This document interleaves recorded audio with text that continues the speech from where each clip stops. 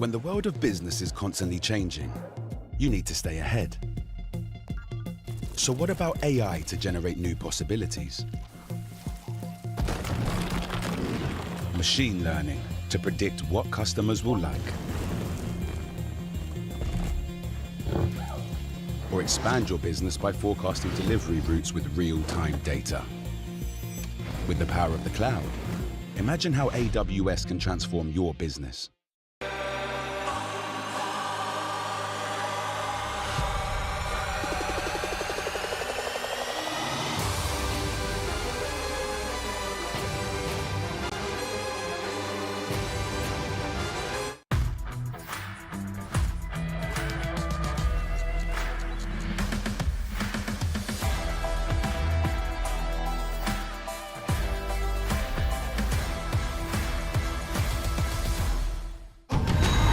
Just trust me, okay? We just have to follow the MSC history footprint. Isn't MSC bad this year?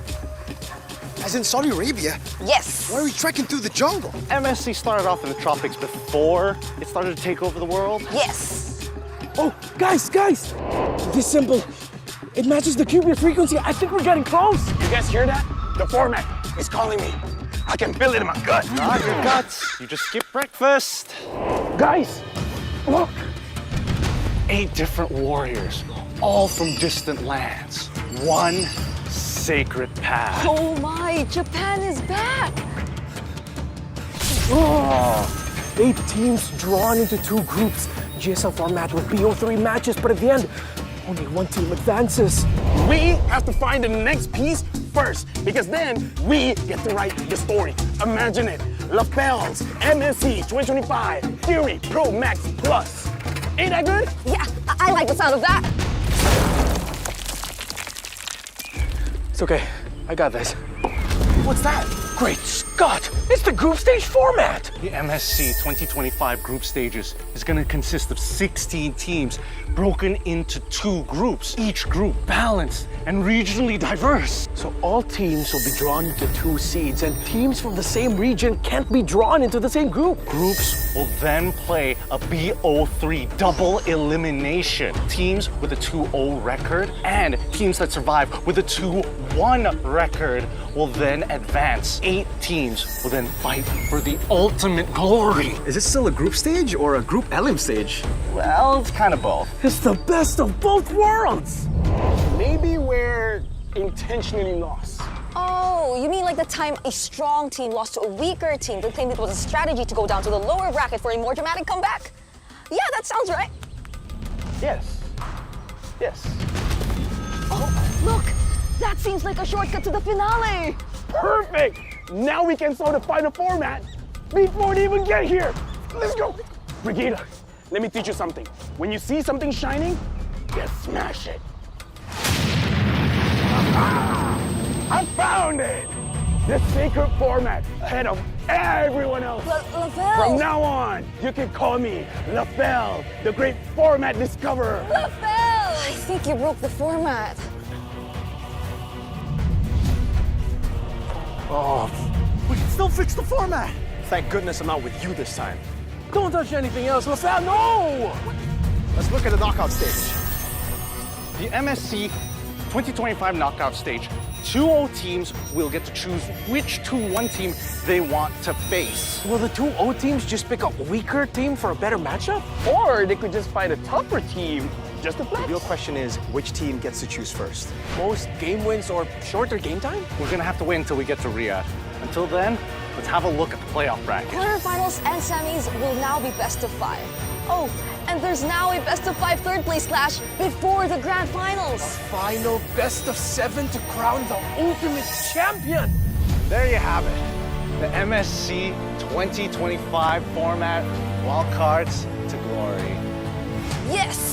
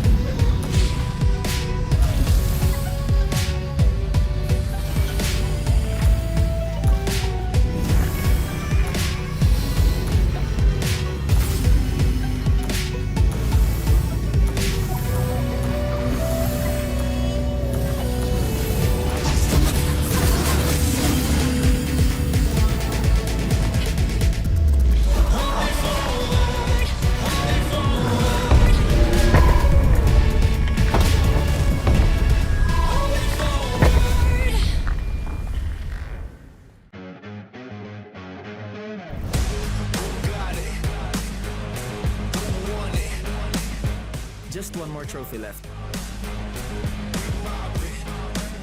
Nobody expected this. That's fine.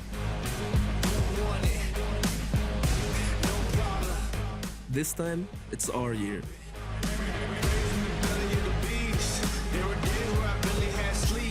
We're locked in. More than competition, I can't live like the opposition. Living everything I dreamed of, doing everything you think of. The way I work, I'm on the brink of doing everything you dreamed of. Only aim for perfection, ain't no half stepping. I'm gonna take you back, spitting fact, you gotta live with that.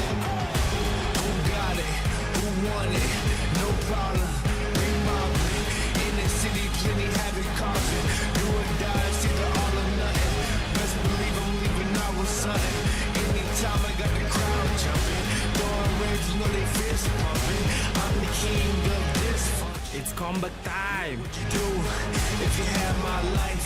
Work like Everyone knows who will win MSC 2025. just to have that ice. Let them do stuff, trying to have that price. In a yo, cooking about to add that spice. Nowadays, we never had that fight. When the push boom, better burst your pipes.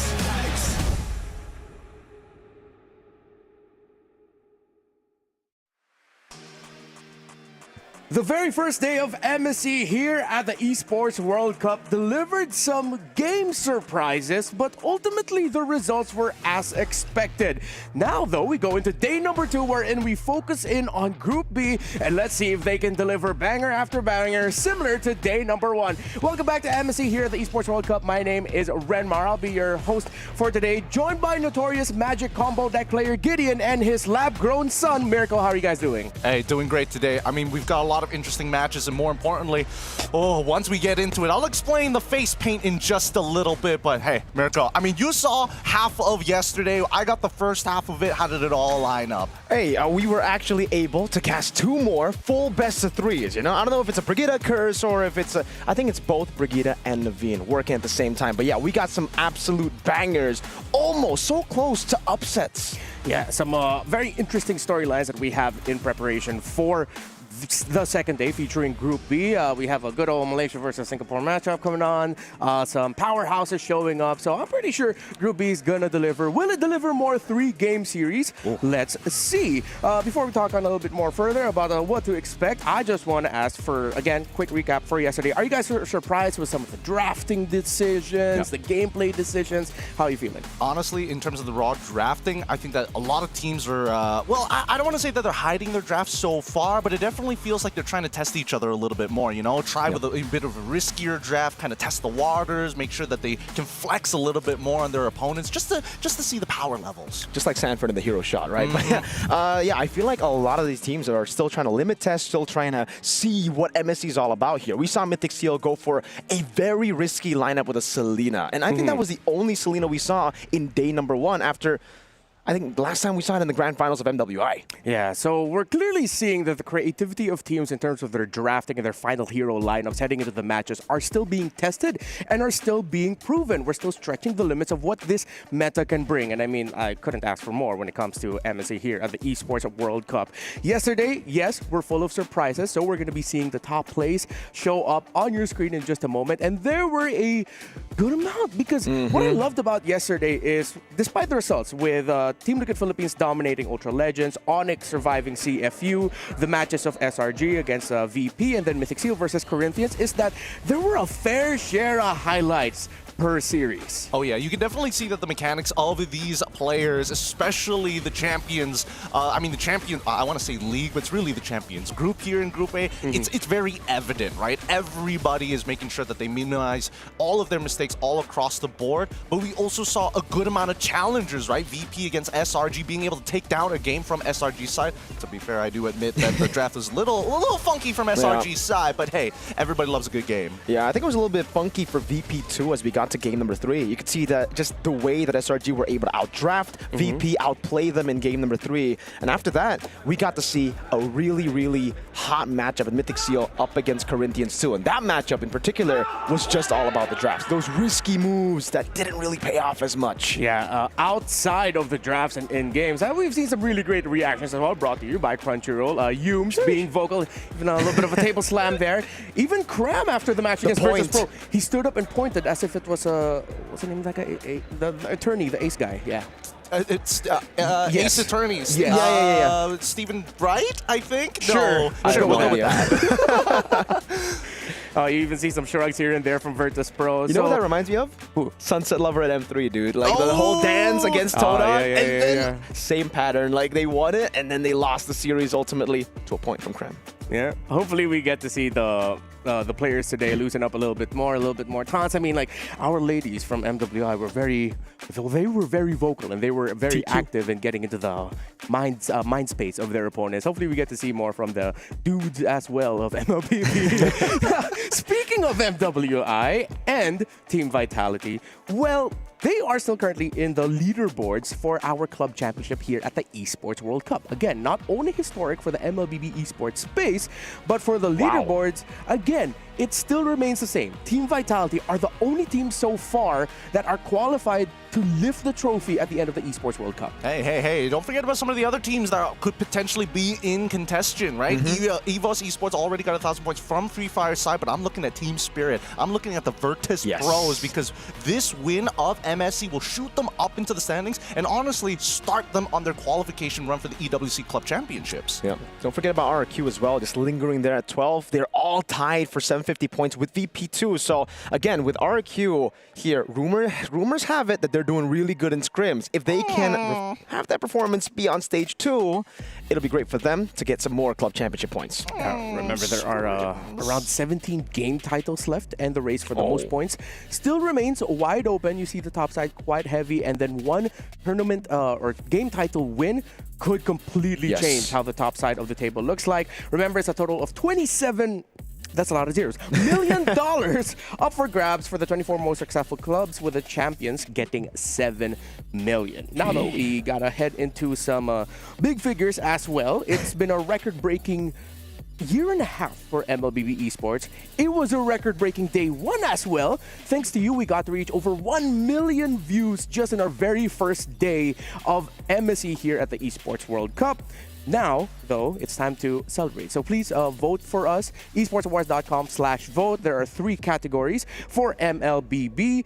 You got the Tournament of the Year, Game of the Decade, and Game Publisher of the Decade as well. So thank you so much for all of your support. We literally wouldn't be here without you. Yeah, I don't know where I'd be. Yeah, I don't know where any of us would be without you guys. Hey, if we're able to beat 1 million PCU yesterday, how about today? Support your favorite teams, and even if they're not from your own local region, definitely make it a little spicy in the comments. We want to hear you guys. For sure.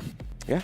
I think it's time to remind our viewers, though, of the bracket that we find ourselves in, because interestingly enough, for some reason, we still are getting a lot of questions in the comment section. So let's take this time to remind you of what to expect for our group stages, how the format works, so that everything is clear. We have 2 groups. We're going to focus on group stage. Wildcard is already finished. So we have 2 groups of 8 teams with 16 teams, double elimination, and the top 4 per group advance to playoffs. Maybe you'd want to talk a little bit more about playoffs, Mirko? Yeah, playoffs is going to be brutal as always. It's the classic MSC format ever since 2023 that we've been seeing. Single eliminations. Yeah, it's really brutal. And with this format, it's actually interesting to see that the most dominant region, Philippines, has not been able to really get success with this format, right? MSC 2023, 2024 last year as well. They got to the finals last year, but it was both years. Yeah. We've gotten to break that curse through other tournaments, but hopefully MSC. Here at MSC in the Moonton Cannon events that we'll be able to do that as well. Again, $1 million is the first place prize. There's a lot of shared prize pool between the wildcard teams from 18th to 23rd, 5th to 16th here, past the wildcards in groups, knockouts in this main stage. But you know what? I feel like if I was in a team, I'd be sad if I get second, but then if I'm reminded as to how much much money I'm actually winning at second place, I think I'd be okay. Oh yeah, because I think most people are like, yes, you may not be a world champion in Group A. It has a bunch of champions, and Group B is just playing, their story arc mode and campaign. But generally, that prize pool is life-changing money. If you win MSC at least one time, you've basically out-earned a majority of these organizations combined through their own local MPLs and even their world championships. Dude, you saw SRG went from being, at least in the leaderboards of most earned, right? Most earnings when it comes to prize pools. They were nowhere in the top 10. After MSC, boom, they were all in the top 5. I'm just, what the heck? Yeah, one sudden launch up. But now we have to look at Group B because that's going to be the group getting focused on today. Not as many champions from the previous MPL or qualifying regions. However, there are still a fair share as well. As champions from MCC in Team Spirit, MTC in Aurora Gaming, the China qualifier, it's Dianfeng Yaoguai, and the SG-S9 champion in Team Flash. You're going to be seeing all of them match up today. I know you're already going to be looking forward for the Homeboys Flash SG matchup as Malaysia versus Singapore. But what's your matchup that you're looking out for, Mirko? TS versus DFYG. I'm a big fan of TS, massive fan of DFYG, and I really want to see another new region here pop off in MSC. We've been seeing back-to-back like non-Filipino region. I'm sorry, Renmar. It's all good. We've been winning a bit too much. Indonesia, MSC 2023. Malaysia winning their first major international. I would love to see China or ECA get their hands on. Get their job done. Yeah, and it's going to be a revenge match later on in the day for the final matchup between Team Spirit and Dianfeng Yaoguai as they met up in the Super Cup earlier this year, which delivered a very prolific win. DFYG do not want to remember it. Yeah, they don't want to remember it or carry it on their shoulders to see if they could win. But that's the final matchup of the day, and if you want to join us for MSC, if you haven't gotten your tickets yet, the tickets are still available. Just look for them on webook.com, and remember, we are here in Riyadh all the way until August 2nd, the very final day of the knockout stages. You won't be able to watch the group stages though because you're in a separate arena. But once we get to the knockouts, once we're in the big arena, then there will be a time. You could join us there, or just drop by the Boulevard and say hi to us. I guess I think we'll be very much okay with that. Now let's talk about the Saudi National Bank match of the day. We've had our own opinions of what it is, but our match of the day is Onyx PH versus Aurora Gaming from Turkey. Oh man, I wasn't expecting this. Maybe personal bias here, but honestly, Onyx PH versus Aurora Gaming, this is going to be interesting because every single time we've seen Aurora Gaming, we're like, these are the dark horses. They're going to be smashing so many teams, but then they always get paired up with some of the top seeds right at the very start. And based on what we've seen in history, every single time they start with a top team at the very beginning, it's just a long struggle through the lower brackets. It really depends, right? Because their first ever, their debut in the international stage in M4, Incendio Supremacy, they were able to beat Blacklist International, the top dog at the time, made it to the grand finals too. And yeah, it's unfortunate for Aurora. The narrative right now is you're only as good as your previous tournament result. And they were grouped in the Swiss stage of M6. So they're going up against the world champions here in Onyx Philippines. It is a tough matchup, but with the meta shaping up to be as it is right now, I think Aurora have a pretty good shot. Yeah, and considering the fact that their coaching staff is made up of 2 coaches from the Aurora Philippines squad, MTB, meaning that they have 2 members of their team very, very familiar with how Onyx operate in the draft and how they operate in game. So it is an interesting matchup to watch out for, and I'm excited to see it as our match of the day later on. So at the very top of the show, we discussed a little bit about the drafts, and I think if we bring our viewers back to what happened in patch 1.9.90, if I'm correct, we can have a more in-depth discussion as to why we see the patch operate the way it does now. Yeah, again, big buffs to the EXP lane, significant changes. Arla and as well as Lapu Lapu plus Esmeralda has been the new additions. I wasn't expecting Esmeralda to be as good as she is in the current metagame. I would love to see a little bit more Yuzong, but I think a lot of it just comes down to siege minions and then the faster crab respawn time, giving you more incentive, or 15 seconds more incentive to fight back against your opponents in lane. Yeah, it's unfortunate we don't get to see Yuzong, but I think the big problem with Yuzong currently is the Petrify, dude. Like when you get tough boots, usually you go Furious that Petrify and it's an auto combo. You land that. With the Tenacity boots right now, it's just hard to get it. Even with the Petrify, you don't get the second part of the Furious Dive. But I think the biggest change in this patch is actually what was not highlighted there. I think the movement around the river has changed a lot in terms of the team dynamics and how many more team fights we're getting early on, plus the delayed jungle spawn, jungle creep spawn. As much as I love to talk about the patch and keep going for another few minutes, we have more chance later on, especially in the drafts and especially in game, to discuss what's happening in the meta and how it has affected the play. Now it's time to look at it from the tournament perspective, and let's look at our Aramco power ranking. So heading into day number 1, we got to rank our teams personally, and I think it still remains the same. We are now looking at, oh no, this is the same graphic from yesterday. So we're seeing a good amount of Group B teams actually in the Dark Horse and Fighters column. Yes, I think this is where it gets a little hard to kind of predict how Group E is going to go. I think everybody has like a rough idea of how Group A should quote unquote should shape up, unless you know some of the bigger teams drop a couple of games here and there and dip down. But Group B is where a lot of the storylines are going to be built off from the MSC. It's a strong foundation, especially for regions outside of what we know in Southeast Asia. Yeah, I think Group B is filled with... I remember we discussed this yesterday. Group A, it's like a story that tells itself. Group B is... A lot of them have a lot of stories that go back years back. Tournament results. We see good amounts of that in Group A as well. But there's something about Group B that I look at. It's like, if there is going to be a team that you don't expect to make it into the finals, they might be coming from Group B, like with the roster that they have there, the stories that they have. So let's see if Group B will be the group that delivers surprises. And no, I did not get shocked just now. With hopefully you got to hear the battle cries, because if you didn't, then I'm just the dude who got surprised out of nowhere.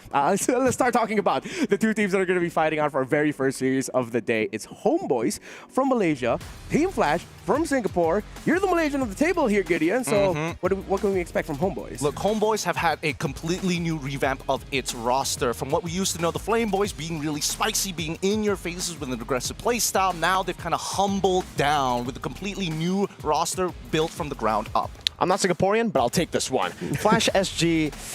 It's weird because you would expect this to be an upgrade on paper. Zace, a world champion coach coming in to coach an all-star SG lineup, but unfortunately this was literally their shakiest performance to making it to an international yet. Yes, they've had some changes in the XP lane, and I think that could have been what contributed much towards that shaky performance in Ken, because he is still inexperienced, he's still new compared to Diablo at least. That's going to have to change, right? Ken will need to improve really quick because they're up against Homeboys who are new too. A lot of them are making their international debut. But for some reason, it just feels different. The aura there, like they are confident with Airpong at the helm. I mean, in comparison, right, when you have Vel, Amal as their jungler, Izanami, You want to put the Yayo in? I didn't expect them to change it. And MLQT. This roster is looking to try and shake things up, especially for the Malaysian representatives. These guys have definitely failed in making it far within their own groups, if not getting knocked out super early in internationals. This is where it all changes. Yeah, remember last year, it was Homeboys who was taken down by Team Flash at the top 8 portion of our knockout stage. They moved on forward and gave Singapore its highest placing in an international tournament in such a long time. They could declare themselves as one of the top 4 teams in the world at the end of MSC last year. This Homeboy squad, let's see if they can enact some vengeance for what happened to their previous counterparts in last year's MSC. I think for the Homeboys, at the very least, we're looking at that mid trio to work well. Amal, Izanami, and as well as Ivan. Their side laners are pretty stable overall, but they're not exactly the most lane dominant. I mean, sometimes it is, and when you see that lane dominance, that's when things start to shake up, and you can see the teams have way more options in playing the map.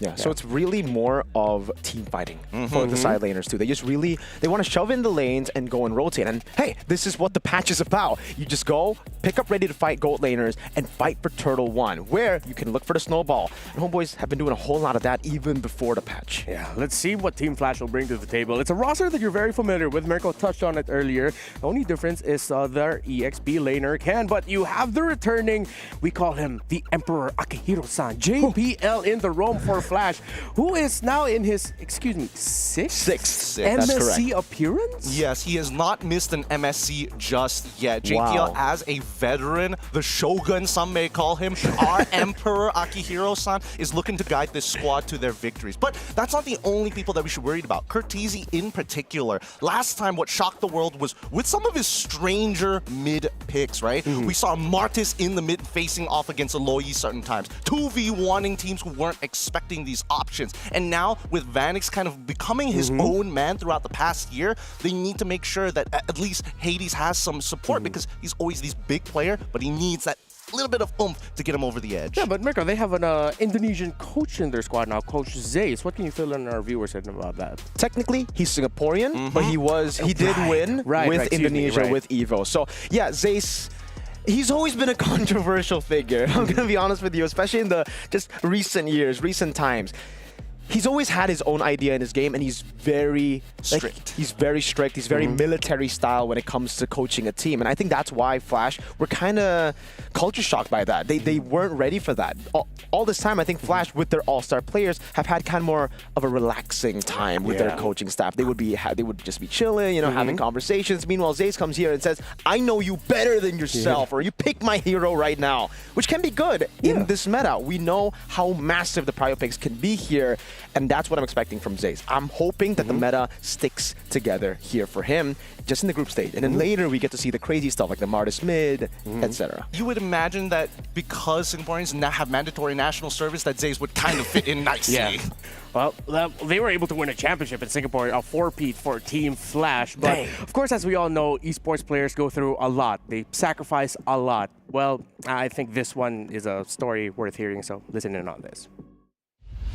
This is NIP Flash! Diablo! What a set! What a petrify! I'm confident in my team, so here we are.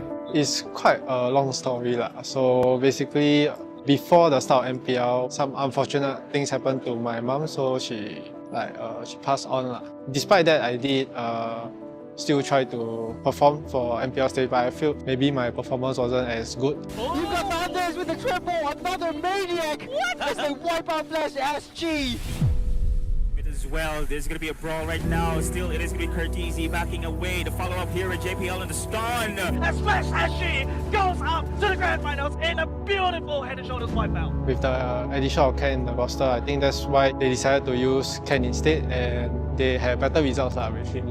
Afterwards, I was like a sub. Then we were having a 2-2 scrims basically to determine who will be the playoffs. Then I felt that I wasn't able to keep up with the team, so my performance wasn't as good. I think therefore they chose Ken, and I accepted it. I didn't want to pull the team down also. Therefore, I didn't play in the playoffs. I probably won't be the starter because the team spent a lot of time training with him, so probably will be Ken. Yeah.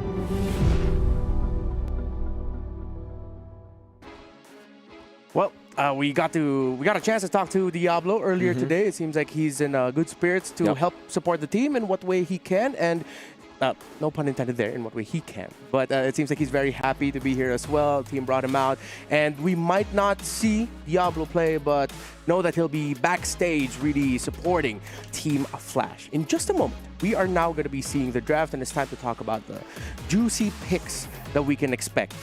Can we actually expect, with what you mentioned about Coach Zace and his style of coaching, for Team Flash to bring out one of their signature, what the heck is going on, how is this working picks? I'm expecting more orthodox picks here, especially in the group stages for Zace. Knowing him and his patterns before as well in the regular season, he likes to play it a bit safer up against the bigger teams when there's a lot more risk. But yes, later on, when we get to see a more lopsided matchup, if you think so, we will see more of those crazy cheese picks from Flash. I don't know. Is it hoping too much for me? I kind of want it right now. I mean, that makes so much sense. Like, you can literally yell it out to him right now. Zace.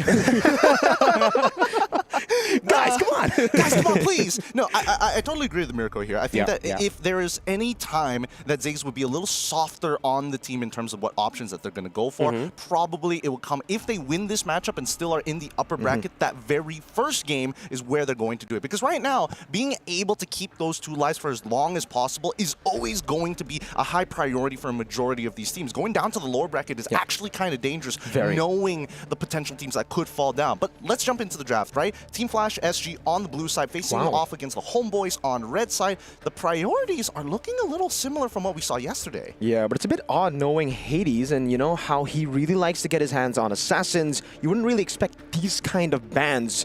Harith gets taken out, so that means that maybe Flash SG are still trying to plan out for an assassin like a Joy.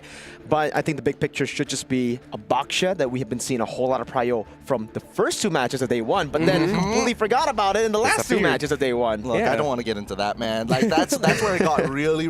I'm not gonna lie, I got really salty about it because the diversity of damage was like such a problem sometimes that you're forced to put Kimmy into an awkward spot, and then Boxia could have just completely countered it, but nobody wanted it. Yeah. Oh, there we see Boxia, but it got taken out, and I think this opens. Oh, wait, weirdly enough, this opens up a Uranus rush for Flash SG. Boxia is one of the main answers to that, and they could go ahead and prioritize it. By the way, yes, JPL, it's his 5 prior MSC appearances. He has scored 337 assists, the highest among all players in the tournament series history. It's not a Uranus first pick, it's a 1-1 rush.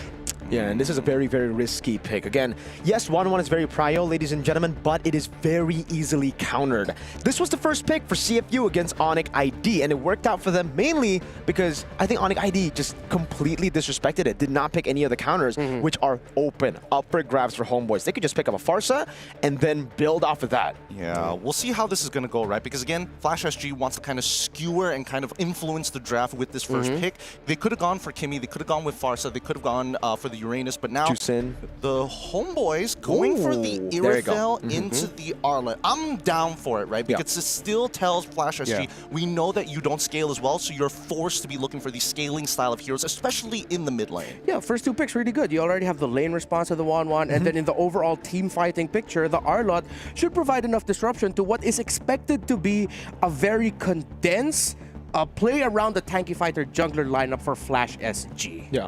What's scary to me right now is the fact that Homeboys are kind of setting up for a Fredrin in the jungle with the Arlet pick, right? Yeah. If not Fredrin, maybe we'll see something like an Akai. And both those picks are pretty good for the 1-1 pickup. So Flash SG could try to build more for the mid-prio now. They go for the Juicin and the Kalea. That should guarantee mid-prio.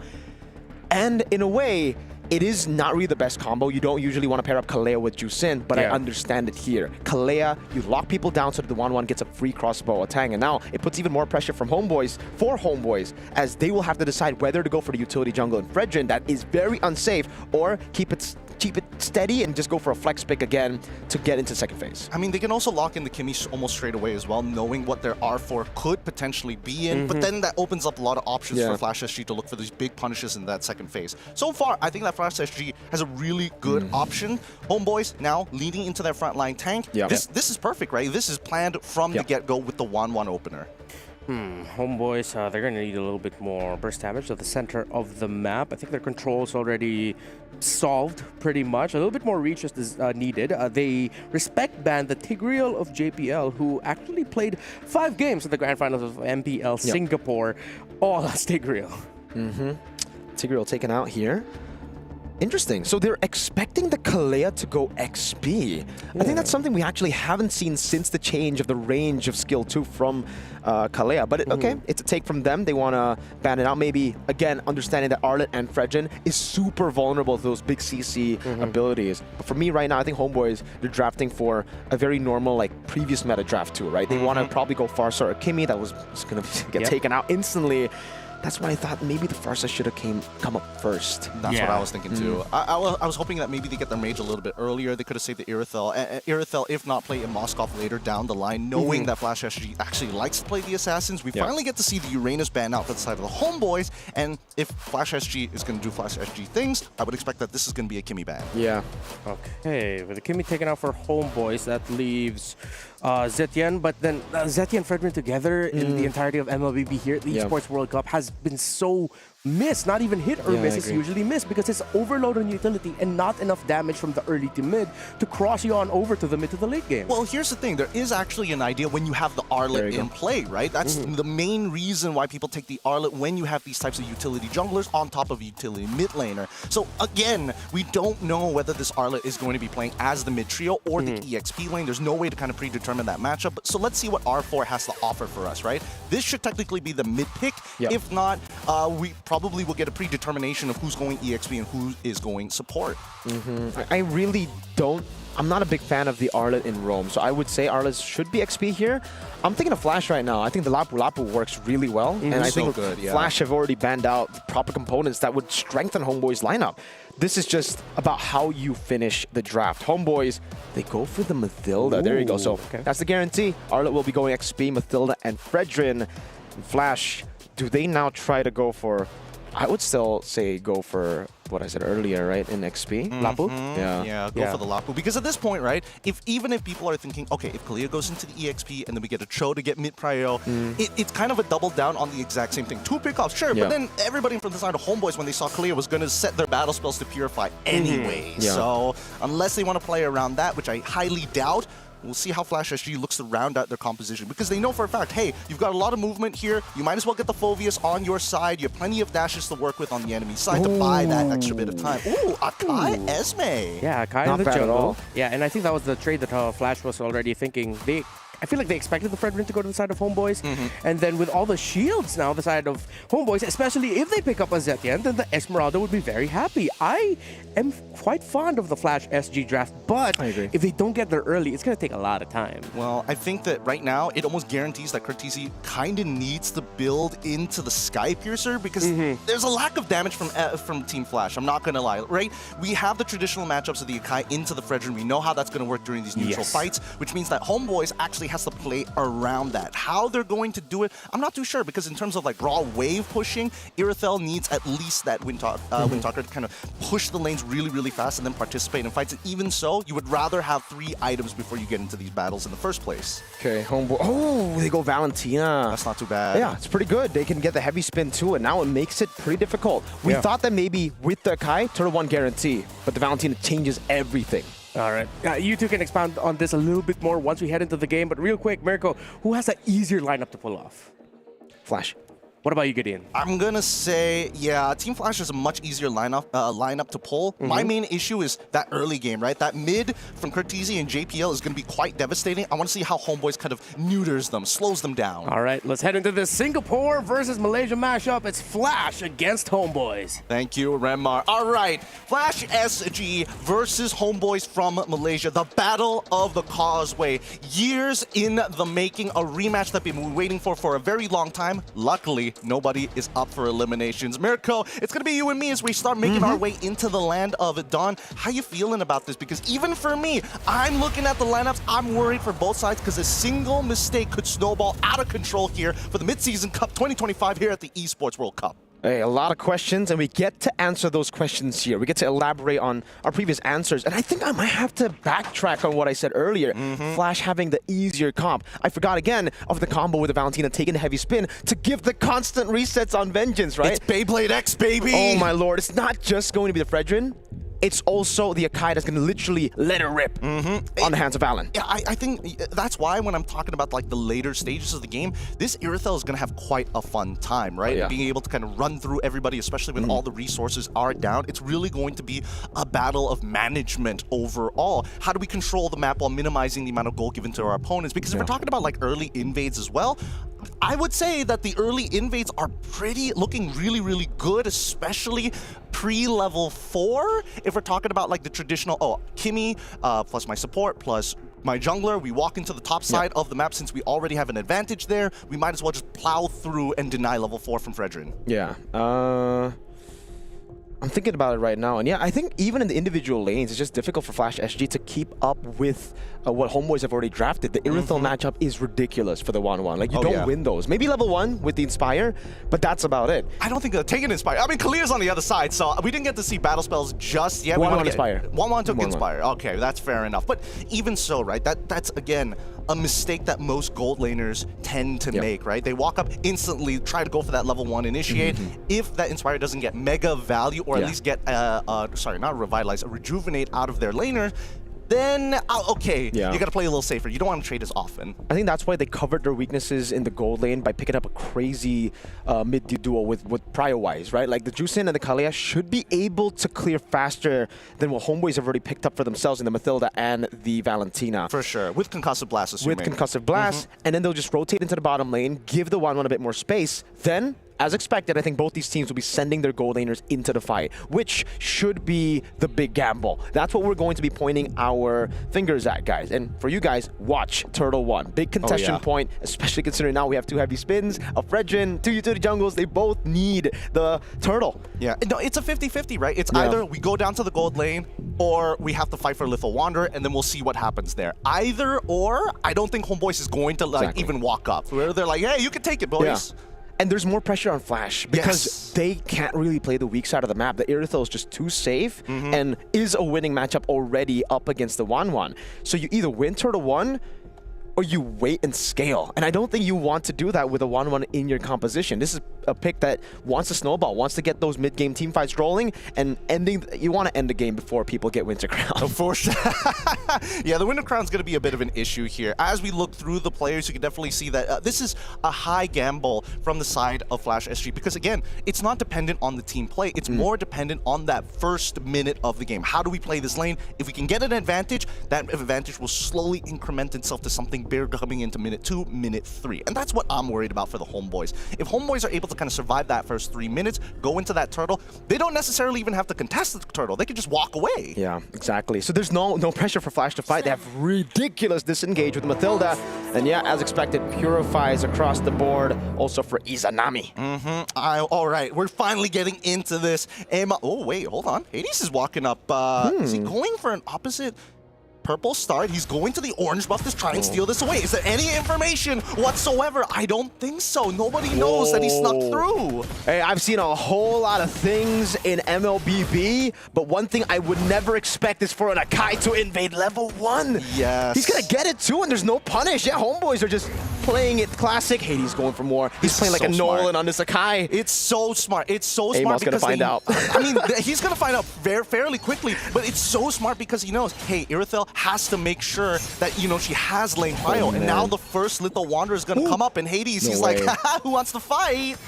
He's gonna get it. Oh, it's Amal who secures it, but it is a big retro use. So Hades gets level 3. Amal is stuck on 2 with a Fredrin, and it's Impure Rage Gideon. We have to talk about that. Usually you go Concussive Blast just to clear a bit faster. Amal has gone the sustain route. You lose out a bit of that clear pressure, but now it is a big advantage to Team Flash. Akai is gonna hit level 4 without even going full camps. And the worst part is that Homeboys can't even try and look for a camp of their own. They can't go for the counter invade, especially since Esmeralda is controlling the wave and already confirmed the position of Amal. Now, looking at the emblem set so far, everything looks pretty standard all across the board. A lot of Wilderness Blessings coming in from the side of Izanami and Ivan, knowing that they're not going to have priority, but they want to be able to keep up.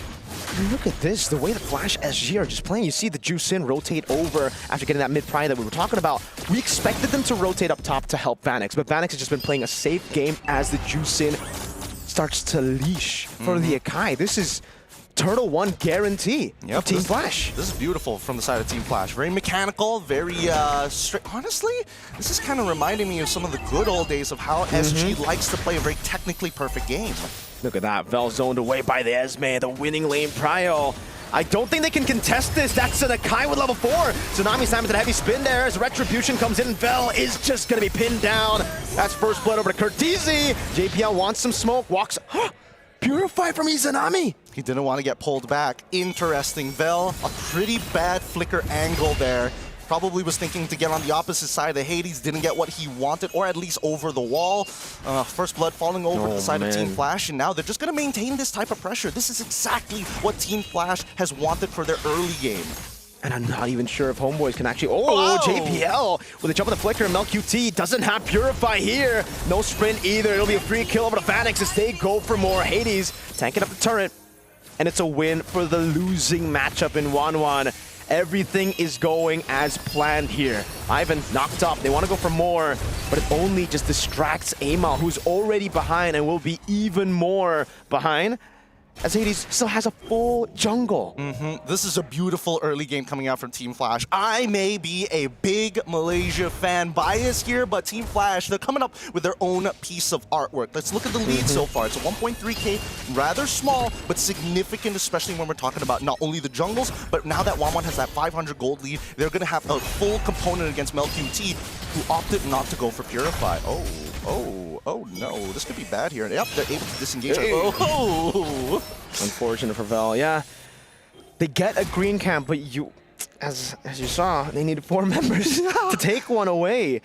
Flash are still just going to have incredible prio over for the mutual objective, and because they've gotten such a big lead in the early portions of the game, I think Vanix, he can just shove this lane and rotate over to make it a 5v4. Yeah, the tempo is on the hands of Team Flash, and they're not going to waste it just yet, right? Next turtle is going to be contested by the Homeboys, it seems. Well, QT not prepared for this. Tsunami slam over. That is a crossbow attack and Inspire. A bit unnecessary, I feel, but it's all right because they get a trade over up top. And now it's up to Homeboys to look for a big fight. Let's give it the heavy spin to zone Hades away. And it does seem like Amal is struggling to take this. Hades walks up, gets in place, and wins out the red tree. The JPL rotates over. Two-man Thomas. Hades is trying to escape now. Fell looking for the vengeance stacks, but it will be Kurt who peels off of Hades. And it becomes a bad fight. A 4-0 start to the game for Team Flash. They go for more. A super long team fight. And Homeboys have no damage. Another pullback just to let Ken dance on Bell. So far, Team Flash really has gotten everything planned out from minute 1 all the way to minute 5. This is a disgusting bout. 4-0. Homeboys have 0 pressure. And all these...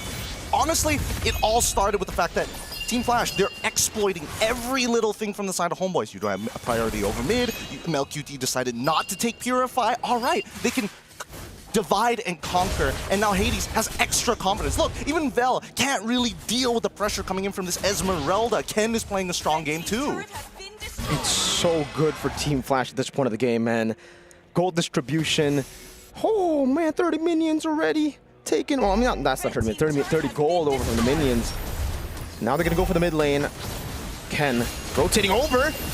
JPL, leave it back, able to get the knockup, but it's a double Beyblade battle. He's Tsunami Kana following Starmoon. Ken, in the midst of it all, just dancing around. That's a big Appraiser's Wrath that lands, but Phoenix gets taken out by the crossbow. Now another knockup from Curtizi.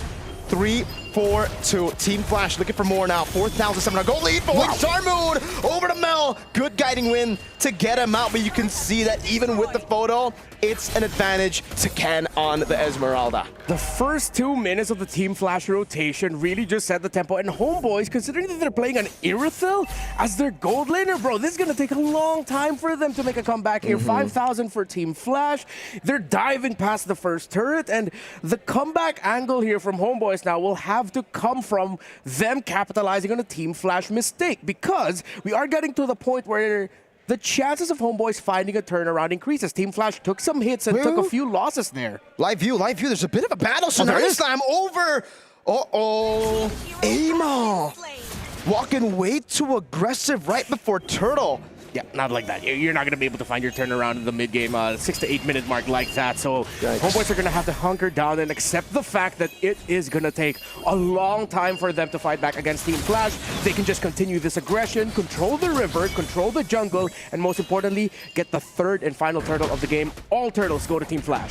It's one thing being behind in the jungle on a Fredgen, but against an Akai, it's a rare sight, man. It really is unusual. JPL will get caught. They finally get something here of a trade when it comes to the turtle fights, but it's a roamer too. I think Team Flash are all right with that. They get a big resource out already with the Valentina taking a heavy spin. Hades steals the orange buff again. Oh, Homeboys. I don't know. I don't think the catch on JPL is worth a turtle and an orange steal. At this point, it's really difficult for Homeboys to actually push back into it, right? The lead is very, very clear. The timers are running out. And worse yet, Team Flash has almost hit that checkmate angle, right? 6.4k so far. And look at them. Homeboys are forced to stay together, forced to fight for every little objective, every little buff. So what we've been already talking about, the fact that Homeboys will already struggle to get back into the game through laning. Now, because they're sticking together, they're going to get less and less gold. It's going to be dispersed amount. Oh my lord, that's almost a 3,000 gold lead between the gold laners. And it's supposed to be the counter match of JPL with the conceal. Able to play, able to go for a Tsunami Slam Vanix with the lockdown as well. That should be a free crossbow. Tang into the backline too. Ivan melting down. Has the Purify, but you cannot purify damage. Amal, massive Appraiser's Wrath, but he's a bit too behind to deal any damage. Holy shield. I mean, Team Flash right now is playing a strong fundamental game. Exploit the weaknesses, maintain that tempo, and utilize your lead against your opponent. Because you're not only so far ahead, but because your alt-timers are just so much better. Homeboys have to use everything defensively. Every single time they react, it's a winning scenario for Team Flash. Man, Mel walked up and JPL felt no threat. He was just like, all right, I got you, fam. I'll walk back as well. This is Team Flash's, I would say, maybe this could be the explanation to why they were super shaky in SG. It was Zace implementing his style of MLBB into the team, and it took a while. It's tough, right? This is very execution heavy. This is very macro-centric. Every little micro in a lane is taken into consideration. And if somebody misses a timing, it really starts to snowball out of control. And now that the Homeboys, they've reacted a little too much to what Team Flash has offered on the table. Everything is up on the table for the side of Team Flash. Nothing can be really stolen away. Even when we're talking about big plays, there's a huge lack of damage from early to mid from the side of Homeboys to even make it work. Now, Melkuti, 2 items. Doesn't even have the Berserker's Fury. Recently, Ama just finished the Radiant Armor, and that's the problem, right? Because the big lead is coming from Vanix. He's got everything. 4 items already. Holy!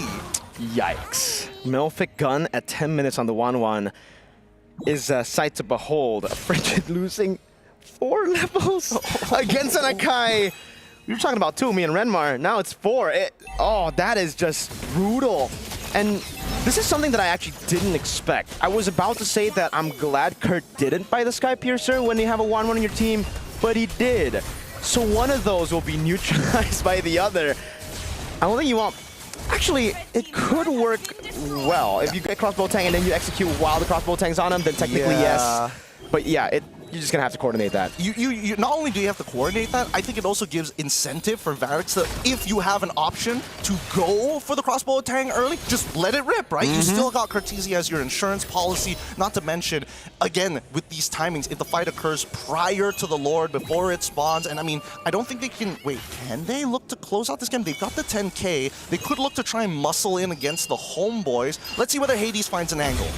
Izanami walking up the clear for Homeboys. Not as good. A charge up top of the Lord, able to get a base turret now, but there's going to be a second wave coming down into the bottom lane. Flash rotating down as Ken tries to provide some space over from the Lord. Ivan doing a good job with just standing in the middle, giving some space over to the rest of the team to get the guiding win. It's a good defense despite everything. A 10,000 gold lead, Flash having so much more tempo. They've only kept their losses 1. Falling Star Moon charge up from Ken. Might be looking for a big engage, but decides against it now as Vanix gets free hits over to the base turret in the mid lane, and it will be 3. Oh, no, the final slash into the back now, able to get away. Curtizi, Crimson Beacon, Hades pinning them down as that is a solo Izanami to just spin in the front. Go shoot, it's JPL over, Ken just dancing, and Flash lose Vanix for Izanami. I mean, it was a good play coming in from the Homeboys, but at the end of it all, Team Flash are walking away with 3 inhibitor turrets at the 12th minute of the game, while Homeboys cannot keep up. You can see that, yes, they are scaling. Izanami is doing a good amount of damage, but not enough to close out on a majority of the kills from the side of Team Flash. They can look for the chase if they want to, but I don't see Izanami there. I guess they're thinking, you know, Vanix is down. We got to make the most out of the situation. Try to get something back, but it's so difficult when you have a front line like this. You can't ignore him, but you also don't want to target him. There's nothing they can really do about it. I have to admit that this is a losing scenario for the Homeboys. Unless they can have 2 successful base defenses against Team Flash, then sure. But then we have to start considering, what does the siege look like? And it's so much better for the side of Team Flash. They can bait things out, and more importantly, you saw it with Ken, right? Falling Star Moon. Okay, able to get a back over to Tsunami Slam. Great targeting over to Bell too. Crossbow Tang ready, and it will be cancelled just for a bit until it gets unleashed onto Amal. Praiser Strat landing. Good read. Falling Star Moon from Ken on 3 as they collapse on him. One more shot. Vanix gets another. It's a double for Vanix as Ivan gets swooped back into the base. Curtizi with 3 of the Sky Piercer stacks, executing the members of Homeboys with a wipeout and a stomp in game 1. And this is what I'm worried about every single time we see Singapore versus Malaysia, and especially with this lineup from Team Flash. The higher the prize pool, the probability of them winning just skyrockets. My goodness, Team Flash look incredibly sharp. I think both of you said it, they are so systematic. There is a scary formula to how they operate in the early game that within just like what, the first 2 to 3 minutes, it looked like next game, Team Flash already has this. I think it's it is bringing back the SG of old. Last year when we saw Team Flash, they were like, oh, it's a meta where we need big playmakers, and that's why Diablo was such a huge integral part. And also, let's not forget about Curtizi with his crazy picks. But now they're going back to the good old, we take small exploits and see if we can chain them together to make a huge lead come through in the mid game. And I love this version of Flash better than the previous one. They've literally just traded out those crazy picks in the draft to crazy plays in the game. There's just those little movements like invading early on the Akai, a subversion of Homeboys' expectations, took them out. Yeah, that subversion, I feel like, shocked not only Homeboys, but all of us here. There's always an asterisk when you talk about Singaporean teams and international tournaments, when you talk about Team Flash and international tournaments. Here this time, it feels like in their first appearance, it's a very loud statement right away. It's like, this isn't the SG or Team Flash of old anymore. Of recent old. It's more of like the classic Singapore teams of old. It's the guard, you know? It's the guard. JPL's been here for six MSCs. He's been here for a very long time. But the fact is, now, what is the adjustment coming out from Homeboys, right? Because Team Flash, they planned it from the very start. With a 1-1 opener on their side, the fact that they didn't pick their mid lane super early as well, they waited to see what Homeboys was willing to drop onto the table. And then, I think all of this could have been prevented had Homeboys figured out straight away, wait a minute, this Akai Hades has just stolen away our orange buff. Now we have to force vertical jungling. And they can't really do it. That vertical jungle was non-existent, right? Because he rotated over the top and they decided to fight for a few camps instead of trying to look for other trades. But even then, I think it was just difficult because even if they decided to go for the vertical jungle in the bottom lane, Ken was the one having most of the prio. Oh, yeah. Oh, yeah. And again, we were talking about it earlier in the draft that the Esmeralda's actually going to be very happy in the hero matchup that he's facing up against. And with how JPL and Curtizi were rotating especially, it feels like wherever Homeboys wanted to go and get something, they were able to steal one lizard at the beginning of the game when they had to sacrifice the first turtle. After that, they tried to contest the second turtle, but at that point, Flash had enough control in the map, had enough of a little gold advantage that Homeboys were just desperate. Exactly. So really what it comes down to is find a way to force lane priority on your side. Be able to contest your opponents, especially when you know your opponents are looking to kind of force you in a non-existent, more so a scaling matchup, right? Here, it's not about scaling anymore. It's how far can we take our lead? And unfortunately, Homeboys kind of fell into that trap lane with only a single win condition rather than having multiple outs. Yeah, the single win condition was really just the Fredrin Arlet combo and Iritha winning lane, right? It's wow. I was just honestly, I don't really think this draft is horrible in any way. It's a very safe draft. It was just that Flash SG played it so well. Again, that little invade, that subversion of your expectation. You would never think that Akai, level 1, would invade your orange buff. Yeah. I mean, I do that all the time, but I die. Team Flash showed how to do it right. And from there, it just seems like they were operating. I was observing their comms. You could hear very specific shot calls. One guy wanted to go here. They'd be going, no, at this moment, you have to be here. So they're at that level now. Oh, yeah. They're playing not only systematic, but they're trying to work like an absolute machine. This, again, is probably what Zace is implementing for this squad, right? He comes from a very traditional MOBA background, so he understands each step of the game has a timing that they want to hit. And if you don't have priority on one side, that kind of alters the plan just a little bit. So, again, it also forces the team to play at a high execution rate. Because let's say Vanix ended up dying in lane. Oh boy, now we have to adjust. Yeah, this is what it feels like to... I feel like we are just witnessing generations worth of STEM-focused education. That's what we're getting right now from Team Flash SG. Yeah, I really want to go even deeper here to understand why they did it. Akai, level 1. You just, again, expect, why would you go level 1? I think the setup was already there too. Because they understood, we actually mentioned this before the draft, or before we got into the game. 1-1 will win against the Iritha level 1. You have way more kill threat level 1 with the Inspire, and that's what I think opened up the window to an invade early. If the Iritha walked up, there was no way for you to actually outfight that composition level 1. Yeah, I feel like now, though, what the Homeboys are going to be looking at, yes, it wasn't a bad draft, but at the end, that's why I posed that question of which draft is actually easier to pull off. So maybe that's where Homeboys are going to look towards that, and maybe even more multiple win conditions. But it feels like, because of the ordering also, I remember both of you mentioned this, some picks could have come a little bit later, they could have had more room to adjust, but then with the first 3 picks already, it feels like they were just shoehorned into playing this way that Team Flash had enough room to adjust it in the second half of the draft. Yes. I mean, let's also consider that this may prove to be a potential exploit for the side of Team Flash, right? Because again, if they are going to be saying, hey, we want to be able to get Vanix on these particular picks, can he play every single gold lane pick? And because Hades, he's flexible. We know he can do it. And as long as they have a mid duo that's actually winning, things become a lot easier for them. I think now that Homeboys have kind of identified, all right, not only are they playing for mid, Hades is kind of a non-factor in a lot of these matchups because he can play the Sakai in that 3-tank trio in the jungle. We need to make sure that Vanix has a bad matchup now. Yeah. I think you just have to lie. Homeboys have just been too brutally honest in their drafts. Yeah. Oh, wait, no, I feel like that's been a theme that we've had so far here at the From EWC. MWI? Yeah, sometimes you just gotta lie. Just lie. Sometimes you just got to be dishonest. Okay. Yeah, we're talking about drafts here, folks. We're not saying anything else. Don't cheat on your wives. Yes, that's especially at a concert. Good. Hey, that's cold. That's cold. All right. So now for the second game, I think we're all in agreement here. Drafts-wise, Homeboys, be a little bit more dishonest. Don't show your cards too early.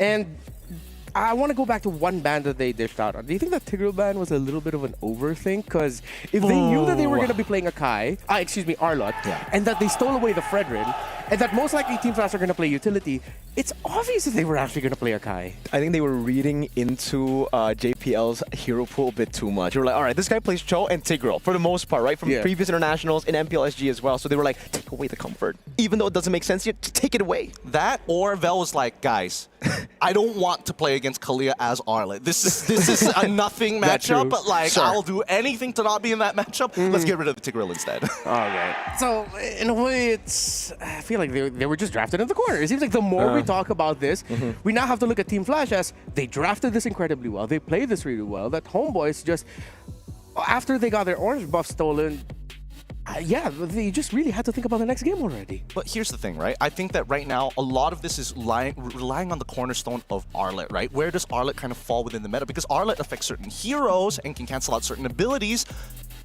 but Team Flash went around it, very clearly going around it. They could have gotten Farsa if they wanted to, but they instead went for the Zushin. Yeah, all right. So those are our notes of what could happen or what the Homeboys could look to fix heading into their draft for game number 2. But before that, let's learn more about Team Flash's journey heading into EWC.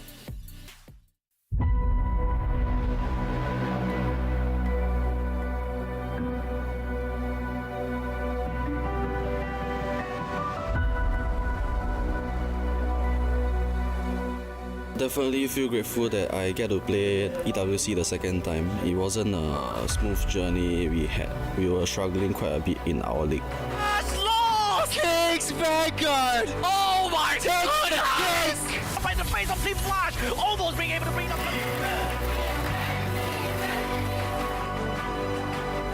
Honestly, I feel that the most important thing for this current EWC is who can adjust to the current meta the quickest. Teams from Singapore, especially Flash, are notorious for doing good when the prize pool is big. Coincidence? I think not. Got them. JPL now extending. Down Vanix. Shows up. Vanix finds the kill. I feel like Team Flash is such an absolute wild card every time, and they always seem to perform in international tournaments. Last year, no one expected them to make it into the top 4, go on that deep run, and they did. They put Singapore back on the map. NIP Flash. Simon picking big first blood. NIP Flash. Win out the best of 5. They send the Homeboys home. We are hungry for more.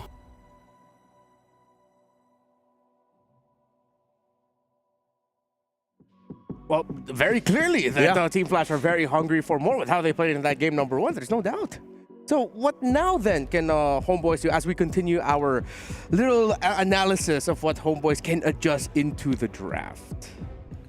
I'm saying, I'm throwing it out there. Okay. Take blue side. First, take blue side, see how they respond on red side. And I think the order of bans need to change just a little bit more. Because again, Uranus could have been taken there. They could have a non-off lane. They prioritized that combo a little too much. And I think teams need to kind of need to flex it a little differently. If they show Fredrin early, okay, sure. But then at least then the signals aren't as clear. Yeah, I think I'm pretty okay with staying on red side. I understand why you want to go for blue side, but even staying on red side here, I would just say get more, just lie a bit more, be dishonest in the draft. Because again, when they picked up the Irithyll, we knew what was coming, and Flash knew what was coming a few moments away. Like, they knew the Fredrin was coming and it was already countered by the 1-1. So they picked up the Irithyll, which was going to be a counter to the 1-1, but then they gave more value to the 1-1 in the end. Like, if you want to go for the counter, I would just say go for the Farsa then. If you want to play that kind of composition where you can at least outrange and burst the 1-1 before the Fredrin gives a free crossbow tank over.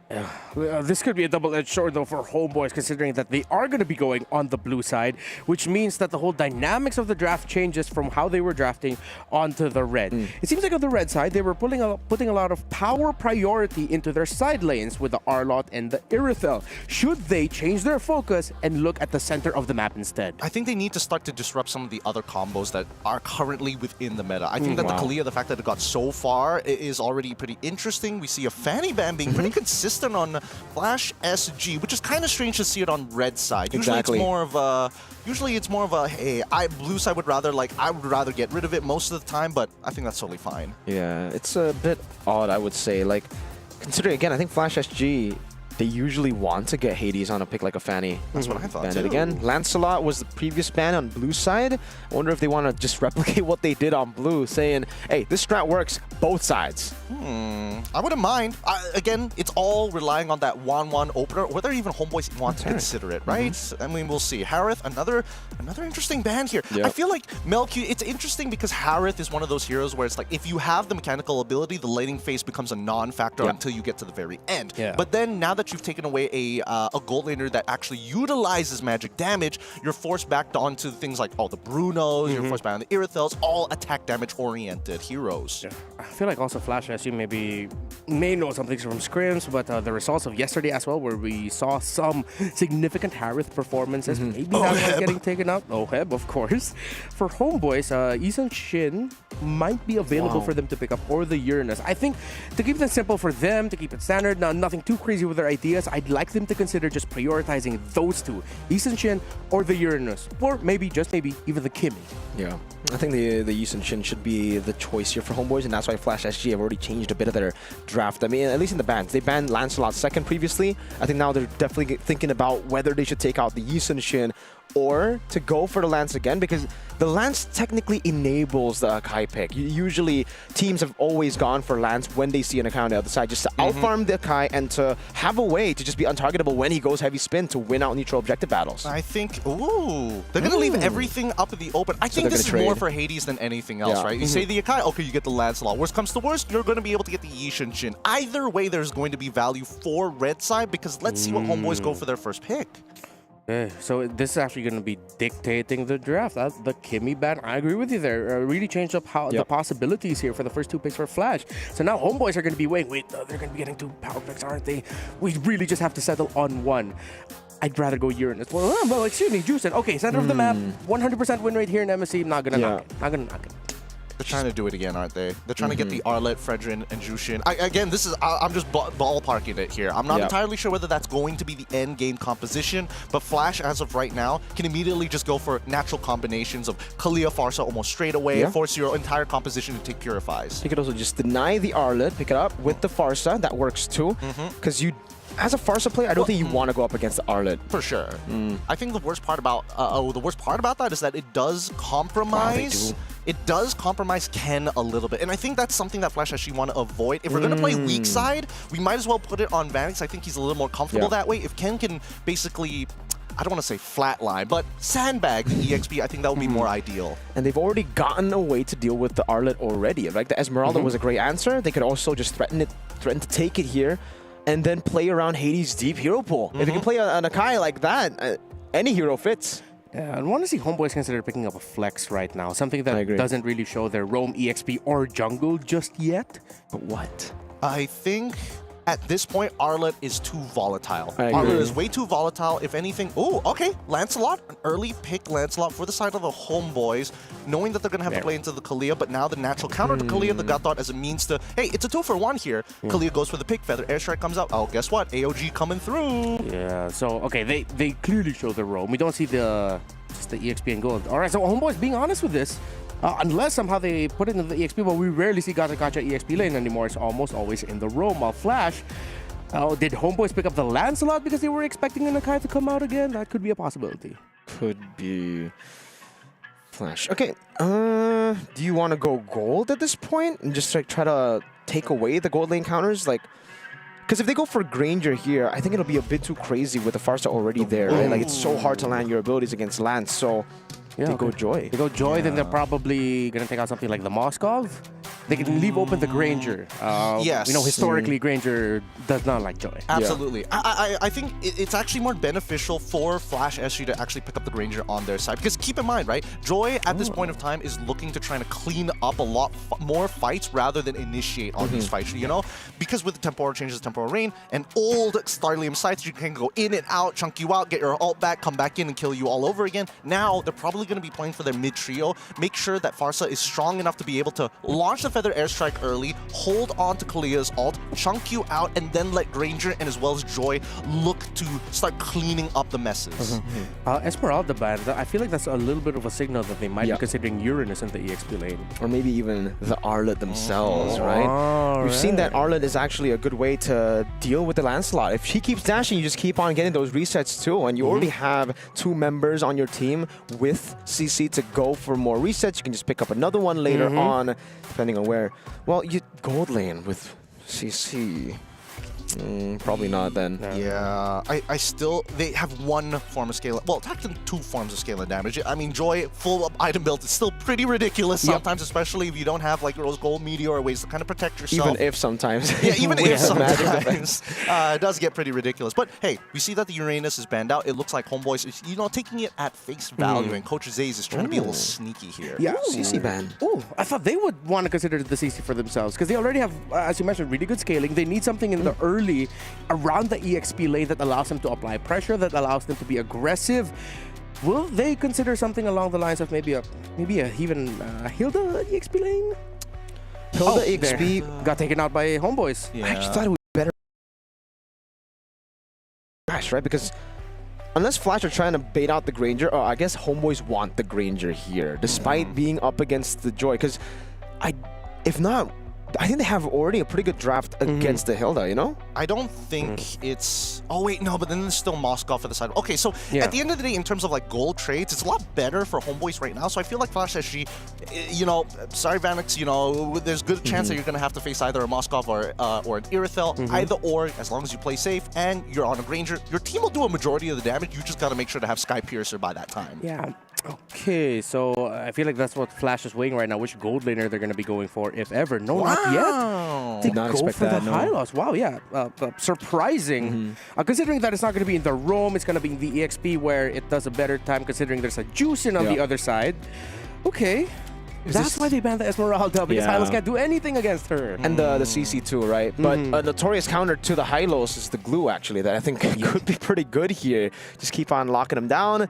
But then you need an explosive gold laner damage-wise, because I think that's what they're lacking now. They have a whole lot of utility with the first 2 picks. Depending on what the Lancelot goes, build-wise, then you'll have a little bit more damage, but into later stage of the game, so you need someone to push. Oh, that is a bit more. Lapo into this? Do they really want to dive that hard? Okay, it just means that right now Izanami is going to be the main anchor for the team. I thought that Mel QT plus Izanami were going to be that duo as the anchor like they usually do, but this time around, I think they want to get a little bit more explosive, right? The disrespect from game number 1 is not going to go unnoticed. So, if they want explosive, they could go carry, honestly. They already have a good zone out for her. I think the Granger still fits too. They are the Granger. They have a lot of CC. Set up the Joy. Honestly, they got plenty of options. Yeah, it's like they can't go wrong anymore when they go with a gold lane pick at this point. Because nobody's really going to counter them unless you make a mistake like, oh, I picked Runa and... What? Excuse me, Team Flash. Zace, what are you cooking? What are you doing? Well, it seems like I got my wish. Day 1, we got the spicy pick. Is this a Leomord gold lane, excuse me? Is this... We'll see at the very end once we get the final compositions. How does this work? How does this comp work now? I mean, Leomord is one of the few heroes that's really great at cleaning up messes, like almost guaranteed because of his passive. Yeah, okay, I'm gonna dish out my analysis real quick. I think Team Flash has a leg advantage. They have 8 in total just with the Leomord and the high loss alone. That's it for me. You guys can take over. Hey, they've already built the chariot composition. You want to dive into us, we're going to run you over, run circles around you. I'm even curious about what battle spells this Leomord is going to take. You have to try to visualize it. The speed, Glorious Pathway, Joy, and Leomord. It's literally supercharged. The fastest comp you might ever see as we head on in to the second match of our very first series here. Homeboys on the blue side, Flash SG on the red side. Let's get this show on the road. I thought the Cavalry played yesterday, but I guess we're gonna see it today too. So it is Vanix on the Leomord with a Brave Smite. Flicker too. So even more mobility, right? They can run, they can also blink.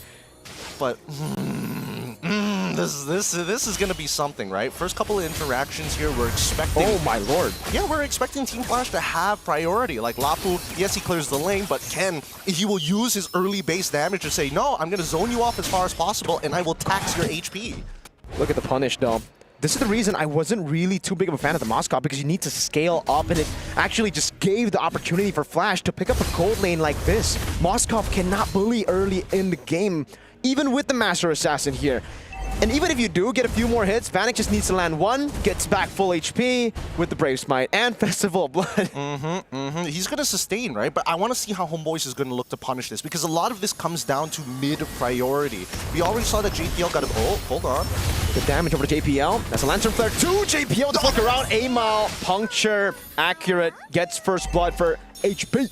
And this is the thing, right? Team Flash, it's very clear that they are looking to push, not only push that lane, but tax Izanami. We saw it right at level 1 that they're looking to trade more than actually fight over priority for Lethal Wanderer. As long as they control that mid lane by taxing them, then at least the side lanes can breathe just a little bit more. But once mid priority falls into the side of Homeboys, they're moving over to the turtle. They're going to leave the gold lane on its own for now. Looks like they're going to be trading this. The Joy is over to the purple buff. They want to take it. Homeboys have actually blitzed it really quick. Vel, bravest fighter to get JPL off of him. And this is going to be a risky choice here to go for the purple buff, because it just spawned in. Hades with the Retribution secures it.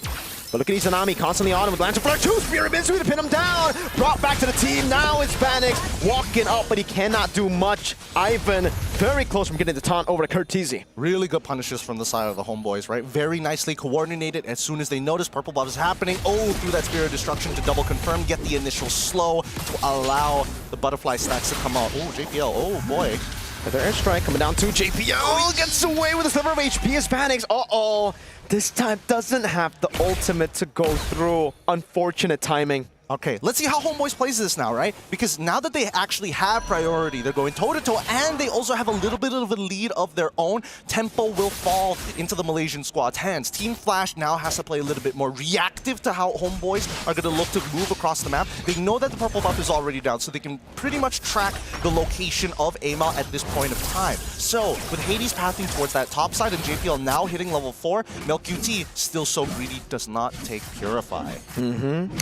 Could also be a win for him, knowing how much mobility Team Flash has. You gotta remember, the Purify doesn't really get you out of the constant slows too, so you need a bit more, maybe a Blinks here. Try to outplay Flash SG, and so far, it's been working for them. That mobility on their side has been able to trump Flash's mobility. And Vanix hasn't really been able to join the team fights. I guess they're banking on Turtle 2 then, right? Because that's his side of the map. I think... Turtle 2, sure. We'll see whether Vanix is going to be strong enough. I think that he will still need a Fury Hammer completed. Not entirely sure what build he's going to go for, whether it's just pure sustain or like, hey, we're going to scale until the very late games and then you let me get involved. But so far, oh no. Flicker out, already using the ultimate defensively. Now pure stun, Lantern Flare locked down. Tsunami Slam bringing him back now. It's going to be Ivan falling to the turret. Ken with a cut with the Glorious Pathway. Kill over to Curtizi. Zanami running away. And I think he should be able to get it done. Yes. Just walks out as Ken rotates over to Turtle. Ivan for Vanix. Honestly, not too bad. And now Team Flash can look to actually play the fight without having to worry about the Homeboys looking to instantly have space with the AOG. Oh, tree battle gonna be close. Phantom execution. Oh, cancel now. Amal so able to get it in towards him with a thorn rose 2, but Hades wins out the red tree battle with electrifying beat. SOD lands. Curtizi falls to the bravest fighter of Vel as the Lancer Flare knocks Hades up. Vel gets away, and in this long team fight, Homeboys still can hold their own. Nicely done, nicely done. Honestly, well played coming in from Hades. He completely stops hitting the neutral objective, forcing the Homeboys to say, hey, if you're gonna throw abilities, make sure it's towards that turtle side because there's a large chunk of health on this turtle that I can't get through alone, especially when Amal is at 1 HP. Another attempt, that's a taunt. Oh, but he still catches Barbiel. Walks up over to Ivan, slowly but surely. Now dragging him back to JPL. Not enough for Flash to commit, but it is a good way to avoid what could have been a bad pick. I mean, we gotta call it as we see it. That is counter synergy right there. Pushing him back away from the taunt that Ivan was about to set up anyways. Like, come on. He knew that he was gonna be in one straight line because of Barbiel. Let's keep it clean here, Homeboys. Unlucky Reno. Trying to go for the clear in the bottom lane. They will be able to do it. So now the big question is for Team Flash, when are they online? When can we see the Chariot composition fight Homeboys? Because it almost feels like for Homeboys, they're all right with this. They continue to scale. JP with the flicker, but it's only onto Ivan. Vanix has the ultimate, picks it up, now to the back line. Curtizi demolished by the bravest fighter of Vel, who's still going at it. Izanami in the midst of it all, falling to the music of Hades. JPL now constantly giving the sustain over to the team. No one has lost HP. Flash are healthy, and Mel's getting ran down. He's gonna have to respect this. Hades walks up 1, 2, 3, and won't go for it, but they will cut Mel QT off to get a turret. The counter dive is gonna come out. Wait, does Vel have all? Yes, he does. He's gonna be able to clear this wave no problem. If he gets a kill on Varix, that's funny, but for now, he should be okay. 2-man stun, crazy sustain, Lapu Lapu. Lapu Lapu Tings, you know what they say, you know what they say. Again, that ult is so short, right? He goes into the middle of that fight, uses the bravest fighter, and then walks back down to try and stop the counter dive from Team Flash. And now we come to that third turtle. This is going to be pivotal for Team Flash. Their ults are about to come back up. They need to win a fight. For the airstrike to start things off, the bravest fighter gets used up again, double taunt into the stun! SOD doesn't land, Curtizi flickering and flying away to the other side. Izanami ran down by Barbiel as Hades continues to dish out damage. Curtizi with a fight, but it's only onto Ivan. Mel QT picks up the kill. Ken taunted, but looking for the damage. Mel QT with the Spear of Misery, but actually displaces him towards the dash. And in the long team fight, it's 2 for 1.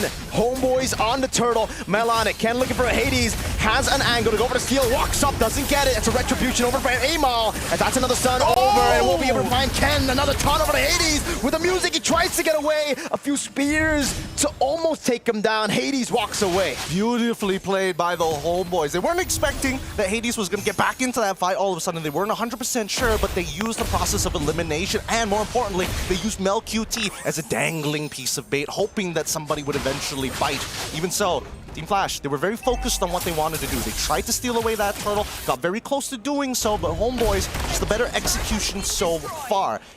I have to talk about the fact that Team Flash, their timings are so ult dependent. If they got no ults, they shouldn't be here in the first place. They can't go for these long sustained fights.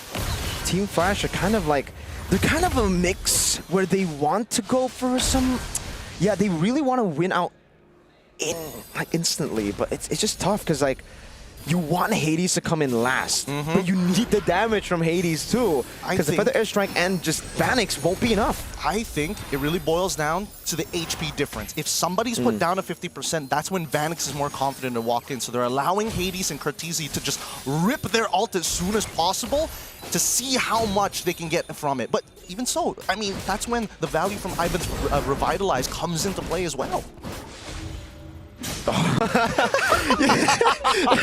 It's like, when is he gonna release it? It's a battle of mind game, and hey, Mel QT wins this one. He's been losing a whole lot of the crab battles, but he's gotten the green raptor over there, and Mel is very close to his item power spike, so the clock is actually ticking away for Team Flash. Once that DHS is available, Vanix is going to struggle, even when you're on top of Barbiel. I am curious what he's eventually building up to, but here we go. AOG, Crimson Beacon to Hades! Gets away just barely. Amal with a Thorn Rose, 1 HP, and Hades gets away. Now the re-engage for Glorious Pathway. Good stun from Vel. Lord spawns in, and they bait it out 1-2 for 4 ultimates. So 4 ultimates of Homeboys, but they're going to be up quite quickly. And more so, they know for a fact that Team Flash can't just blitz down the Lord without committing a couple of their own ults. So Homeboys actually are fine with this. All right, we'll eventually get our ults back up. We can take our time. Vel, his ult is expandable. Amal, same thing. Izanami, you got to chill out for a second with Ivan. Okay. Amal, he's out of there, no problem. But you can see both Team Flash and as well as Homeboys, nobody wants to take first position on this Lord. Homeboys know that they need to bait out some big resources. Great CC immunity from Vel. Now a stun over. Bit of poke back and forth. They know Vel doesn't have the Bravest Spider and they want to go for it. A cut down, but they are struggling to find a target. And now it's even. Both XPs lose out on their ultimates. Tsunami Slam over. Oh, what is that burst? Vel able to get away now. That's going to be Vanix. Walk it up. Getting the shutdown over. A full dive to the back with a chariot, but look at the bottom lane. MLQT still going for an SOD landing to the back now. Will he take it? It is an isolation of JPL. Spear of Misery from MLQT. One last shot with the flicker in. Ken gets the stun. Hades walks up Mel. Caught in the back spot, gets the Spear of Misery. Amal wreaking havoc in the back line as Vanix falls to a double kill. And Hades will be forced to run away. Mel 1 HP. One more shot to get him. He doesn't get it. And Flash are again almost wiped. Down to the wire. Homeboys, as honest as they are winning out in this situation thanks to their economic advantage. Amal having enough items to be able to start cutting down the members one by one. Through the Blood Wings as well. Let's look at the replay one more time because in this fight, right, that spear coming through, hitting that backline was a very big game changer. We thought he wasn't going to take it, but once Curtisi was in an awkward spot, wait for the last second, he walks down to the mid-river, bang! That's where they catch him. That was super greedy from Curtisi, thinking that, nah, there's no way he takes this. And everybody was scattered. They weren't on the same page. JPL wanted to fight in the front. Everybody was like, yo, bro, there's an SOD. And then I guess Kurt was like, you know what? I'm gonna help my boy. He's almost dead. He walks up and then he falls. But the rest of the team were like, dude, no. Please, they need somebody to fall back to. That's why anchors are huge in the current metagame. An 8.3k lead coming up from the side of the Homeboys. Oh my lord! Oh, where did he go? Where did he go? A magic trick from Homeboys. You blink and you miss it. Hades got sent back to the underworld. Now to Lord in the bottom lane, getting a full charge in. And I have to say, Team Flash, without a marksman, their clear is pretty bad. They're struggling right now. Ken's gonna be next to fall, right? No, drops the Revitalize at least. Ooh, 3-man knockup. And then SOD into the back line. JP over to Tsunami Slam, able to lock Ivan down, but there's still no damage to follow it up. MLQT just going at it with the spears. It'll be Vanix next in the chopping block. Amal walking forward with a puncture. And now MLQT locks onto the crystal. Let's get a full 3-game series, folks. 1-1 so far. I'm just shocked the fact that, I mean, Homeboys, they played kind of honest with their drafting phase, and then we see that final pick. Nobody saw it coming. It didn't work out the way we were hoping for. I don't think it's because of the lead, but it became very clear. Without the Blade of Despair, it becomes a problem, right? Because the scaling coming in from Vanix, like, yes, I am sustaining through the damage, but then there's Izanami who's like, okay, you want to sustain? Sure. I can do this literally forever. I can keep picking you up, I can keep chucking you back, and most importantly, Amal played a solid game. His damage was so relevant. Yeah, and to help set things up for Homeboys in what was a very honest draft against a very loco draft, it was Vel. He was a solid anchor for Homeboys to lynch on. He really felt like a Swiss Army knife for Homeboys at times, making the most out of the Bravest Fighter, the Raging Slashes, even the Landshaker stuns, becoming sort of like another roam option alongside Ivan. That was one of the stuns, landed incredibly well by Vel. I think in this particular game, like JPL, I was expecting him to be a little bit more up front to try and bait out the abilities from the side of the Homeboys, but it's just really unfortunate when you're facing off against things like God Thought, you're facing things up like Revitalize, and not to mention Vel, who has just CC immunity, multiple ways to disengage. The Tsunami Slam loses so much value, and MelQT is like, no Purify, win games. Yeah, he doesn't, no Purify, by the way. He went Flicker, and he's just like, all right, no, I'm good in the bag. And so, right now, I think for Team Flash, there's just no one to target there. Literally, you go for the Lapu Lapu, there's CC immunity.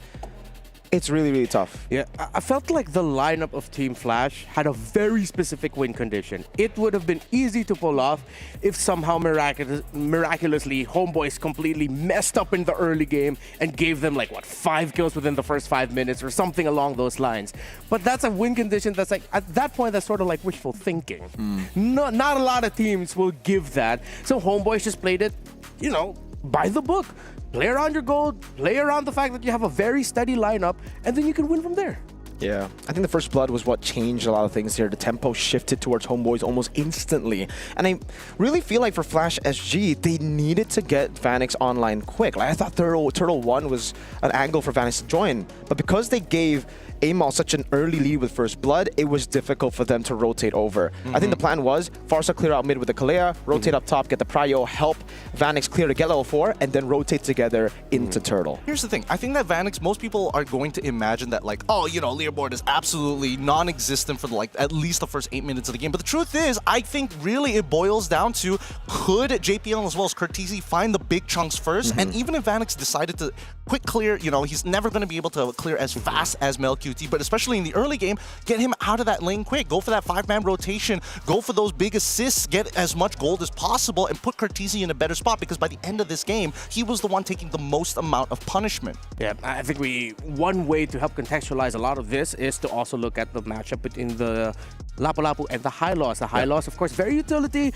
great slow, great healing, but he doesn't really do much. He stands there, deals a little bit of damage, but the impact of Vel with the skills that he can drop and use, and if he hits them, significantly outweigh what the High Loss brings to the table. So everything that you guys mentioned, plus that factor with the EXP lane matchup, just equal to Homeboys running away with this, even though they had less legs, literally. Let's visualize it again. I would say for Flash, right? They decided to take on a lot of weird 4v4s without Vanix, because Vanix was like holding on in the gold lane or even in the XP lane when they traded.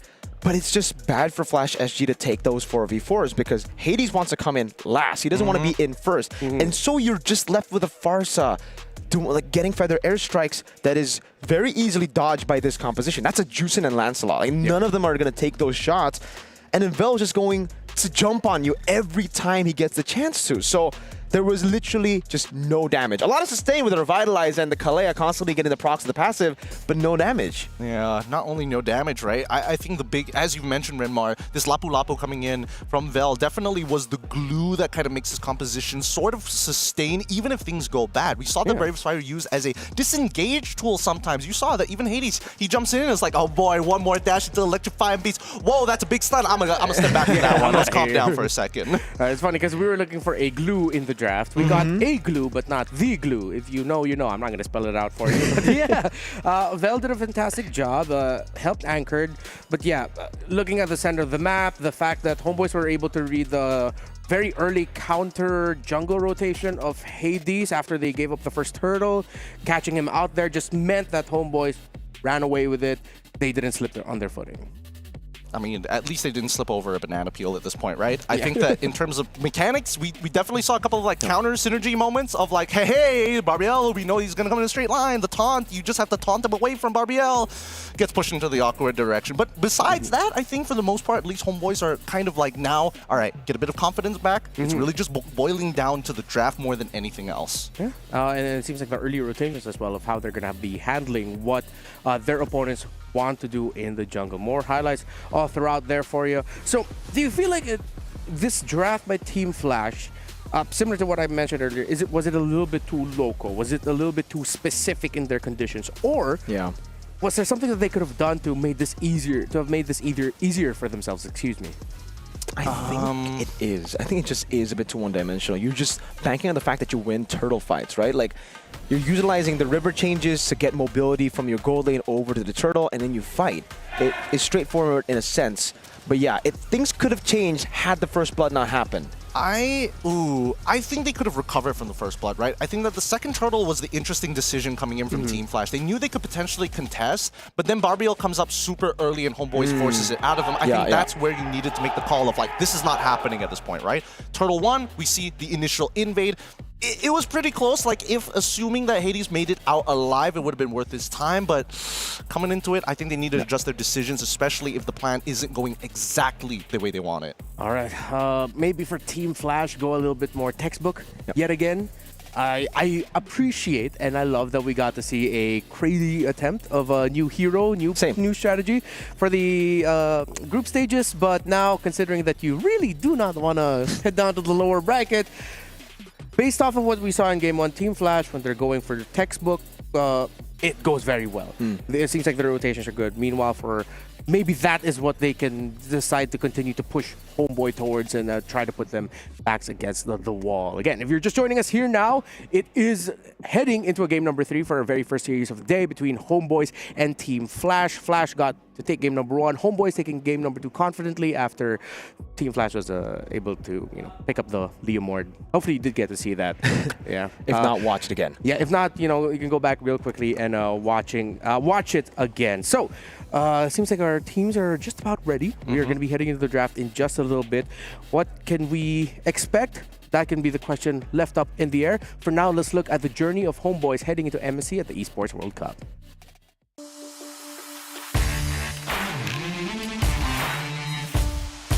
Hello, nama Melkiti, ACN Melkiti dari tim Homeboys sebagai goal laner Homeboys.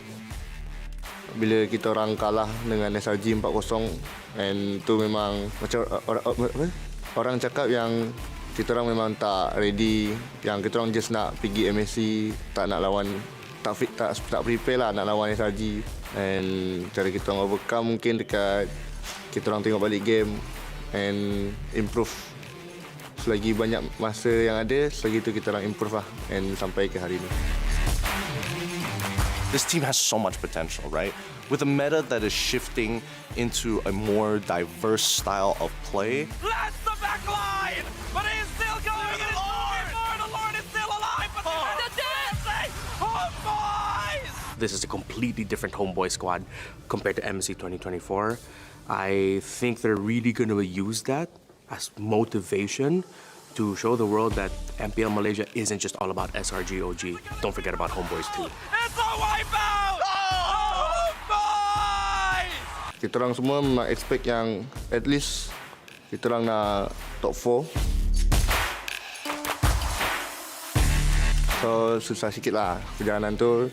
Just kita boleh bagi yang terbaik lah.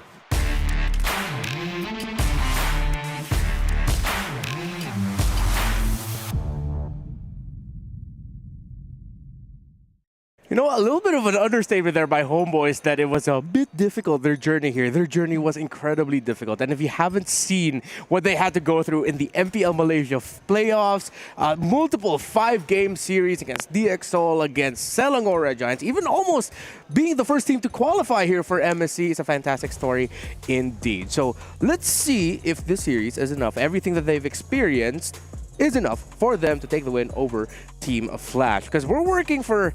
This is like the difficult part about analyzing a game number 3, wherein you're working from two very opposite sides of the drafting and execution spectrum, that you're just trying to find that in-between for both teams. So what is that in-between that we can focus on? Let's start on first with Homeboys. Okay, I think all of it boils down to, put on your tinfoil hats here, the fact that I have taken off my face makeup here. Without the mask, think about it, Homeboys were losing the game. As soon as the face paint came off, they started winning.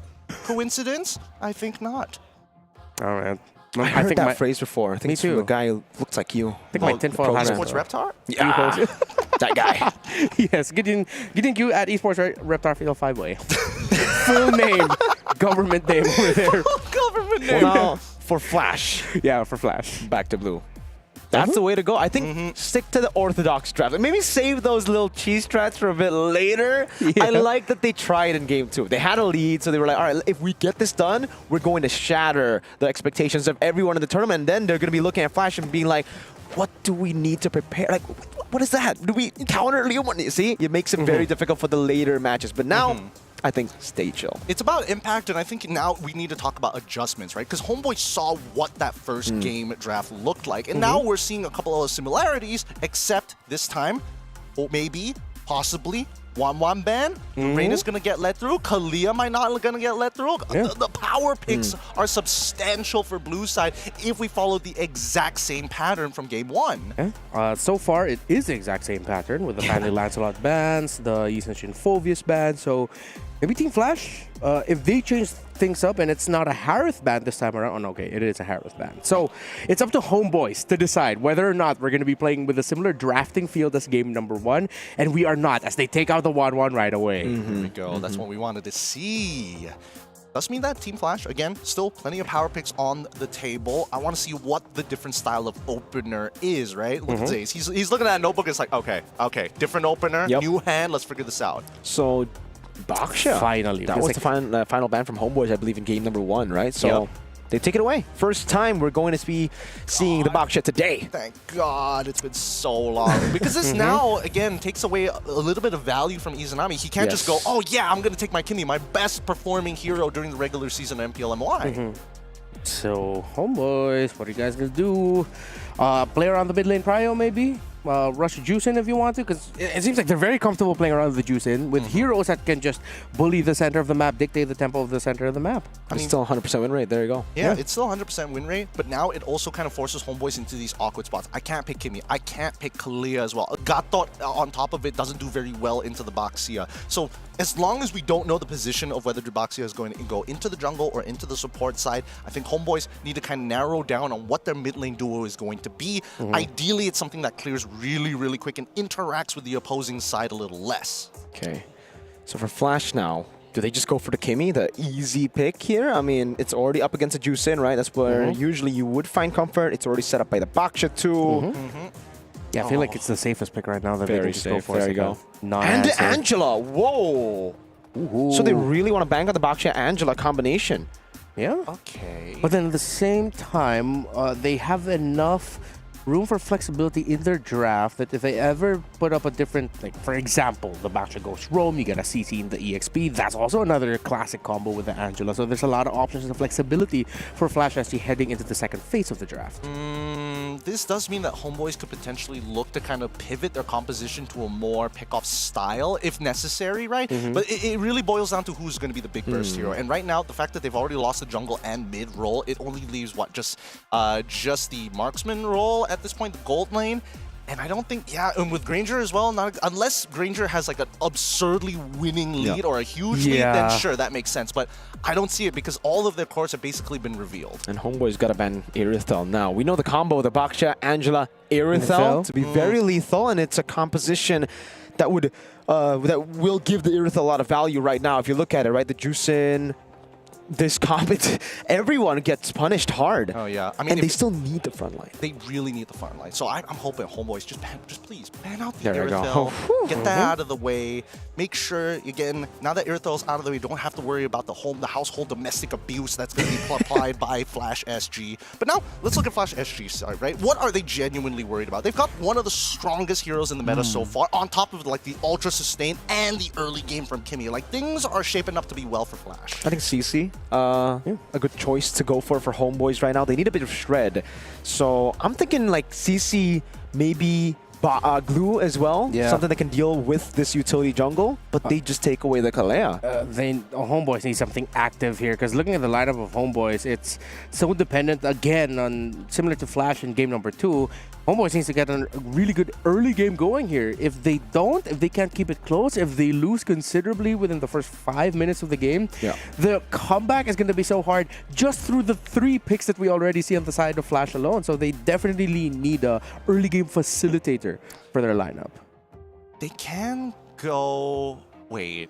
They've got Jushin on this side. They've got Granger, who's most likely not going to take Purify this time around unless given otherwise. We do see a Lapu ban come out from the side of Homeboys. Is this one of those games where you can technically...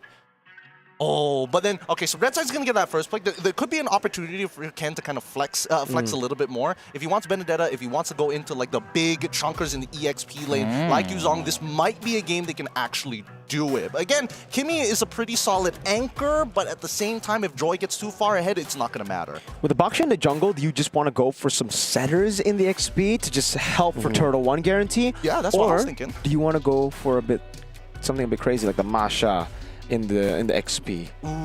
Some more damage. Just the sheer burst alone? Because usually, at least in Indo, we see the Masha a lot against these three, the Juicin, Joys, and the Granger. It seems like a pretty okay time to go for it, but obviously it depends on what Homeboys go for now. CC does get banned. They want to tank. I mean, Uranus is still technically open. Homeboys could pick up Uranus for themselves. It's like a nice little, ooh, I have MR Shred, and I've got a core, 2 cores that can actually benefit from that MR Shred in the first place. And with that, you deny the Masha, because the Uranus, you're not picking Masha into Uranus. Oh, yeah. God, this is going to be such a boring matchup. But let's see whether Vel wants it or not. But then the Masha can... Okay. They go Badang. Good flex. Yeah. They needed something to help facilitate tempo. Okay. They can just add that with another piece in their EXP lane with the Badang most likely going roam. If Flash goes something crazy again, I'm going to lose my mind. But, I mean, this 3 alone is like, it's good. It's like, you don't need to add any more options for the Angela. That's more than enough options already for her. They won't expect us to go Leomord one more time. But this time with an Angela. Or if you want to go really crazy, they go Alice. They put the boxer in the EXP lane. They flex it and play jungle assassin still, jungle damage. Yeah. I think the safe choice would just... Oh, there you go. That's the Masha. Oh, my God. No one will expect it twice. Nobody sees it again. Oh, my Lord. Whoa. Called the Masha, but the Leomord. Corvio's just like, hey, man, I'm back. I'm back one more time. Try and play that Moskov. Try and play Moskov one more time. Oh, no, it's Granger. It's different. This is a more difficult matchup for the Leomord, no? The Granger? I do feel that, like, JPL has a lot of, like, deliveries to make. He's going to be like, oh, is somebody a little low? I got to run over to your lane, top you up, and then go back into the mid lane, fight for the next wave. Oh, no, we got to split our resources again. That's a new skin, Moonton. Marathon Runner Angela. Marathon Runner Angela. Wait, are we going to be so sure that this is going to be like a roam Angela? What if the Angela goes mid? You put the Kimmy in the gold, and then Jungle Leomord. Jungle Leomord. Boxer. Hey, it could go any way right now, but the glue does come in. Something I personally expected to be banned over to Kalea. Big glue energy. And I think at this point, we've sniffed it all out. We sniffed out the glue. We sniffed out the Masha as well. These sweaty EXP laners. At least the displacement and the fact that they can look for these big lockdowns for the side of the Homeboys, whoever gets hard guarded can be displaced and pulled away from the fight. And that's the most important factor. You get a free 2-for-1. Can you smell it in the air? It seems like we've got a local game in our hands. The second time a Leomord appears at the hands of Flash SG, this time paired up with an Angela. Who will win game number 3? Will it be them or will it be Homeboys? Gentlemen, your turn. Thank you once again, Renmar. Our desk host giving it up to us to go into the Land of Dawn for one last time between these two teams currently at match point. Homeboys at 1 point, Flash SG at 1 point. And they've changed it up a good amount of times. This time round for our matchup, we're going to see that Leomord one more time. Is this experiment going to work with a lineup with the Angela or not? Flash SG on the blue side, Homeboys on the red. Second time is the charm. At least that's like the saying that Zace likes, I guess. Let's see if it actually works out here. Everything does seem to be normal, so there's no crazy flex into the end with the Boxer going roam and the Leomord going jungle. It is the Leomord going gold as expected. Masha with lethal ignition. Oh, yeah. Oh, man, look at that damage from Ama already. Mid-prio coming down early. Ivan with a flicker forward, forcing JP with a flicker to Curtizi. Forced to run back. I'm all for it right now because at this rate, Homeboys have even adjusted their starting buffs, expecting Team Flash to go for that initial push and invade. Wow, okay, this is actually working out really, really well for the Homeboys because you would imagine that with JPL on this Angela and Curtizi on a Kimmy, they shouldn't be losing this much health. Yeah. At least you can heal back, so that's a good thing. Bargain Hunter and the Inspire here, the choice for JP on the Angela. And it's the Weapon Mastery, so don't expect Ken to be participating in a lot of fights early. He's just going to be farming up to be a monster. So Team Flash now, I think they might be playing more to mid to late with the emblems alone. Yeah, I'm more worried about Vanix right now because, like, in comparison to the Moskov matchup, like, this is a lot easier for MLQT to just go pew, pew, pew. I'm just going to chunk your HP. What are you going to do about it, sucker? Especially at level 2. Like, at this point, like, Vanix is a little nervous to walk up. Every single time he's thinking about the wave, he's just, I have to clear the wave. I can't even trade back. And it's so annoying because on the Leomord, you can't really last hit without shoving the wave. You throw out that big skill AoE, and it pushes the wave to Granger. Mel can just freeze it up. Hades with the shield unity. You're gonna lock Izanami down. That's immobilization as well. Big damage coming down. Amal is able to dash into the back now, losing a bit of HP. Pops in Electrify and beats. Big resource. Let's see what Flash can do with it. Wow, they didn't... Okay, I mean, Amal definitely didn't want to die early there. He could have looked... Oh, hold on. Another opportunity. Yup, this is the glue. Over to the back, actually able to find Curtizi. Knows he has Purify, goes to the back. Now Vanix rotating over! Something we expected from game 1, or sorry, game 2, shows up here to Purify out from Curtizi over the mountain. Now Vanek still able to push him back into the mobilization, and now it's Ken who rotates forward, gets the Thunderclap, enables the kill. Hades gets away barely, and Ken Thunderclaps Amao. And that's why Baxia is so nasty in the meta so far. Rapid Boots being purchased by Ken, going to be useful, especially after he loses a bit of HP off of the wave and can rotate and still maintain a healthy amount going into these neutral fights. Either way, this is, whew, what a game. It's so crazy, Gideon, because we were talking about the lane matchup for the Granger that should have been better. I think we're going to have to hold on that thought because both teams... Okay, we can talk about it. So, Granger should be the better matchup, but because it's so much of a better matchup, Mel decided to shove the wave and rotate mid for the double lane, I think, right? So that's what enabled Vanix to rotate? Actually, it's Mel looking to trade against Vanix a little too heavily. Because keep in mind, right, when you are using that Rhapsody, the waves are a big proponent to it. So you gotta move away from the wave to find these angles, and Vanix allows Vanix to kind of walk up and clear quickly, which is why we saw him move first. So that's kind of on Mel, I'm not gonna lie, but the communication should have been there. Like the flicker coming in from Vel in the mid lane, that should have been a completely different direction. Because the idea right now, I think, is for Homeboys to have Vel, or to have Mel constantly hold Vanix down in the lane. You don't want Vanix to rotate. You saw what he did with one rotation, but Flash SG are making it hard. They're already on the turtle. Oh, he's not going to be able to do this again. Let's see. I will lock down to the pin down already, but Ken is dealing a lot of damage with Thunderclap over to Amo! Oh! And he gets the last one! The electrifying beats enabled the reset. Curtizi mounted, this time no Purify, but look at the boys. Shield Unity. Hades is rolling over. Bell gonna be stunned up. Ken has 3 more health bars to go for 3 more big Thunderclaps, but he doesn't even need it. Curtizi gets a Sky Piercer stack off of that kill. Wait, look at the response. Izanami getting right on top of Vanix. Bang.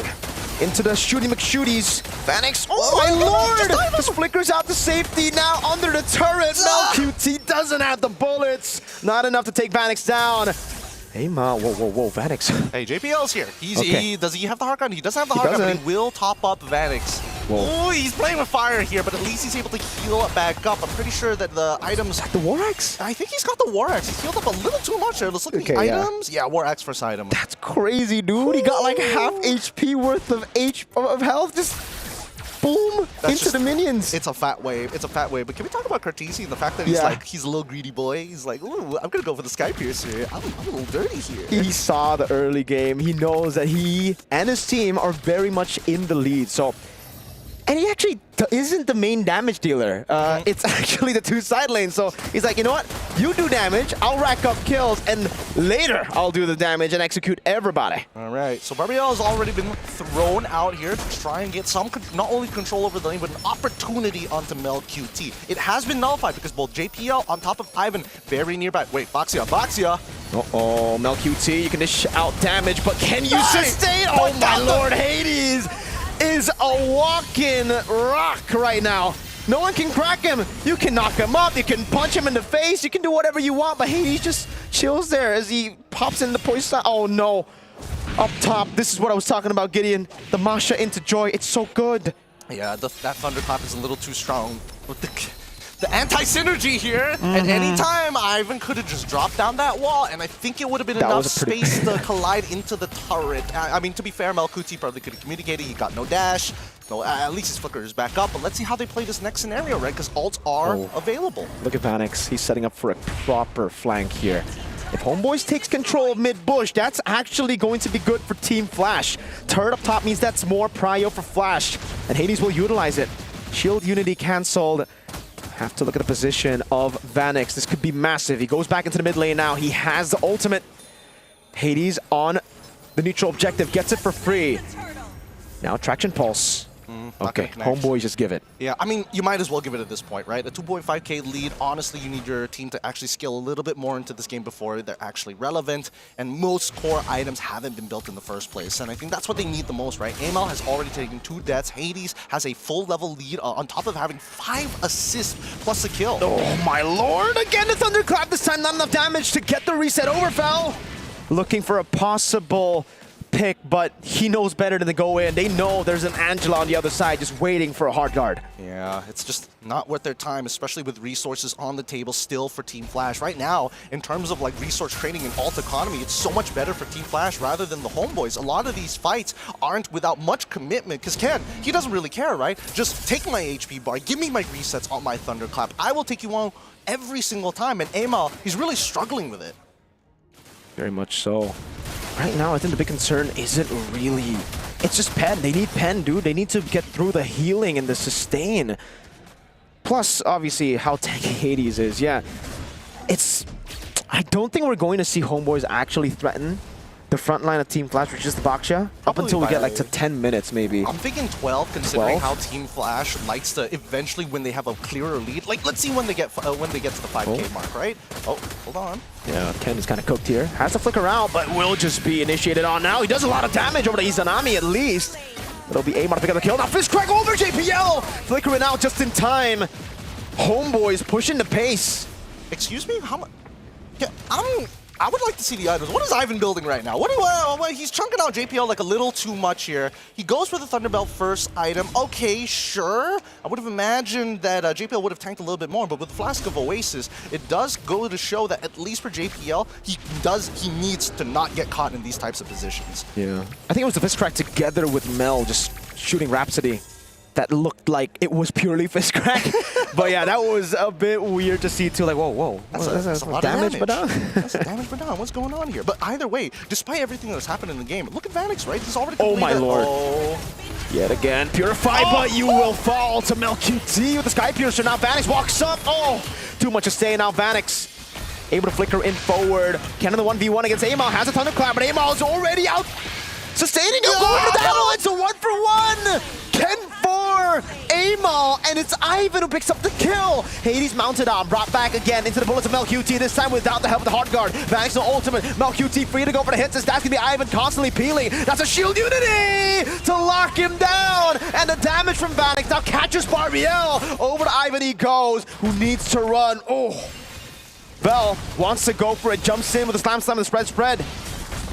It's not an easy matchup so far. Bell should be the next to fall here, no problem. Izanami is going to try and cover, but this Lord should fall into the hands of Team Flash. I mean, they're kind of dragging this out, and now they're even committing the hard guard to make sure that Hades stays alive because they know Joy is on the way. But look at them. They're just blowing through this, right? Cutting through that HP like butter.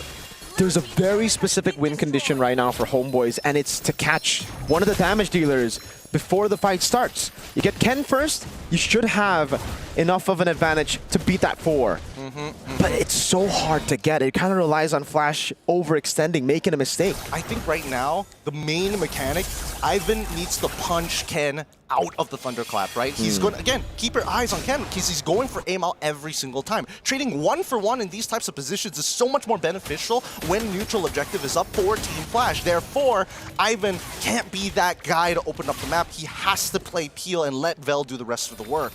That's why it's kind of botched though, because yes, you want to peel, but your peel while doing damage gives Ken another Thunderclap. That's a reset constantly.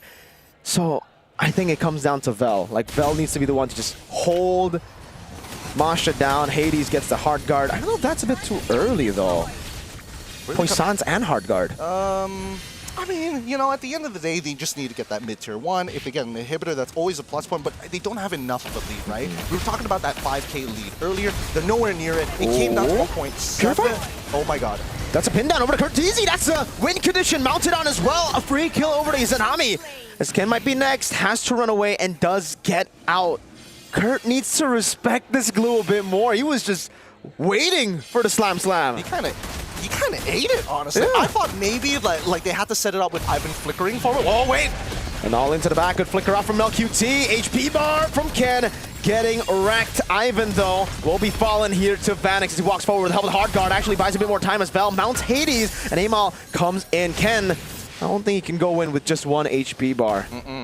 He's got to heal himself back up. But right now, we can see that the clear ideologies from Homeboys and as well as Team Flash's side. Both are looking for these initial picks. Both are willing to trade 1 for 1. They got to punch above their weights for whoever they are trading for. And I think so far, in terms of like the raw lead, finally we are seeing Vanix in an unbelievable position. He may be 5-0-2, but he only has an 837 gold lead, which arguably isn't that much, considering that you know, Mel QT, he's only died twice. He should be way further behind, but he's been farming well. That's the Granger for you, man. You could die solo kill 3 times and still be ahead just because of the gold crab control and the minions that your team will technically always have to funnel into you just so that you have more stacks to play with, more bullets to play with in the fight. And that's also considering Homeboys with Granger, comeback potential is at an all-time high. All he needs is, I think, 2-3 more stacks, and then he'll be online for sure. Yeah, look at this, right? Because if we're talking about gold distribution, the slight minion advantage for the side of Team Flash, but like pretty significant when it comes down to the jungle creeps. Other than that, passive gold exactly the same. Kills and assists, huge for the side of Team Flash, but it's being distributed rather awkwardly, right? I would have imagined that Vanix would be so much further, but that's really coming down to an EXP lead more than it is a gold. At this point, with 3.2k, let's see how they roll the dice. This 50-50 is all about map control.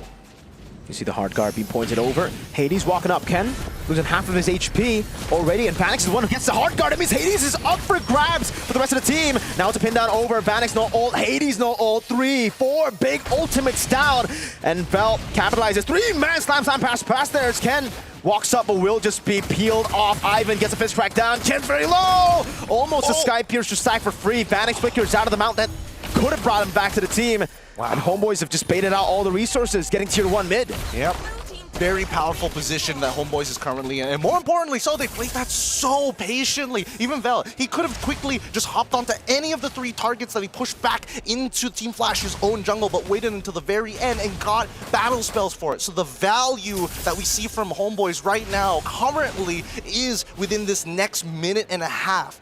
Vanix, though, he has his ult ready. Everybody's got their ult ready, but without those flickers, they can't make significant plays. They need Homeboys to initiate. It's about the small windows for Team Flash. When their abilities are up, when they can actually go for a fight, a winning one, they need to be very clean with their engage. They can't just randomly go in because Homeboys, I mean, it's visible earlier. They can disengage and engage back so quickly. Cortese has to respect. Oh man, the poke from Mel. He can get topped up from the side of JPL, and I think that Cortese, the only thing that's making him confident is the fact that he has his Purify available, right? And for now, he wants to walk up, he wants to try and get a reaction, or at least a flicker out of the side of Homeboys, thinking that he may be able to outplay it. Vanix and as well as MelQT, honestly, pretty close when it comes down to the damage ranking. Not too surprised that MelQT has more, but now, Lord already put down to 1/3 of its HP. It's going to be a retry battle. Hades forced to go in with a shield unity. That's going to be the hard guard as well, but that means Vanix is actually pretty free. Ivan, 3-man pin down now as Amal was forced back there in the back line. McKen fell and Amal out of the fight as now is giving the fist crack desperately. Vanix picks up a monster kill. 2 members have to recall. This is a green light for Flash to take the Lord. And they can't slow it down either. Team Flash really, literally bulldoze their way to break the battle formations from the side of the Homeboys. They need to kite together. They cannot allow to get split in half. Flash are not going to go for the Lord. What? Amal goes in, finds the kill. Izanami gets wiped down as well. Mel QT kiting, able to flicker around. The traction pulse not landing. Now Vanix will flicker forward. Mel pops into nature. Vel, can he peel for the marksman? No, he cannot. Cortese with a Sky Piercer kiting away. Vel with the flicker forward. That's a purify to get rid of the stacks and to put Vel in a tough spot now. It's a mount over to Hades, but Hades just bringing him over towards the base. Another way to roll in. Vel, good night, buddy. Wow. I did not expect Vanix to have so much value, but once again, break through those battle lines, have an Angela on top of you, win some nature, trade your flickers, doesn't matter. Vanix, full item build, and unfortunately for MelQT, no matter how many shots he's landing, the heart guard just tanks so much. The sustain, too good. But now the big question for Flash is, can they siege? I think they put, well, I think they can, assuming that Cartesia hits a mega ult. He needs to hit a traction pulse of a lifetime. We'll see, right? Because now this Lord almost guarantees them at least one inhibitor turret. I don't know how much more they can get after that. 1 is guaranteed, 2 is really, really good. 3 is how did they do it? But let's look at this fight one more time, right? Because as you can see, right, the anchors from the side of the Homeboys get kicked in the chest, and once the wind is knocked out of them, the whole team disperses into multiple different directions. Amal is the only one who's flexible enough to weave in and out, but the peel is just not good enough, right? Ivan ends up dying. Vel, yes, he can displace one person at a time, and that's the big problem. He can't control multiple people. You can see, I mean, at this point, Vel was like, all right, take me. Just take me.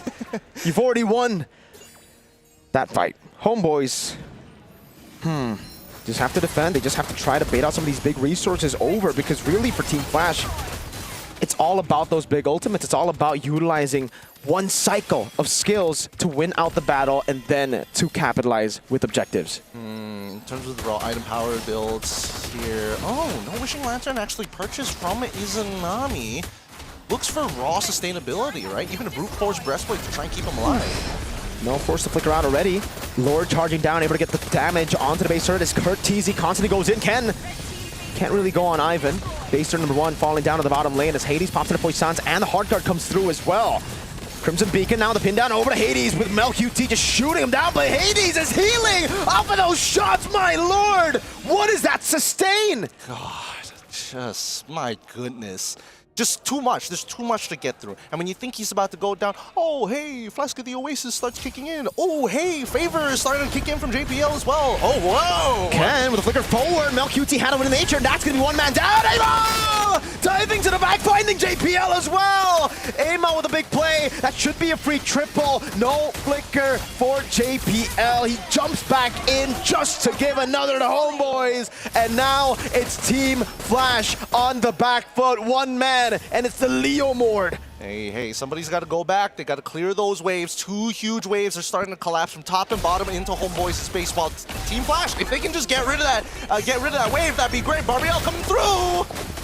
That's a Lantern Flare over to Vanix. It's a cannon minion. 10 seconds on Ken. Hey, whoa. Look at the small caster minion coming down as well. Vanix able to clear 1. Look at the caster minion. That could have win them the game. They need to tank this up. They will be able to. No one gets cleared up. 2 seconds for Kurt. Ken, can he walk up and clear? No, he cannot. Homeboys pull off the 1 straight push against Flash SG. No way. Look, as much as I am a Malaysian fan, that was too close to the wire. Team Flash had full control over the game. They were winning at least 80% of these team fights in these 5v5s. Remar, get into this. Chime in on this. What was that? Oh no, not like that. Ken was just too hungry to force a reaction. Out of Homeboys, diving straight to the backline, driving straight to MelQT. Yeah, they forced how to win in nature, but they just everything lined up perfectly for the badang of Ivan to turn things around. It was going so good until it wasn't for Team Flash. And I'd say it's the pent-up frustration of being able to win out 80% of the fights, like you said, Gideon, but never being able to really capitalize on turrets as much. So they were like, we need to end, right? If the Evolved Lord gets taken, it's an easy win for Homeboys. Yeah, I mean, the conversions weren't the greatest for Team Flash. It was very slow, it was very incremental, but then the problem with sieging against the Homeboys became extremely evident towards the end. They have to throw bodies to protect themselves against the projectiles, and even so, Amal with a super play as Team Flash were disengaging from that final fight turns it all around, because look at how these fights end up always happening. The only times Homeboys were able to win is if they snuck away a core in Cartesia, if not force JPL to quickly use his ult as soon as possible. What a win by Homeboys. A lot of things that Team Flash needs to learn from that one, especially with trying to end and win the series. But congratulations, of course, to Homeboys. A prolific win against a prolific combination now for Team Flash. We're going to toss you on over to Eterna at the stage for an interview with the winning team. I'm sorry. Izanami, I'm so sorry. I accidentally called Stormy the Prince of Mages yesterday, but you are the true Prince of Mages. I'm sorry, do forgive me. Yeah, it's okay. It's okay? Yeah, so I can tell Lafelt to stop, like, harassing me? Yeah, that's okay. Okay. All right. Okay. Once again, congratulations, you're here. Thank you. Okay, how was that for you? How was that first experience here at MSC? I think it's kind of hard because this is my first international after long time not playing in international. So I think a bit nervous, and yeah, Team Flash also they use their like cheese threat. So yeah, it's a bit hard for our first match. Oh, so it was a little bit tricky. You were feeling a little bit nervous. Okay, that does make sense because, I mean, I think a lot of people were really surprised with the Leomord pick in gold 2 times in a row. Yeah. Did that surprise you? How did you guys like communicate about that? Were you worried? Actually, I think, yeah, we a bit worried because we never fight like this threat in training. So, yeah, a bit tricky and hard for us lah. Yeah, but we can adapt. Yeah, we can adapt to the meta. So, yeah. That's perfect. That's perfect. You guys handled it really well, especially in the final bouts of that previous game. Now, Izanami, why do you have Yayo at the back of your name? Where did that come from? Actually, because I use Yayo in my main account, so why not I used in MSC? Yeah, because before we qualify to MSC, I already thinking about I want to use this name. Oh, yeah, so it wasn't Erpang who was like, you have to use Yayo at the back of your name? No. Okay, so it was a personal choice. Yeah, he's the one copying me. Oh, he copied you? Yeah. Coach Erpang, be more original. Okay, so flashbacks to last year at MSC, Homeboys was able to, no, actually Homeboys lost to Flash SG. So coming into this, being able to even the score, how does that make you feel? I think we feel happy because we managed to beat Team Flash, but I think it's still early because after this we will fight either Team Spirit or DFYG. Yeah, so I think both of them is a strong opponent for us. Yeah. Both are very strong contenders. Because that also brings me to my final question. Izanami, who do you think you're going to be fighting up against in the upper brackets?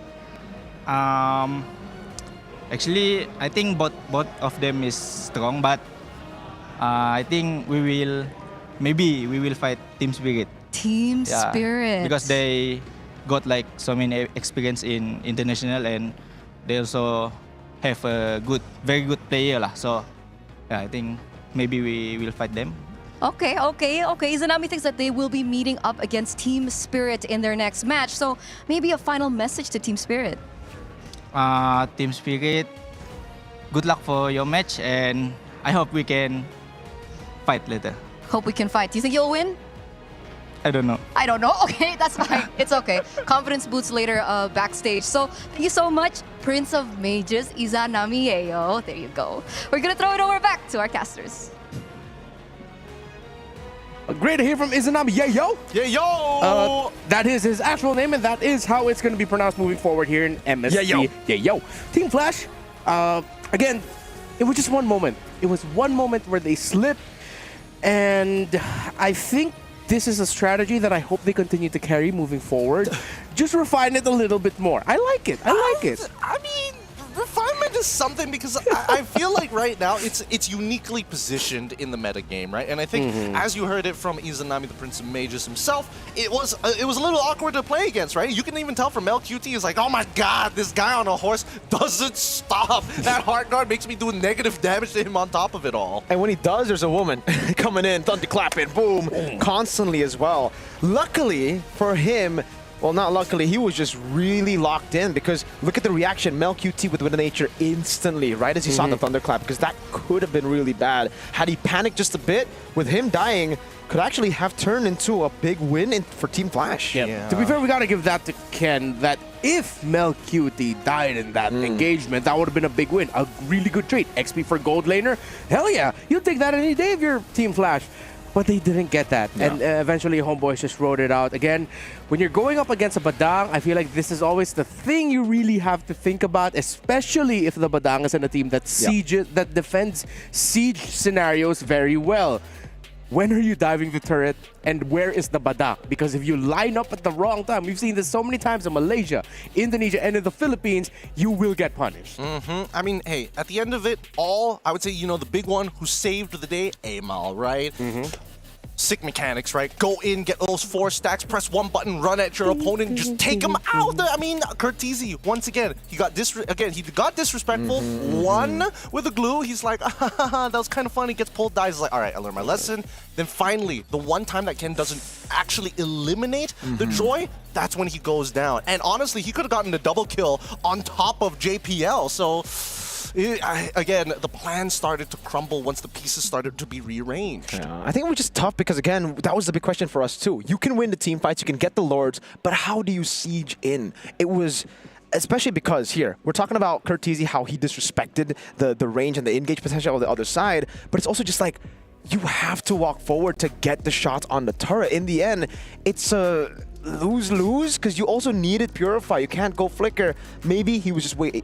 At this point, we need 2 battle spells. We do need 2 battle spells. That would be an incredible change. And I think the only way that Flash SG is able to kind of overcome that sieging potential is if they have a whopping lead, which Homeboys did a very good job at kind of mitigating for throughout the game. Yeah, that's what surprised me. Were moments where I would be thinking, hey, Flash should have like around 5,000, 6,000 gold lead. Yeah, it's only like 2,000. It's like, where's Homeboys getting this farm? How are they still somehow supplementing their gold laner and their jungler? So gotta give credit to Homeboys for that.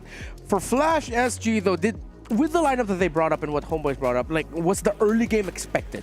Was it expected that Flash would run away with it and take control, and Homeboys would just try to be mitigating the losses? I mean, Mimirka already called it during the game, right? We were expecting them for first early rotation on that first turtle, especially when you have Vanix on Barbiel. He really needs to be kind of participate and clear up because he's pretty strong at his first level 4 power spike. And then from that point onwards, it went as expected. They tried to snowball, but I think the thing that we didn't see was the big conversions after the team fights, right? I think Homeboys did a very good job of, if we are going to fight, we want to mitigate the amount of economic damage that we ended up losing. I mean, look at this, right? When we're looking at Izanami, he's playing extremely defensive. He's not looking for anything crazy, but he does go for the brute force breastplate. He does go for winter crowns. He doesn't even complete finishing up that gleaming gem. He's letting everybody else do the work. He's just an extension to his team.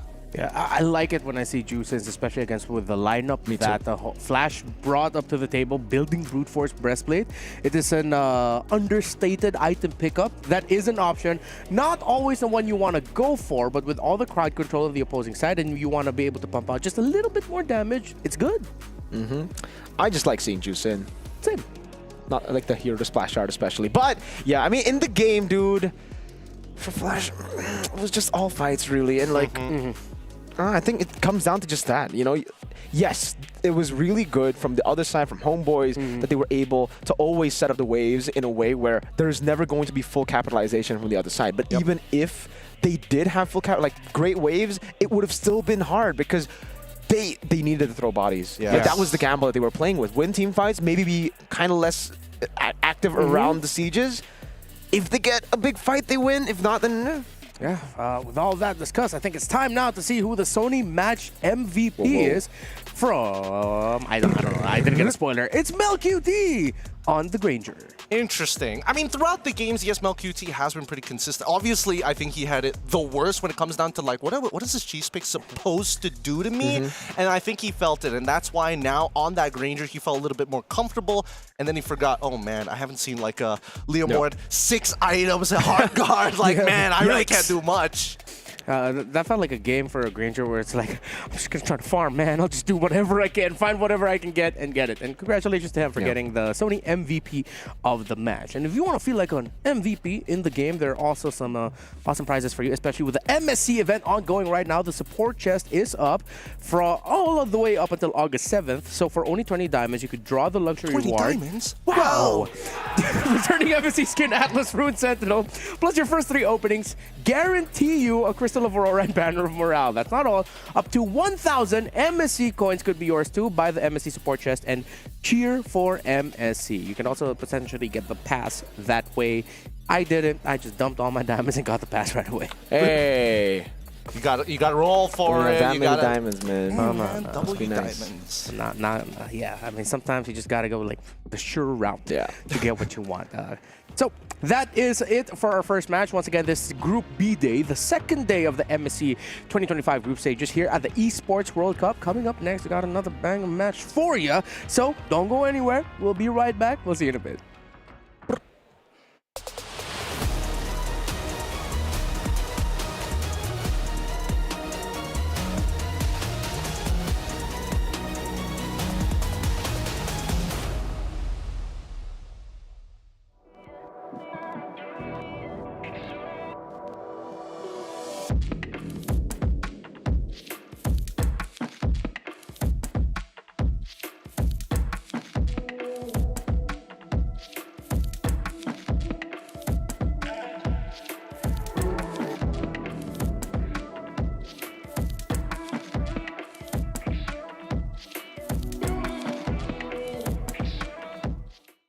When the world of business is constantly changing, you need to stay ahead. So what about AI to generate new possibilities? Machine learning to predict what customers will like.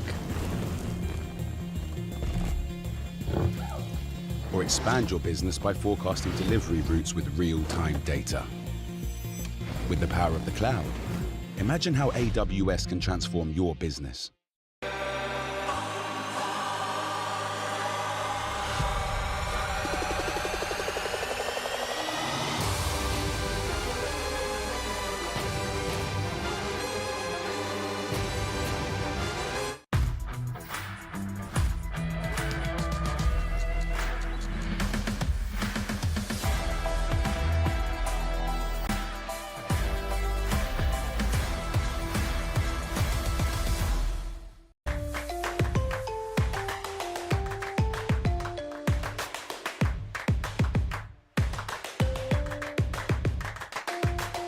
Level up your gaming experience with over 8 billion playlists, only on Spotify, the official audio streaming partner for the 2025 Esports World Cup.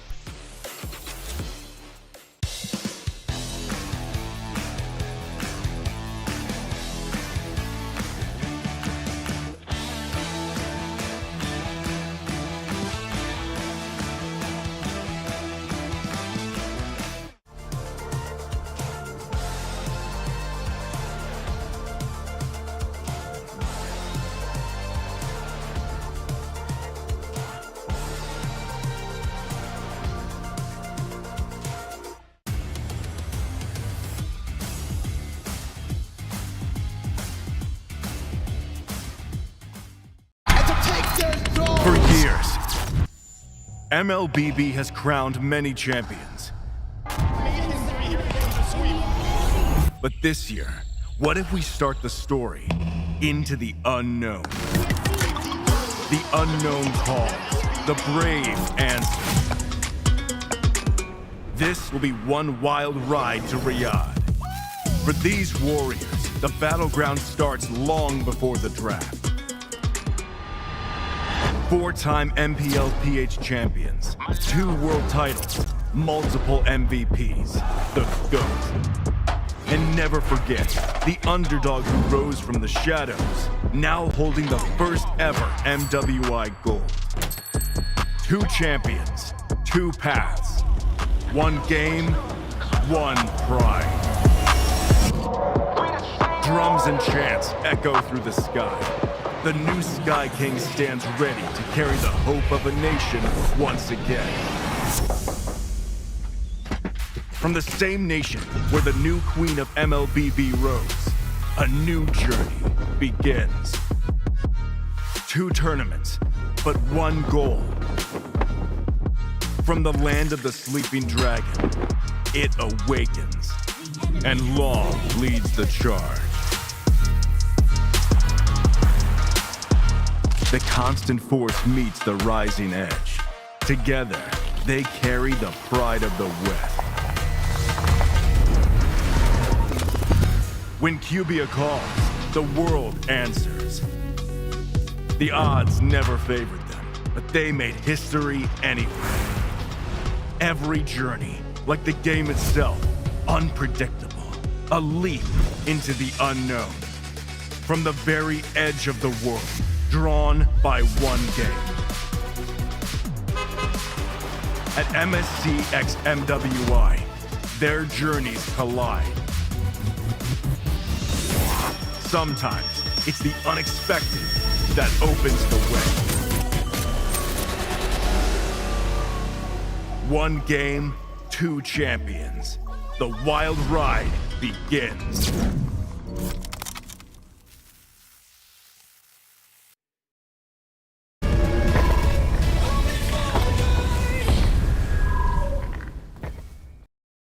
The first time since MSC 2022, RRQ returns to this stage to try and find the crown that they have been trying to really get for a very long time now, and they are going to be facing up against North America's Area 77, an unexpected competitor to our stage. Could be a very interesting one leading up to the match. My name is Renmar, here with Gideon and Mirko.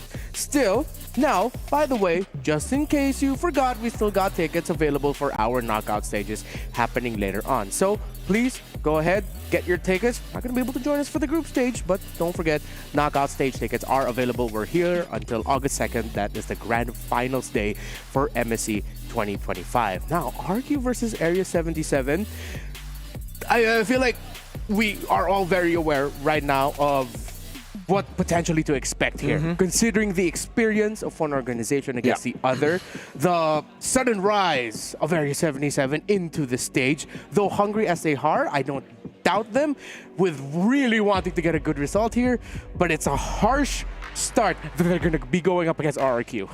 Yeah, it's not going to be easy, and considering that, you know, the Kingdom of Saudi Arabia has honestly been so good to us, allow RRQ to set foot and face off and try to redeem a crown that, again, has eluded them so often. So many second place finishes, so many times that they've been knocked out early on, making Indonesian fans across the world just like, when is it going to happen? When is it their time? It brought up narrative of them being literally just the local kings too in Indonesia. So again, they're fighting against that narrative. They're fighting to prove a lot of people wrong, and I would say out of the two Indonesian teams, this is the scarier one in the group stage. They're so good at the systematic playstyle, fighting for just orthodox meta picks in the early game for the first few neutral objectives. Yeah, so let's dig deep a little bit more into the roster of RRQ to see what to expect, and there are two names I'm going to be looking out for here, though they are filled with stars in their own right. I feel like, as much as I really love the all rotations, the macros and everything, Rins and Edok are going to be the center point for RQ. Absolutely. I think this team is definitely,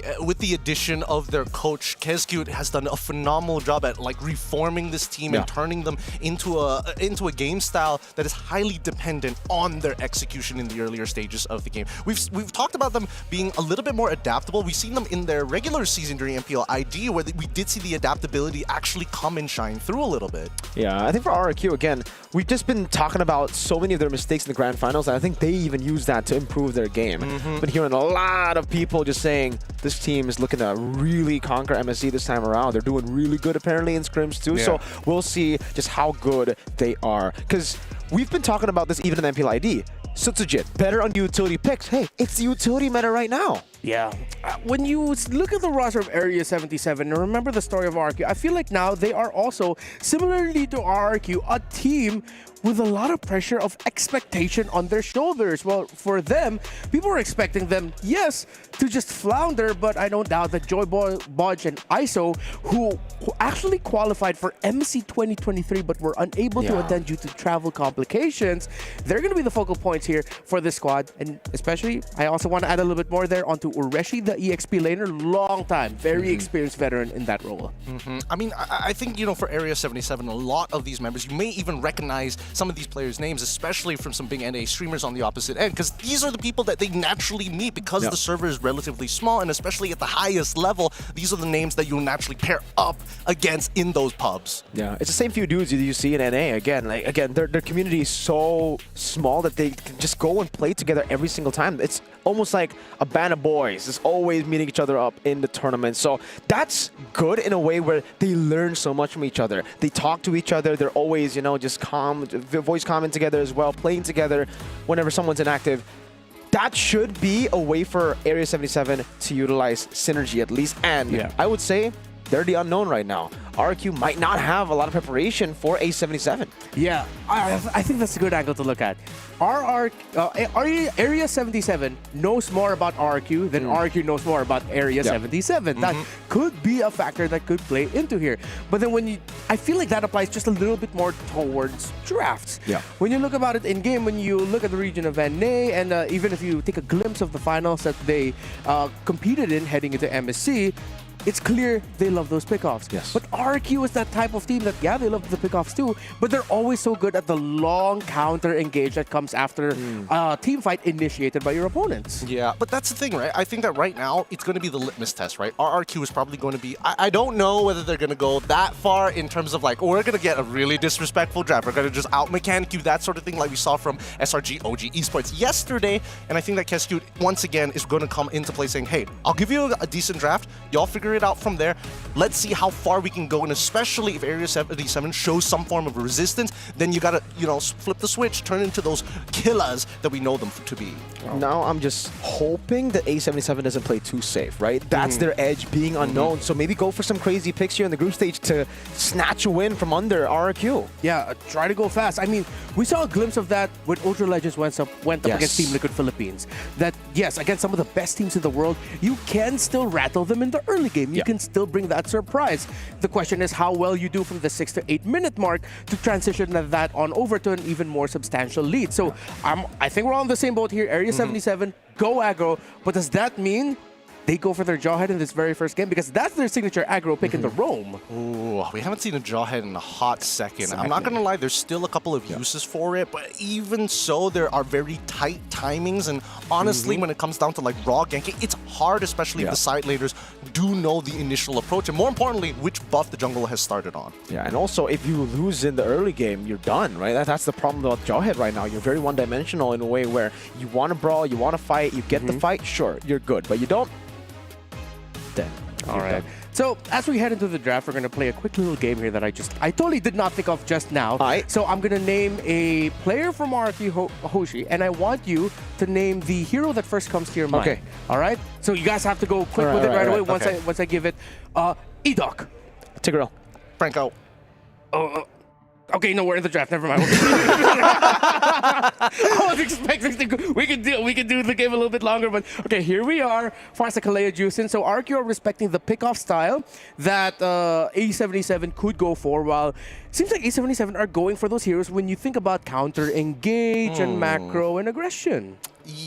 Yeah, but at the same time, it's interesting, right? Lance, sure, I kind of get it here. But also going for the Zitian this early on, what is the hard prediction for the side of Area 77? Now, RRQ, standard opening, right? Go for the Baxia opener. Now you get 1-1, but you also make sure that you get the Phoveus. This does open up an opportunity for maybe Area 77 to say, hey, let's get a winning lane. But instead, no, they're going to double down on reinforcing that mid lane. Yeah, I think this is so good so far. Like RRQ, this is literally what we've been talking about for RRQ, right? Even in the grand finals, you play for the Sutsujin utility, you get Dire on a comfort pick, you get the prio pick on Toy, which is right now 1-1 on Granger. This is the RRQ template. They're not trying to prove anyone, like to try to prove the doubters wrong by saying, yeah, okay, we're just gonna play with our strengths. Doesn't matter now. Gordon KSQ strikes again. Yes, sir. Gordon KSQ Wayne. No, I mean last year it was KSQ Bruce KSQ Wayne, and now at this point we'll see what KSQ is going to be cooking up later down the line in terms of evolution for the team. Because again, he likes to keep things template. He likes to keep things extremely structured, something that his team can keep on following, and most importantly, reproduce every single time. Yeah, you can see that A77 is a little bit quicker on the draw here, while RRQ, I think with what we discussed earlier with A77 knowing more about RRQ compared to vice versa, yeah, they're really taking their time, but they are basing it off of like the template answers that you could go for. So I like how RRQ, they're not trying anything too spicy here. They're just going with the flow, while A77, they have their work cut out for them, but I feel like I'm okay so far with what I'm seeing with the bans and the drafting picks. Honestly, the bans and the picks are just so honest from the side of RRQ. It's just like, here are cores, you know exactly where they're going, here's a couple of counter picks we're going to get out of the way, now what do you do? And Area 77 has decided to go with the Akai this time around. Akai EXP, I would assume, into the Phoveus? Yeah. I think it is going to be the Akai XP. So RRQ, they already have the Phoveus, and that should be a winning lane. Before level 4 should be pretty good, so they could just go. I would say no. There's no Valentina, no Farsa. Yeah, at this point, the Akai EXP lane is just like a lane manager. You don't win that. Wait, what's up in mid? Everything's banned. Novaria. That's actually a really good pick against the Akai. Yep. That vision. Whoa, You said Franco, I said Tigreal. No one said Cho. Yeah, nobody said Cho here this time around. Interesting why they want to go for the pickoff, especially when there's like a Kai on top of the AOG from the gut thought. We finally get the final pick being in the gold lane is going to be Granger for Area 77. Interesting sight of the composition. RRQ seems very standard, with the only thing that's lacking being like a consistent amount of damage from their mid lane. But hey, it's big burst, and more importantly, it opens up the map. So that way, Area 77 might not be able to go for those big flanks that we're looking for with the Akai. Yeah, same thing for Area 77. I feel like their lineup actually puts an insane amount of pressure on the Lancelot and Granger to get a good game here. So let's see how it fares out for them. It's RRQ versus Area 77 for this game number 1. Who's going to take it? Well, right now, Gideon and Mirko are taking away from me. Thank you, Ranmar. All right, this is the very first time we're seeing a new representative from North America, and they must fight against the faithful, some may say the strong, but the most consistent team making it into the internationals, RRQ. It's not going to be difficult to try and knock down the pillar here of MSC 2025 here at the Esports World Cup. Live from Riyadh, RRQ will be facing off against Area 77. RRQ on blue, Area 77 on the red. RRQ playing the orthodox draft, just going for what works with their own playstyle. Except, I would say, the Cho. This is a bit new. We've seen it, I believe, in SPS in the group stage as well. But even in ID, this is a rare sight to see EDOC on a pick like this. Usually, he does go pick off sometimes, but it's more Francos. And good steal from Rins. And already RRQ just making it known to Area 77 that this is their territory. But I do agree with you. It's kind of strange to see EDOC on this Cho. He definitely prefers like safer pickoffs, but so far Area 77 are playing their lanes well as of this time. Now, I am curious about the EXP because it looks like Ureshi is kind of beating down on Dairon up on that top side, trying to use that base damage early on top of the timings of his concussive blast to try and generate an advantage. No, but Dairon, you can see that he's just going to freeze this wave. Shiro walks up, able to get the XP crab, but won't be level 4, so he has to rotate all the way down below now. He can't invade as well. He knows that Cho is lingering somewhere in the river. And I think that so far, so good, right? Area 77 have to take their time a little bit. I am curious of how this composition is going to try and break down the battle lines of RRQ. Again, it's highly dependent on whether Shiro is able to find a pickoff, and more importantly, so Ureshi gets that huge flank. We'll see, because again, Hunter is still possible to use the Fury of the Phoenix, not only for utility, but more so just for raw vision before they make a choice. So it's all about mid-prio now. Shiro rotating into the mid lane. Rins getting level 4 first. The Hunter follows through pretty quickly as well. Battle for Turtle. Sutsujin is the one to start things off first, holding on to it. Dairon level 4, rotating as well. That's a massive Astral Echo landing on 3. Phantom Execution over to Shiro there. Joybot getting taunt now. It's a 4-man stun. But EDOC now is going to be brought back with a heavy spin. Dairon constantly jumping in front of pursuit now over to Hunter. Looking for more. Dark Wave landing. But it's only onto Ureshi. Dairon taking down Ureshi with first blood. RQ with a turtle. Nicely done from Area 77. Honestly, I think that Shiro played it extremely well, adjusted on the fly, noticed the immediate disengage from that turtle from RRQ's side, but still managing his stacks well so we can dash out of there. Toy and as well as ISO, definitely this match has been played multiple times, whether you're in pubs or even in screams or scrims. It's pretty straightforward, but then we start to need to look as RRQ needs to find bigger conversions, right? Sutsujin does find the first advantage in that turtle. He does have a slight EXP lead, but even so, Shiro is losing basically nothing. An attempt from EDOC, trying to go for the way to Dragon there, but won't be able to get the second part. That's Shenpu over. Good taunt from Joybodge. But yeah, right now for RQ, it comes down to the same thing that we've been seeing from them in the majority of MPLID games. It's just playing for neutral objectives, then going back, getting prio from EDOC, rotating for Toy. Now it's crucial for Toy to be winning the gold crab fights, and it just hasn't been happening. ISO with the Rhapsody. Oh, I mean, he has a little bit of an EXP lead thanks to Sutsujin being that homie of securing down the turtle. Ureshi is trying to freeze on his side, knowing that Dairon definitely has a bigger advantage, but more so, even if Ureshi tries to get on top of Dairon and commits to the heavy spin, pin him against the wall, he just doesn't have enough damage. The only way for this lane to go bad for Dairon is if he's a little silly boy and gets underneath the turret. Silly boy. Just a little silly boy. Maybe he doesn't even need to be a silly boy. What if Ureshi pushes him in, right? Because sometimes that could happen too. I mean, that's what's happening right now. He's getting the pushback on that wave, and Area 77 right now playing. Whoa, how deep is EDOC in enemy territory? Wow, very deep. Great angle of attack. ISO, wow. He waited away the dragon so long that ISO was waiting for the Purify, and he just never got the opportunity to tap it. He died before that. Sutsujin now all baits away the retry, and it is going to be a free turtle.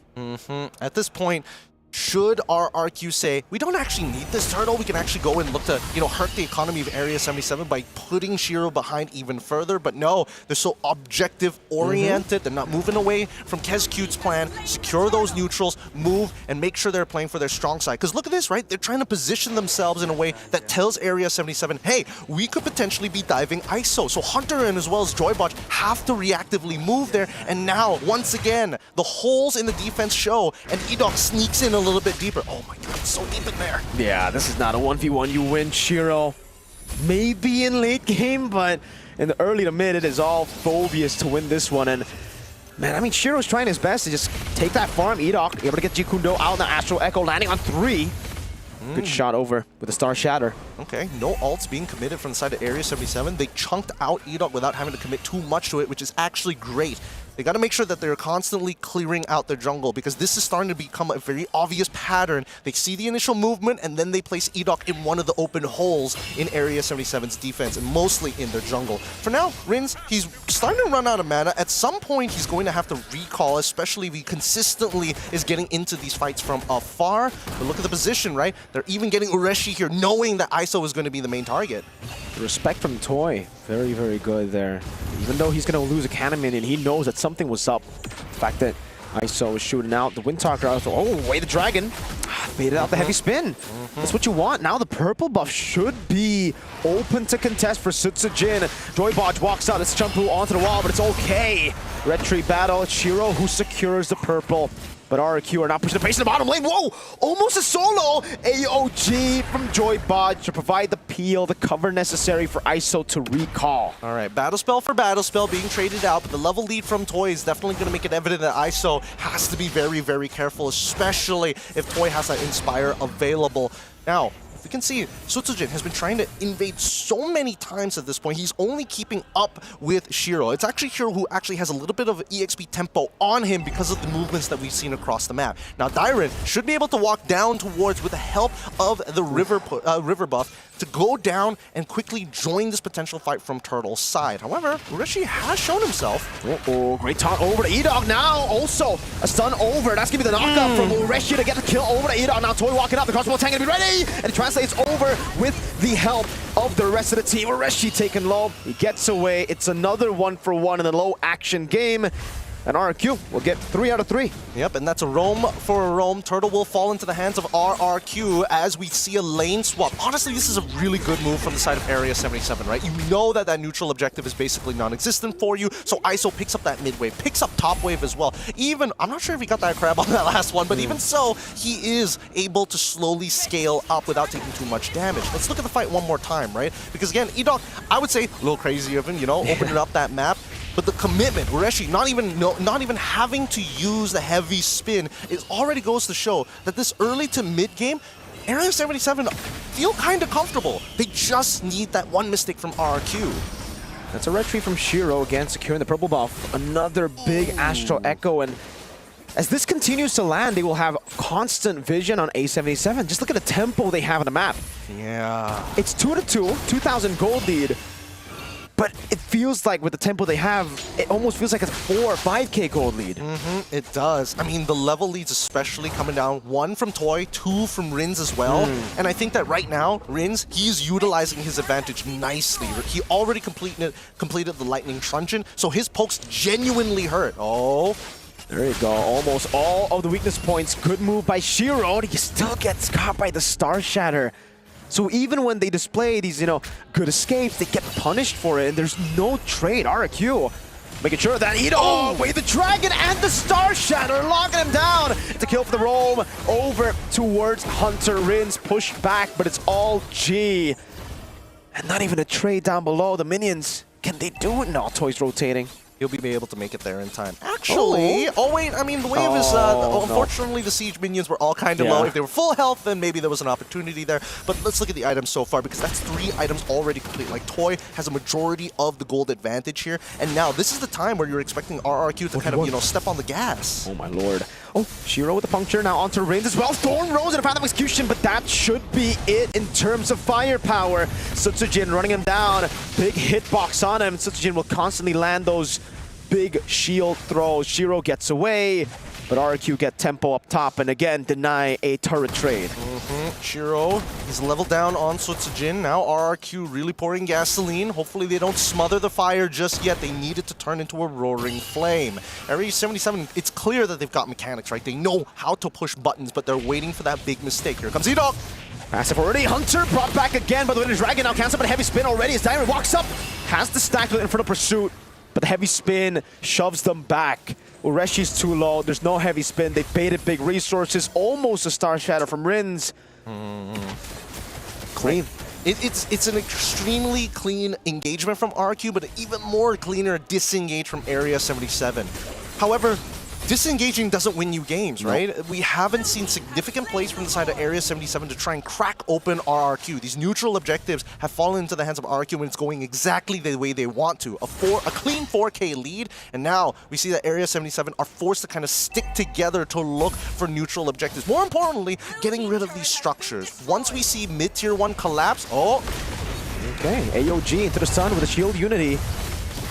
Turret down below falling to a tier 2. Shiro, Thorn Rose to evade from the Jeet Kune Do, and finally our Area 77 gets a trade. But when it happens, RQ get a better trade-off, like with a turret tier 2 down below. I mean, sure, but like tier 2s on the sidelines is basically free econ, right? What's another extra 200, 300 gold over to RRQ when they already have that 4K lead? Area 77 using the AOG to try and protect this mid-tier 1 was probably the better option rather than putting themselves in a compromised position. Sutsujin is just running laps around A77 right now as Toy continues to push on the pace. That's a retribution and Thorn Rose! Crossbow tank ready, but did inspire over! Reshi fallen! No, he has the flicker, gets him out to safety just in time. One last shot would have done it. A tier 1 turret falling in the mid lane, and RQ are looking to capitalize. Well played by Toy. He was expecting the clear. He was expecting the iframes to come up pretty quick from the side of Shiro and really takes full advantage before launching that crossbow of Tang. And with that being said, a man down, RRQ are looking to go for these inhibitors. The Holy Shield are collapsing all across the board. Fury of the Phoenix over, Tyrant taken low, but there's really just no more threat. That's another big structure taken down by RRQ, and it's a big one because, folks, that's the far lane for the next neutral objective. A77 were already struggling to contest. Now it's going to be even tougher. Yeah, no, I think right now the only way that Area 77 is looking to win this game is if RRQ make a mistake when it comes down to these neutral fights, right? That's why we're seeing that. Oh my god, the damage. Half HP, brother man. Walks up, somehow Sutsujin gets the kill with a shield thrown his way. Ureshi falling for the first time this game. Oh, he got melted down. There's too much percentage damage. Look at Ritz's damage! He's literally tripling the lobby in terms of just raw damage. 54,000, and now the siege. Here we go. Look at that. Again, Fury of the Phoenix coming down to try to defend Hunter. Almost caught by the Star Shatter there. Toy gets another base turret. Oh man, RQ. If we're talking about medieval warfare, the traditional sieges, RRQ top tier when they've got the right tools. They've got a trebuchet in Rins, a strong arm to throw Area 77 underneath the bus if they walk up too closely. And even if they're not close to the bus comes to them. Oh my lord, that damage from Rins. We haven't seen Novaria at all this tournament. The one time we see it, it's a nuke Varia. Oh my goodness. They're going through the medieval ages really fast. Dark ages are collapsing. No more trebuchets. Give him a hand cannon. They're gonna fight again. Again, trying to go for the Wheel Dragon. Ureshi taken out by the Star Shatter. Dairen taking a few shots in. Sutsujin walks up with the help of the conceal from E-Dog and will be there to body block in case it's necessary. Free Lord to RRQ. Look at this, just perfect macro coming in from the side of RRQ. They understand they've set the line in the sand, and Area 77 must not disrespect it. Jiro's gonna try here. He's got the mechanics and he's gotten out of really tight positions before, but a single shot from a max range Star Shadow from Rins really makes all the difference. Not to mention that if they stand too close together, unfortunately the AoE plus an extra from the Lightning Truncheon makes all the difference. 50% gone just like that. Man, 2,500 gold lead for Toy. Full items almost. Has a Magic Blade, very close to a Rose Gold Meteor. There's a Sea Halberd, and he's gonna shred. Like, even without the crossbow attack. Actually, I'll be surprised if he gets a crossbow attack. He might actually melt people before he can get the crossbow attack done. Yeah, he is pretty far ahead in the game right now. It's kind of ridiculous, but... Oh! Both the carries. Talk about targeting now. Shiro walks up, Rins. Would flicker out. That's a big AOG that lands. Oh, no. That's Shiro in the front. Diamond is holding it alone. Toy looking for the damage just with the basic attacks again. No crossbow attack, no problem. Toy dishing out crit damage, and RRQ with a 10,000 gold lead get the job done in game 1. Oh my goodness. I think this is what the Indonesians call whenever they see Rins throwing out another Star Shatter just to be like, Bismillah headshot, man. He is landing them. It's God-given. No toying around at all for RRQ, and that went as expected. Honestly, like with what was brought to the table and what we mentioned earlier, so much pressure for the Lancelot and Granger to win at their respective roles. But when you're up against a mid laner who can nuke you from afar, see where you are, empowered by a jungler who will like, I'm here, there's like literally nothing much you can do to me right now. I'm a Baksha. RRQ takes it. I think it just feels like in the draft, A77 drafted not to win, but to not lose. I think there's a couple of times in the game, especially during neutral objectives, where they could have tried to force a play. But that's the problem, right? When RRQ know they can kind of hunker down and wait for their opponents to make that move, that's the big issue, right? They just need to win one fight, and then they hold that tiny lead, and it's in the compound interest afterwards. Like this fight right here, right? Yeah. This is the first time we see that RRQ go into the faces. They're like, okay, Shiro can try and take this turtle. We're going to reset it, and now we're going to go back into the fight. Obviously, Dyron made a little bit of a mistake, you know, holding a little longer than he probably should, like Flicker early now. Ends up dying to the last auto attack, but even so, it is a winning scenario for RRQ. Yeah, really tough here for Area 77 to pull this off. Again, they drafted into the more demanding lineup, while RRQ, as textbook as it is, I mean, it's the easier lineup to pull off. You know the beats that you need to hit. There isn't some clear, obvious conditions you can afford to mess up within the first 5 minutes. While for Area 77, it was like a very precise, you cannot mess this up or it's over for us. Yeah. I'm actually surprised that Toy didn't go for the attack speed build this game, knowing that he would have just gotten free crossbow tanks across the board that would have just over to maybe a triple kill every time he gets a crossbow tank. Yep, as we look at the emblems right now, RRQ really just played this as it should have been. The fact that 3 of them are pack and tank emblems, that delays even more what damage Area 77 can dish out. Again, simple as they needed to somehow find massive wins early on. RRQ didn't give it to them. Yeah, they didn't give it at all, which is why like this is one of the worst matchups for newer teams to face up, because RRQ is just so... Some people may call them passive, but truly their passiveness is because they know that they've got a lead or an investment, and they love to hold it against you, right? You know, just the fact that I don't need to interact with you is more than enough. Exactly. I mean, just look at the kills that they were giving over to A77 as well. Like the 3 kills that was taken by A77, it's on Edok and Dyron. Those are the 2 guys that I think they're like okay with every single time. Yeah. There was something also about how RRQ played that I liked that they didn't try to rush anything. You could clearly see it's like still respecting the, this still might turn around. All right, let's just go back. All right, let's fight again. Slow. It was like just a slow battle of attrition that Area 77 just tried absolutely everything they can to get farm, to find wins. But if your opponent is not giving you any opening and they're respecting you as if the gold was close, yeah, you're not going to get anything from that. Yeah, I mean, it also reflects in their builds. Like, Dyron initially didn't go for the War Axe straight away. He was actually building components into the Anti-Cuirass as well as the Radiant Armor. Then after he finished his second item, they realized, like, wait, hold on, we just have to sustain, and then Rins is already getting, like, a gigantic lead. I just need to live. I don't even need to be that tanky in the first place. So that's when he decides to get the War Axe. Yeah, it's really like not the build that people go for nowadays. Even in ranked, people just go for Thunderbelt. But if you're winning that hard and you can just sustain, and the game was like 3 turtles to RRQ, a 4,000 gold lead with that looked more like an 8K gold lead.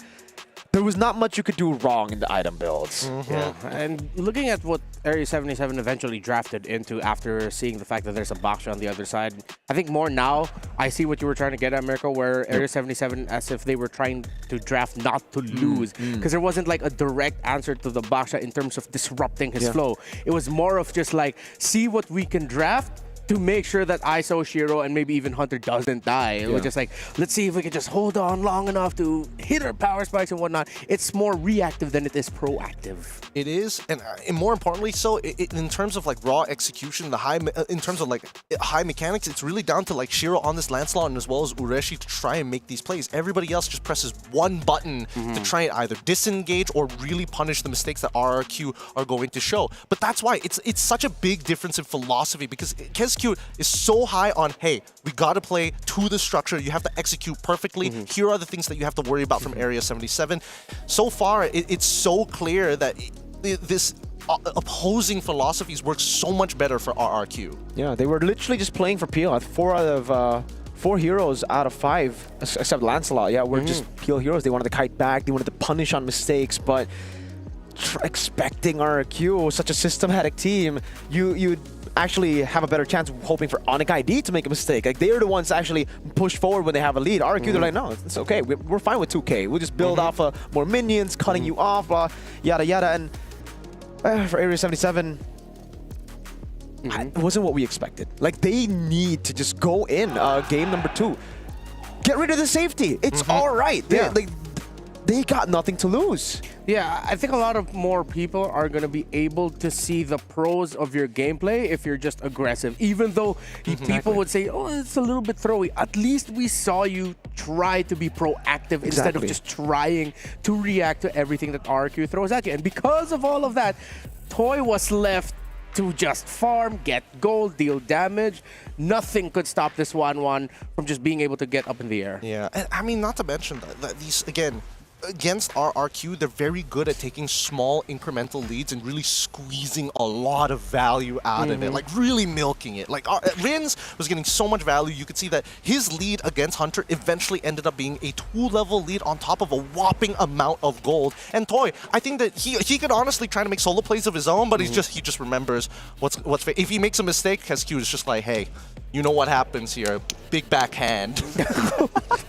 Well, we're not going to be seeing that after the result of game number 1, and I think right now, unless we see some absolutely massive changes from the side of Area 77, that we might just be walking out of this matchup and this series with a sweep. And I think the second game, again, if nothing too crazy happens in terms of the draft and the strategy changes, then it's just going to be more of the same. It's just like a slow whittling down and realization of Area 77 where the map is getting smaller.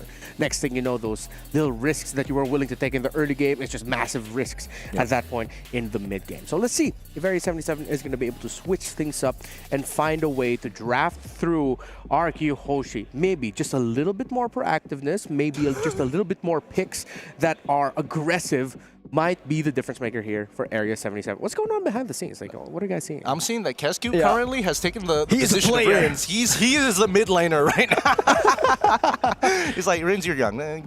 Come on, just stand up for a second. Yeah, all right. So if you want us to understand RQ a little bit more, well, we have a story on their journey here heading into MSC at EWC.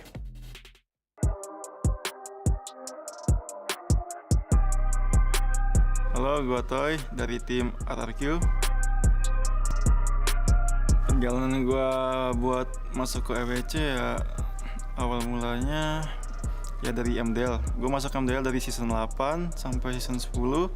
Habis itu gue bisa naik MPL di season 15. Terus bisa dibilang debut pertama kali di MPL bisa dibilang mulus dan itu membuahkan hasil lah sampai ke EWC ini. Kalau buat ketemu sih, gue pengen ketemu Onyx ID dan PH. Karena yang di SL Malai, tim gue dipulangin sama Onyx PH. Dan di SL Indo, Tim gue juga dikalahin sama Onyx PHN di Grand Final Season 15. Tim gue kalah juga lawan Onyx ID. Perasaan gue main di EWC tentu senang. Untuk pelajaran yang gue ambil dari lawan Onyx di Grand Final itu udah pasti mental. Karena kalau misalnya mental kita nggak kuat ya gamenya nggak bakal bisa berjalan mulus lah. Jadi mental yang paling penting.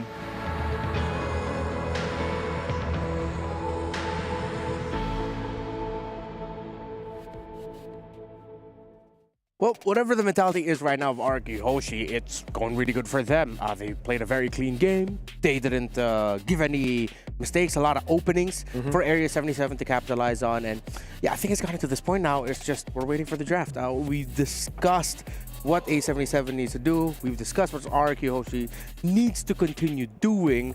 At the end of the day, the only question is if Area 77 is going to change it. It's all on the balls on their court at this point. It really is, but I think, tinfoil hats back on, boys and girls, because I think that RRQ, if we're going to, conspiracy theory, they like to play a little bit slower. But every time they have lost in the most important games, they have to deal with hedgehogs, otherwise known as.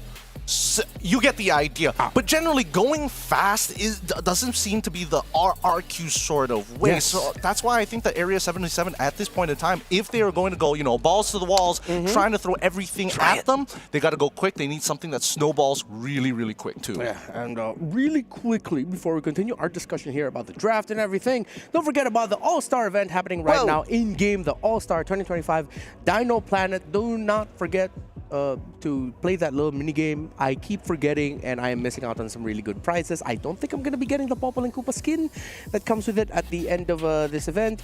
That makes me very sad. So don't be like me. Don't forget to play our mini games, and of course, enjoy everything that the Dino Planet has to offer for everyone playing MLBB right now. That event goes all the way up until August 5th. Yes, draft starting in just a bit.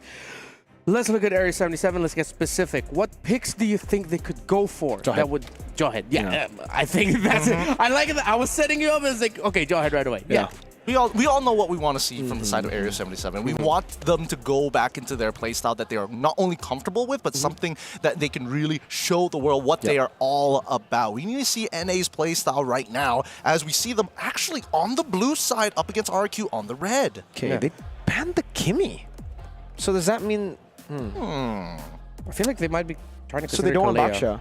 They don't want Baksha first pick is basically what it means, right? Yeah. But RQ still decided to ban out the Baksha. Yeah, I definitely think that Kimmy was one of the few picks that would have made a lot of sense for Area 77 because it's just one of those heroes. It's like, how do you contest with that type of damage that early on? And they ban the Uranus, so they're not going for the Uranus.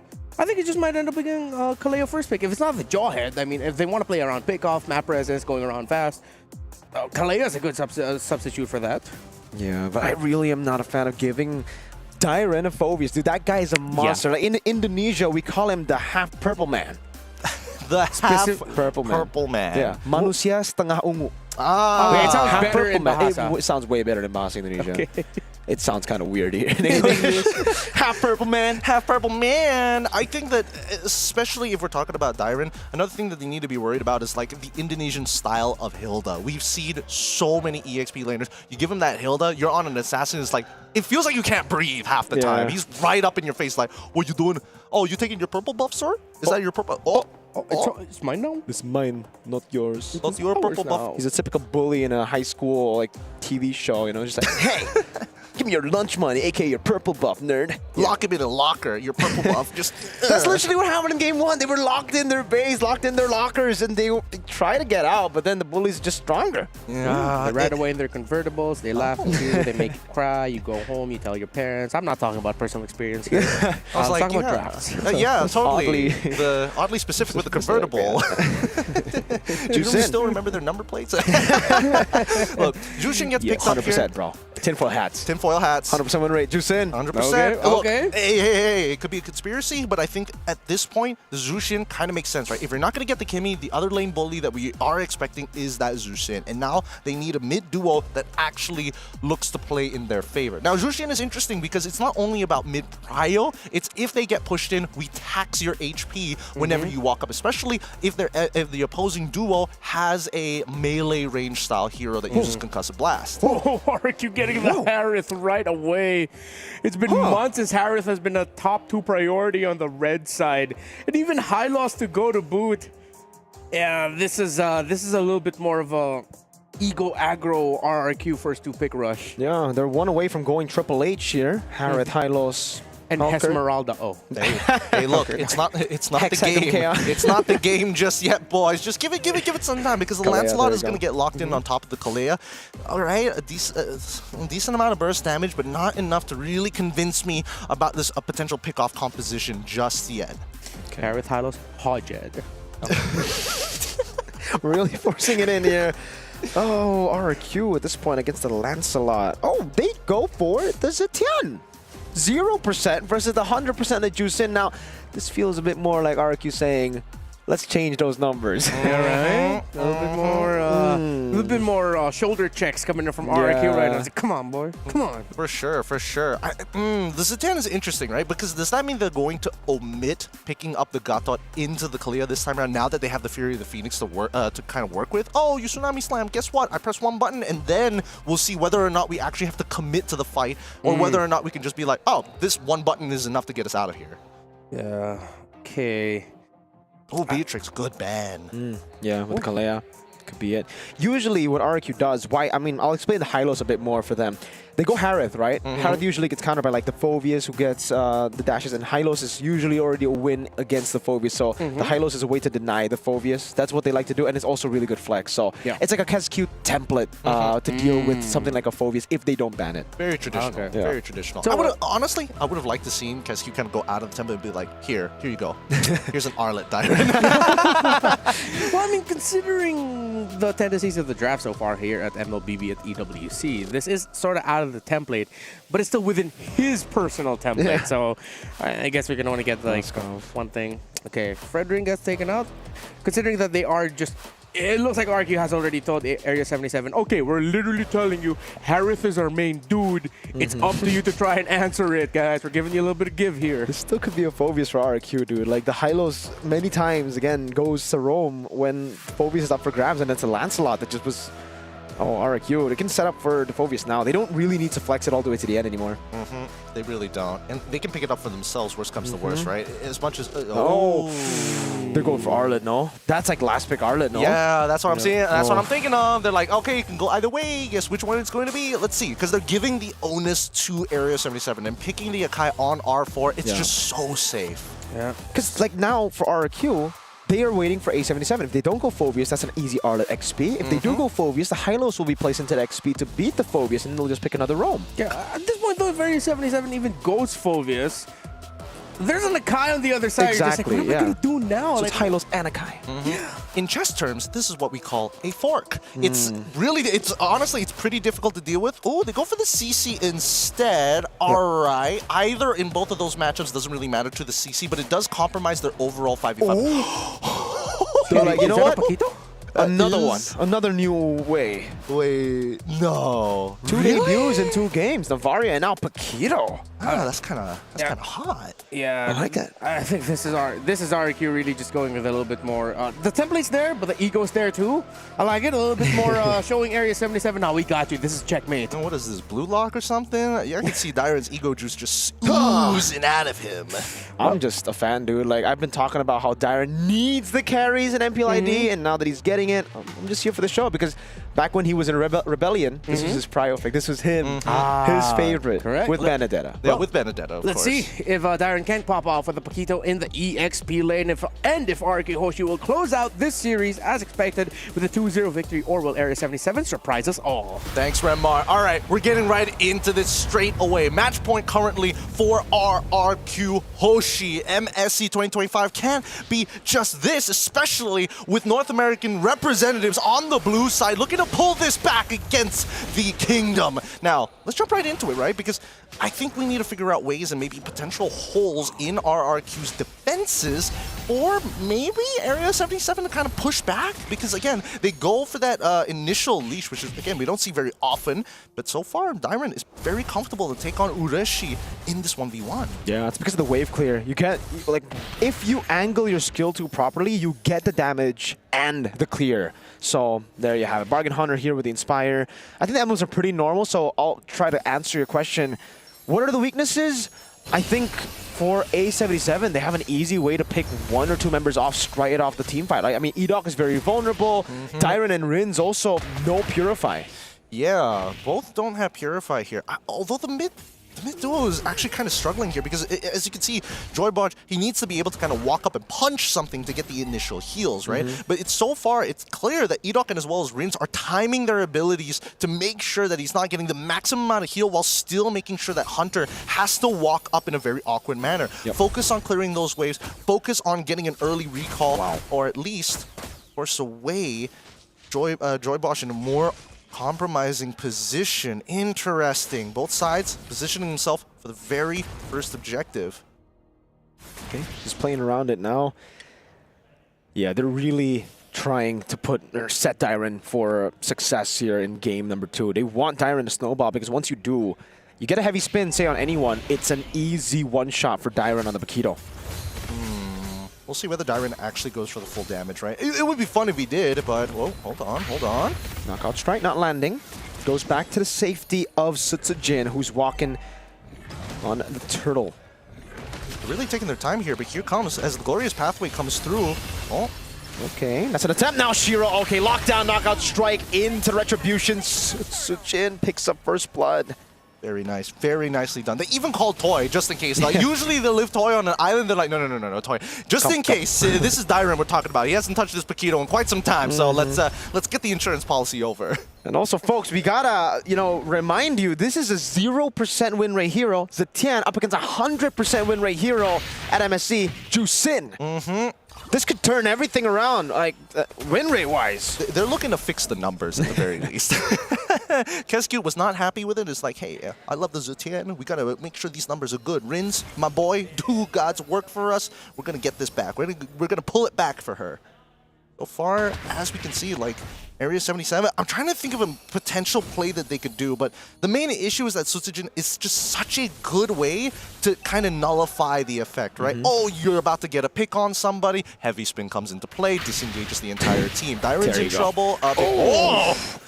The damage, now he's going to be caught though. Curtain Call and the Lantern Flare with the Crimson Beacon too. He has to flicker, but he will die. A bit too aggressive, did not know where the Jusin was. At least Rins gets a bit of punish there. I guess. At this point, Sutsujin is thinking, all right, thank God we got Toy involved in the last turn. I was like, thank God he got an assist. Dyron, how could you? It's like, oh, sorry guys, I'll try one more time. Don't worry. If I die again, then you can lose faith in me, but until then, I will pull this back for us. Because it looks like you're trying to set something up, right? Idaki was thinking about it. He was thinking about dropping that Glorious Pathway, but there is no reason to fight as of right now. Most objectives are still up. The clear has been very good for Sutsujin. He does spot out Shiro, and he does have a full level ahead. So if he steals this away, or at least forces the Retribution out of Shiro, then same thing as last time. It's just a free turtle. Yep. A battle. Who wins it? Was that Sutsujin? Shiro? I think that was Sutsujin on that one. Okay, there you go. And now turtle number 2 spawns in the game. Whoa. Another 1-1 at turtle 2. I don't even know if Area 77 should contest this. Is this contestable? Joybotch does have his ult. Who does he want to pick up? Can he pick up Rins? I think he can, but the flicker is available, but the 2 tanks, that's the problem. It's that heavy spin that they can't seem to bait out naturally. Glorious Pathway into the back. Now, oh my lord, Ureshi almost pinned down to the wall. There's Joybotch is forced to flicker out defensively. Gets a Tsunami Slam over to Edok, but he's good. Oh, what? Dyron, knockout strike into the back. Now, Retri battle. Sutsujin winning it out. Dyron walking back, and RRQ again. Get the objective and dip. Wait, what? There was definitely a punish there for Area 77. They did not want to initiate the trade, and I think they would have been able to trade up on towards. No, it would have been 1-for-1. It was hard to get on top of Rins, I guess. But even so, They don't mind 1-to-1 low kill count so far. RQ developed their 1.3k lead, and now it's just squeezing out the value from such a small lead. It's back-to-back games with the same playstyle for RQ. A77 again, Joy Bodge. Without the flicker, you're passive on the Kalea. You have to understand now, after the changes on Kalea in the previous patch, that range on skill 2 is so short. You need flicker to be able to get like a crazy pick-off, especially on a mobile pick like Dyron. Unless Dyron walks up, then I guess that's free knockout strike over to Rins right there too with the turret up top for free. Toy gets a trade, and it's just a punish off of Area 77's rotation and commitment down below. It's a skin diff. Terry Bogard on Dyron, king of fighters, love it. That's why. You gotta make sure you got your skin game good. You get those extra stats and you're like, man, I'm a beast. I'm so good at video game. So far, I think it's been working out well for RRQ, right? Like, oh, Conceal, they know the purple buff is available, but did they know that Area 77 all rotated down to that bot side? What a read! Yeah, wow. Incredible read, and they just have to give it. Akai being a level ahead of a Lancelot is something, again, that we just don't see too often. But it's happening here, Sutsujin. A whole level ahead of a Lancelot that should, by all means, be farming way faster. They're just mirroring the jungle path at this point, and I think it makes a lot of sense for Sutsujin. Whoa, Edog's kind of taking a lot of damage here, but here comes Toy and Sutsujin. They're going to go for the trade. Oh, Hunter has Flicker and Crimson Beacon, but how many times can you blink out? Toy walks up, Zaman Force over, Unli dashes, and it's Rins who picks up the kill. Joy Bodge walking up, unable to get into range. You see that range? Pretty short. Very, very short. I'm surprised Hunter didn't use the Lantern Flare straight away or like flicker out of it straight away, knowing there's a potential. Because again, Toy doesn't have flicker of his own. He's running Purified. So if he's on top of you with the Zaman Force, there's no escaping it at that point. So they have to make these calls a little bit earlier. Dive on ISO, has the flicker, will use it. Edog tanking it up, just enough for Toy to get those shots in. That's another over to RRQ. I'm not gonna lie, with the Zitian, with the Harith, especially with the MR shred coming out from Zitian, it makes Harith feel like he's his old self. You know, he's doing some like actual relevant damage now, especially since it's so early on into the game. I'd love to see the take. Oh, Shiro gets the orange buff. The take on items for Toy, because we saw Innocent go for the book Enchanted Talisman yesterday. I wonder if Toy's doing the same here or if he's sticking to the same old Starlium Scythe. We'll see, we'll see. Oh yes, there you go. Yeah, there we go, there we go. Making sure that he completes it. He's already got two items already complete. Fury the Phoenix comes on out. Oh, okay, good flicker from Ureshi. Yep. Manages to get out and man, this playstyle. Oh, Tsunami Slam, but it's only onto the high lows. That means Toy's free to go for damage, and he does. Bodge versus high lows. That was a sustained battle at that point. Kalea definitely not as tanky as the horse. Oh god, this is getting kind of brutal because like the RRQ playstyle just sucks the soul out of you. It feels like every move you make, even though it's correct sometimes, doesn't feel great. Feels like you're making a mistake when you're actually not. It was a good attempt from the side of Area 77, but right now they have to again keep in mind about the target prioritization. Ideally, they want to get Rins. Look at that. Boom. Terry Bogard does it again. Oh man, yet another game where a 3,000 gold lead looks more like a 6-7K gold lead. Like A77, they're falling so far behind. How do they do this? At this point, I feel like Toy is just a little too far ahead for Ureshi to try to go for the 2. The hell is that damage? Bodge, free shots for Dyron, a stun over from Edog. Boom. Bang! Bada bing, Rin showing that the Zetian can work. God, they're playing this well. Like RRQ, what's great about them is their formations during their fights, right? The anchor being Rins this time round. They're playing around him extremely well. They are forcefully giving him space. And honestly, Rins to a certain degree probably doesn't even want the space. Like, no, guys, please get them closer to us. I need to apply a lot more damage here. Oh man, that's gonna be a free lord over to RRQ. Rins takes it. So 2 games, he's actually gotten 2 lords. Shout out to Rins. Maybe that could be a fun stat later on, how many lords the mid laners have gotten, because Rins is definitely leading that charge. He is the Lord Slayer as of right now. Oh, dude, RRQ is just sucking the soul out of me right now. Oh, God. They're taking their sweet time doing everything that they want to do, and it's just so successful, so right? clean. It's so clean.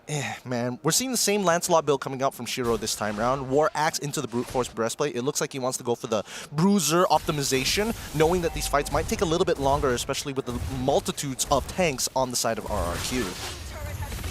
Man. Do they get the Holy Shield out of this one? I think they do. No, right? okay, they hold it, A77, but they will get it off of the next wave for sure. Yeah.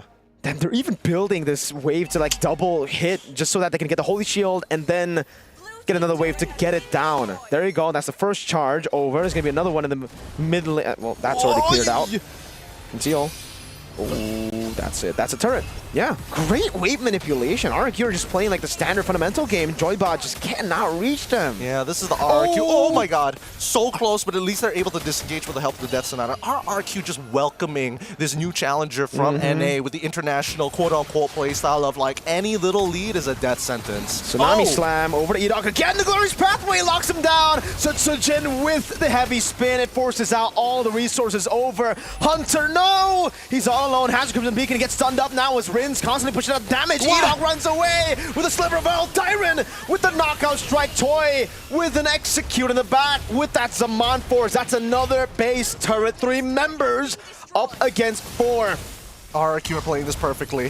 So good. And Shiro, he's trying his best here. Oh, Dyron, he's getting some good damage. Is this enough? There you go. Another knockout strike. Zaman Force from Toy! And one last hit is all they need. Rins burns him down with what I believe is the glowing wand. Cannon minion ready. Ureshi. No. Not over. Toy does not have the Zaman Force. He just got it back up. Did he have the Zaman Force? I think they might have gone for the end there. He also had no mana earlier. He also had no mana earlier. So now RRQ, they're just going to take their time with this. This is the exact same position. Oh no. He's just standing there, dude. Edok doing more damage. Dyron with a knockout strike.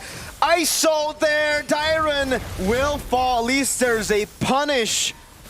But my lord, was that just soul crushing? The RRQ playstyle.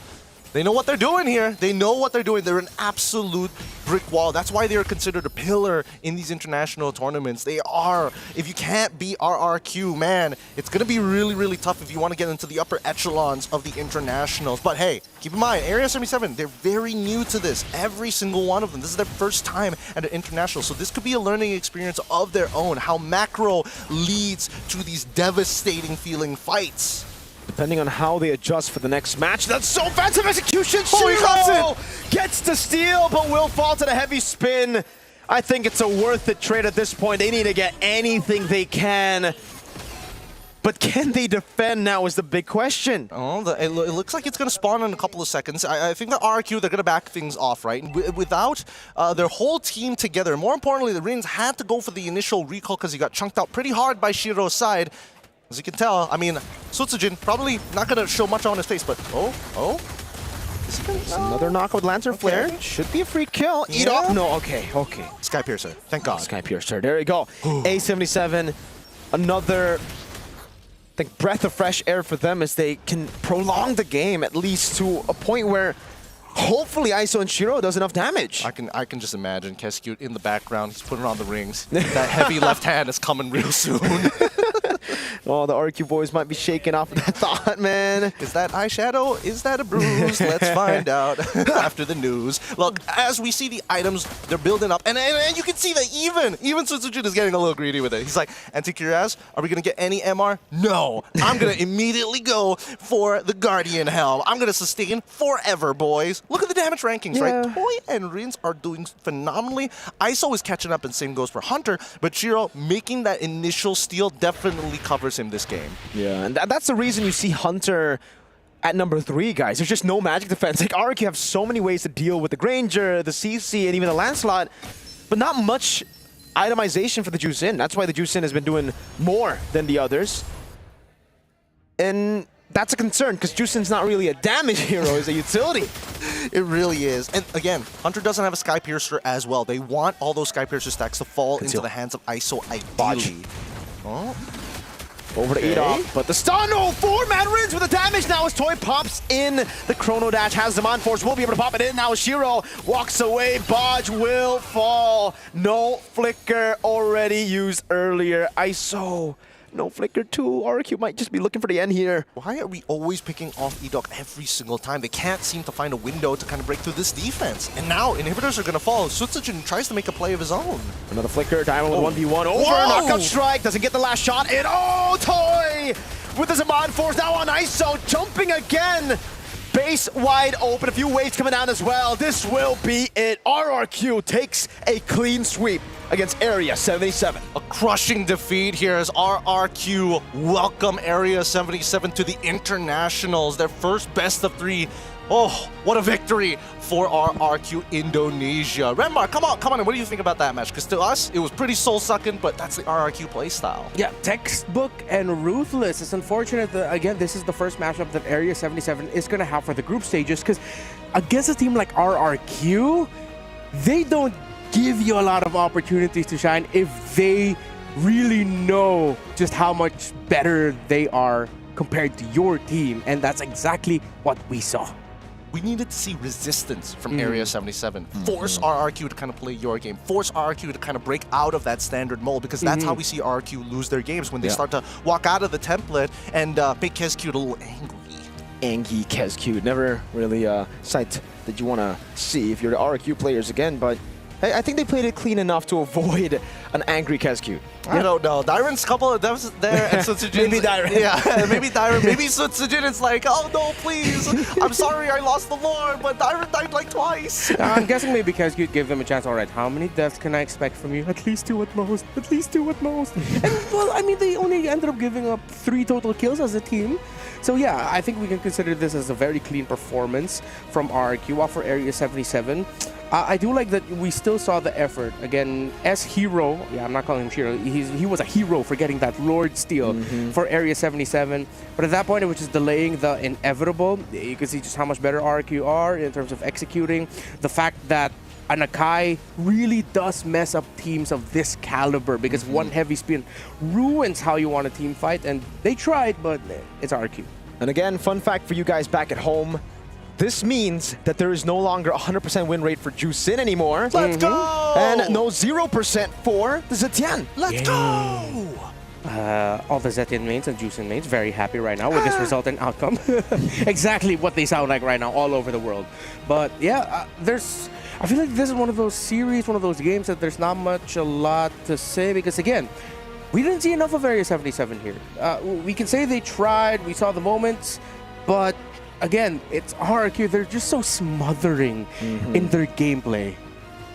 They really are. And I think at this point, it's clear that they want to do what they have to. But it looks like Sutsujin seems to be ready. Yeah. All right. Yeah, it's time for the interview with Eterna. Thank you, casters. It's Eterna now with Le Mercenaria. We have Sutsujin from RRQ. Once again, congratulations, Sutsujin. Thank you. All right. So coming into this, most of you are coming in with absolutely no MSC experience. Is that correct? Yeah. So how does it feel to finally come here for EWC to represent RRQ? Well, it's great, but I think because we already in many international tournaments, so I think it's okay. It's okay. It's just another day at work. It's fun. It's fun. Okay. How does Toy feel? Because considering your last official international Moonton appearance, you were with Skylar. Is he okay with everything? Any nerves? Oh, he's okay. He never nerves. Yeah. Never nervous. Okay. Confident Toy.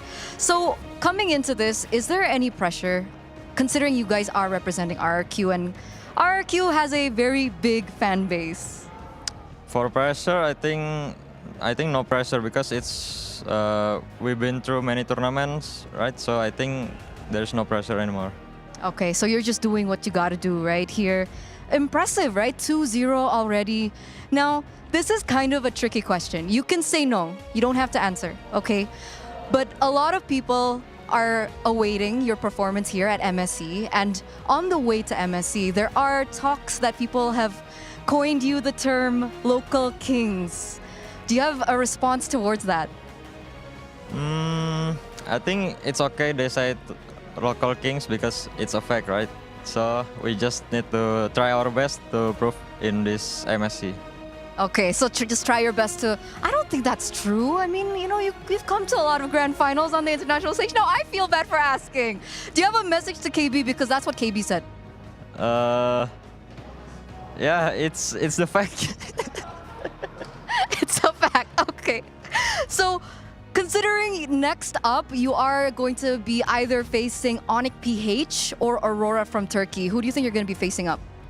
I think Onyx PH. Can I know why? Yeah, because I think they're stronger than Turkey team. So yeah, I think it's gonna be Onyx PH. Okay. If you think it's going to be Onyx PH, let's close with a message for Onyx PH.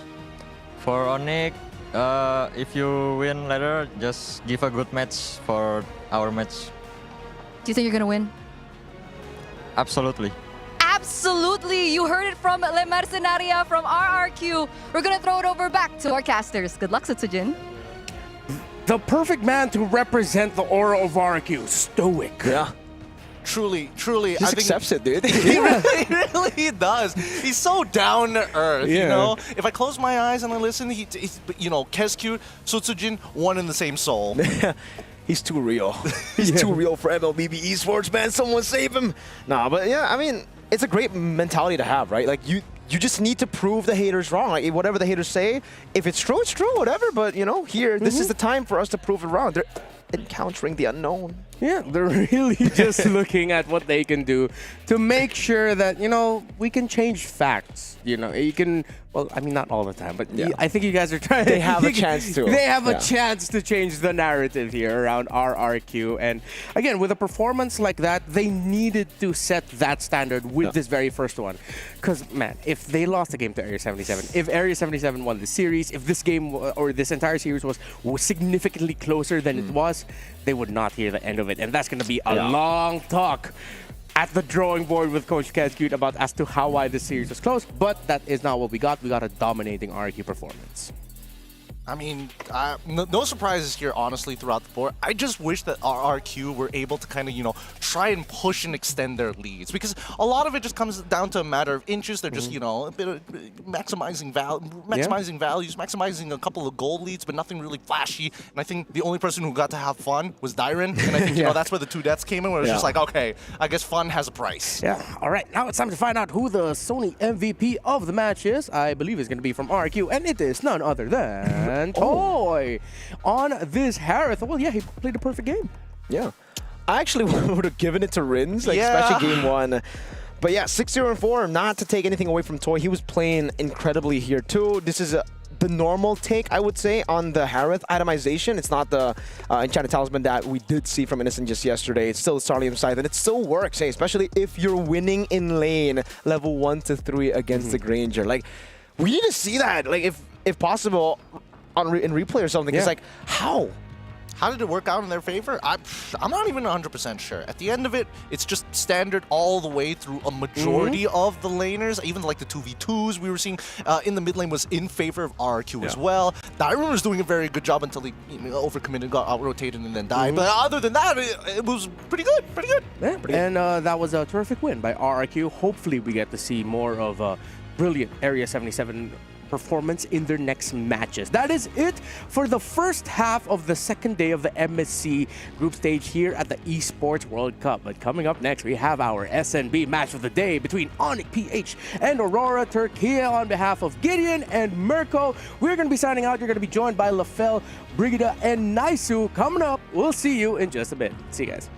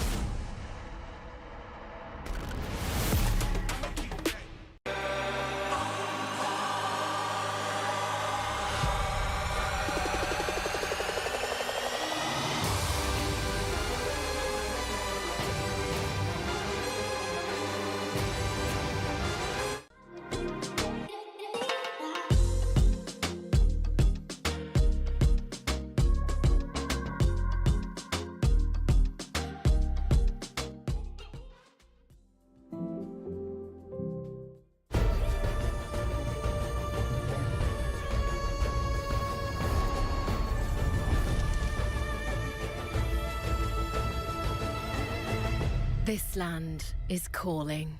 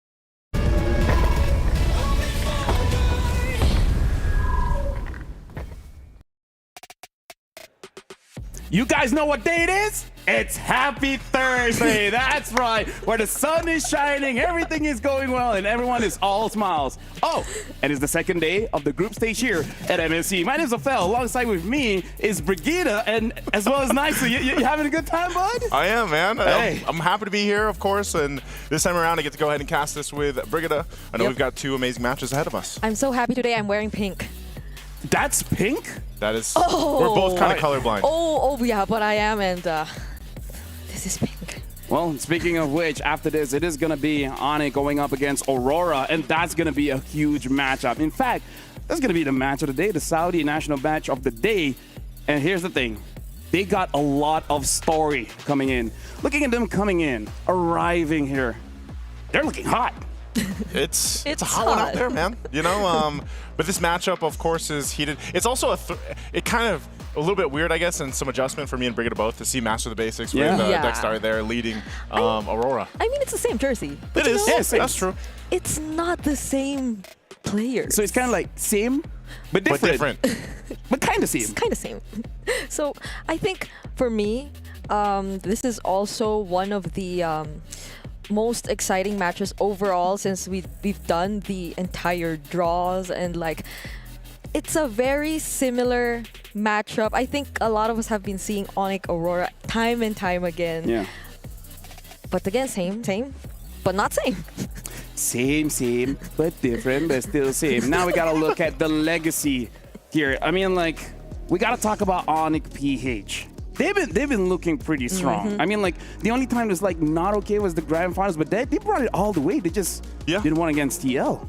That was I would say I was very vocal about this when we were doing that. That was one of my favorite, if not the favorite, grand finals that I got to be a part of. But Onyx Philippines, you know, after getting the World Championship under their belt, a lot of people was having high expectations for them when they went into the MPL Philippines season. They struggled a bit, you know, very similar to what Onyx Indonesia went through.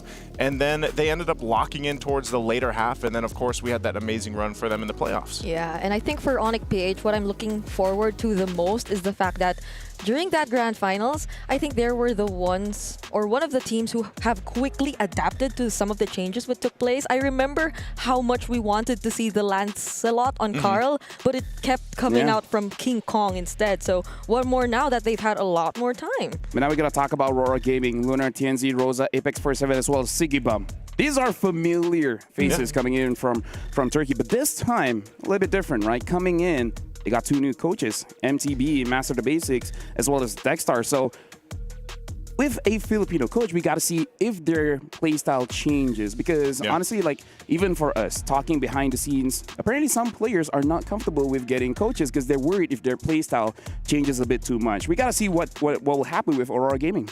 I would say that Aurora Gaming, and maybe this is, I mean, even before them, when we got to see these players play from Turkey, they had a kind of a similar play style to, of course, the Ube strat.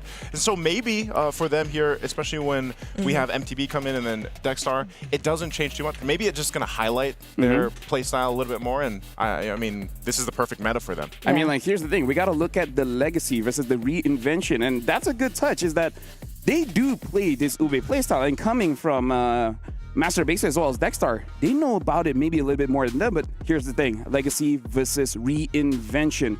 Can the new Northern Light shine brighter than the Super Family? Because all throughout, we got to talk about the organizations. It's been very Onyx favorite. Yeah, they've been part of the competitive scene long enough, and I feel like there's barely some. Actually, there haven't been any changes at all for Onyx. But I feel like the reason also why I'm looking forward to how Aurora are really planning to adapt and adjust with all this is because some teams might have wanted to change a bit here and there, or they might have acknowledged that, communication barriers might be a problem, things might not be working for them. But Aurora, even with the changes in their lineup, it does feel like somewhat of an all-star. They, right now, feel like they're willing to take so many risks because it might benefit them. Hey, that's good, because we're going to talk about that. We got to talk about all-stars, because this year's all-stars, hey, it's wild. For you guys at home, when you guys are home, like, here's the thing. Talking about both these matchups, like, in my head, it's Onyx PH, but I don't know, man. Maybe Aurora could do something. Anytime you mention in your head, I just always wonder. I always look at you and I'm like, hey, what is going on there? My head, there's a lot of voices, man. Like, it's insane. So you're saying in your head it's Onyx for this one? Are you talking about this specific matchup, or? I think it's Onyx, but whenever I have an opinion, something else happens. Oh, that's actually true. That makes me kind of nervous now. Because I want to think it's Onyx too, but the other day I was saying something else, and then the opposite happened as well. So maybe, just maybe, well, if, you know what, nice, we've been here since yesterday. Group A has brought in enough surprises.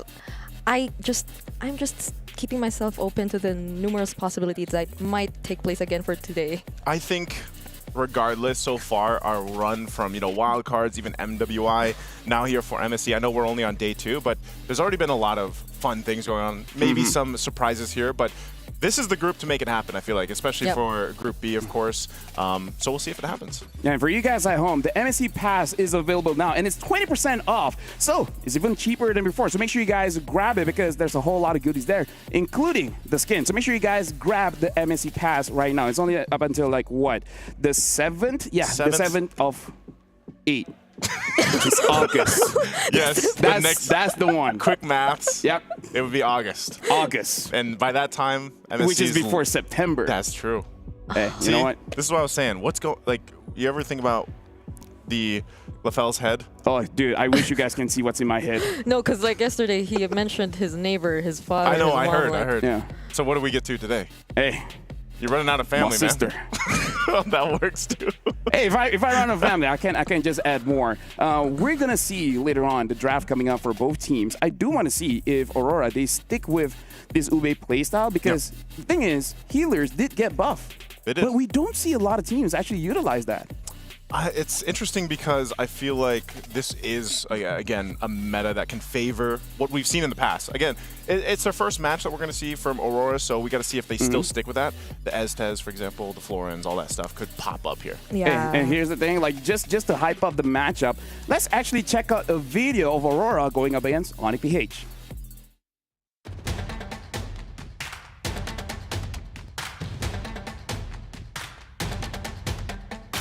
Malezya'da bir aylık çok güzel bir bootcamp yaptık. Kaya oynadığımız bütün maçlardaki takımları 10 PH olarak düşündük. O mentaliteyle oynamaya çalıştık. Korkmuyoruz, yeneceğimizi düşünüyoruz. İçeride bir oyun TNZ daha fazlasını isteyecek ama. Onyx PH will fight Aurora Turkey in an aggressive playstyle because I think Aurora Turkey is not that aggressive, but the last time we fought in a scrim, I think they adjusted a little bit, so we'll make more adjustments too. Onyx Philippines, if they are playing good that day, most teams don't stand a chance. And I think as much as I love Aurora as a staple, strong team, this is really tough for them. Biz de agresif oynuyoruz, onlar da agresif oynuyor. Doğru düzeyde agresifliği yakalayabilen takım bence o maçı rahatlıkla kazanacak. Onlardan biri Basta'da biraz sertse bunların hasarlarına düşüyor olacak. I think the biggest challenger player for Aurora Turkey must be Tenzi, their jungler. I think he has insane mechanics and I think he's very good at making decisions inside the game. Raw mechanics is really going to define who comes out on top. Onyx Filipin'e bol şans diliyorum çünkü şansa ihtiyaçları olacak. Good luck and let's give the fans a very wonderful match.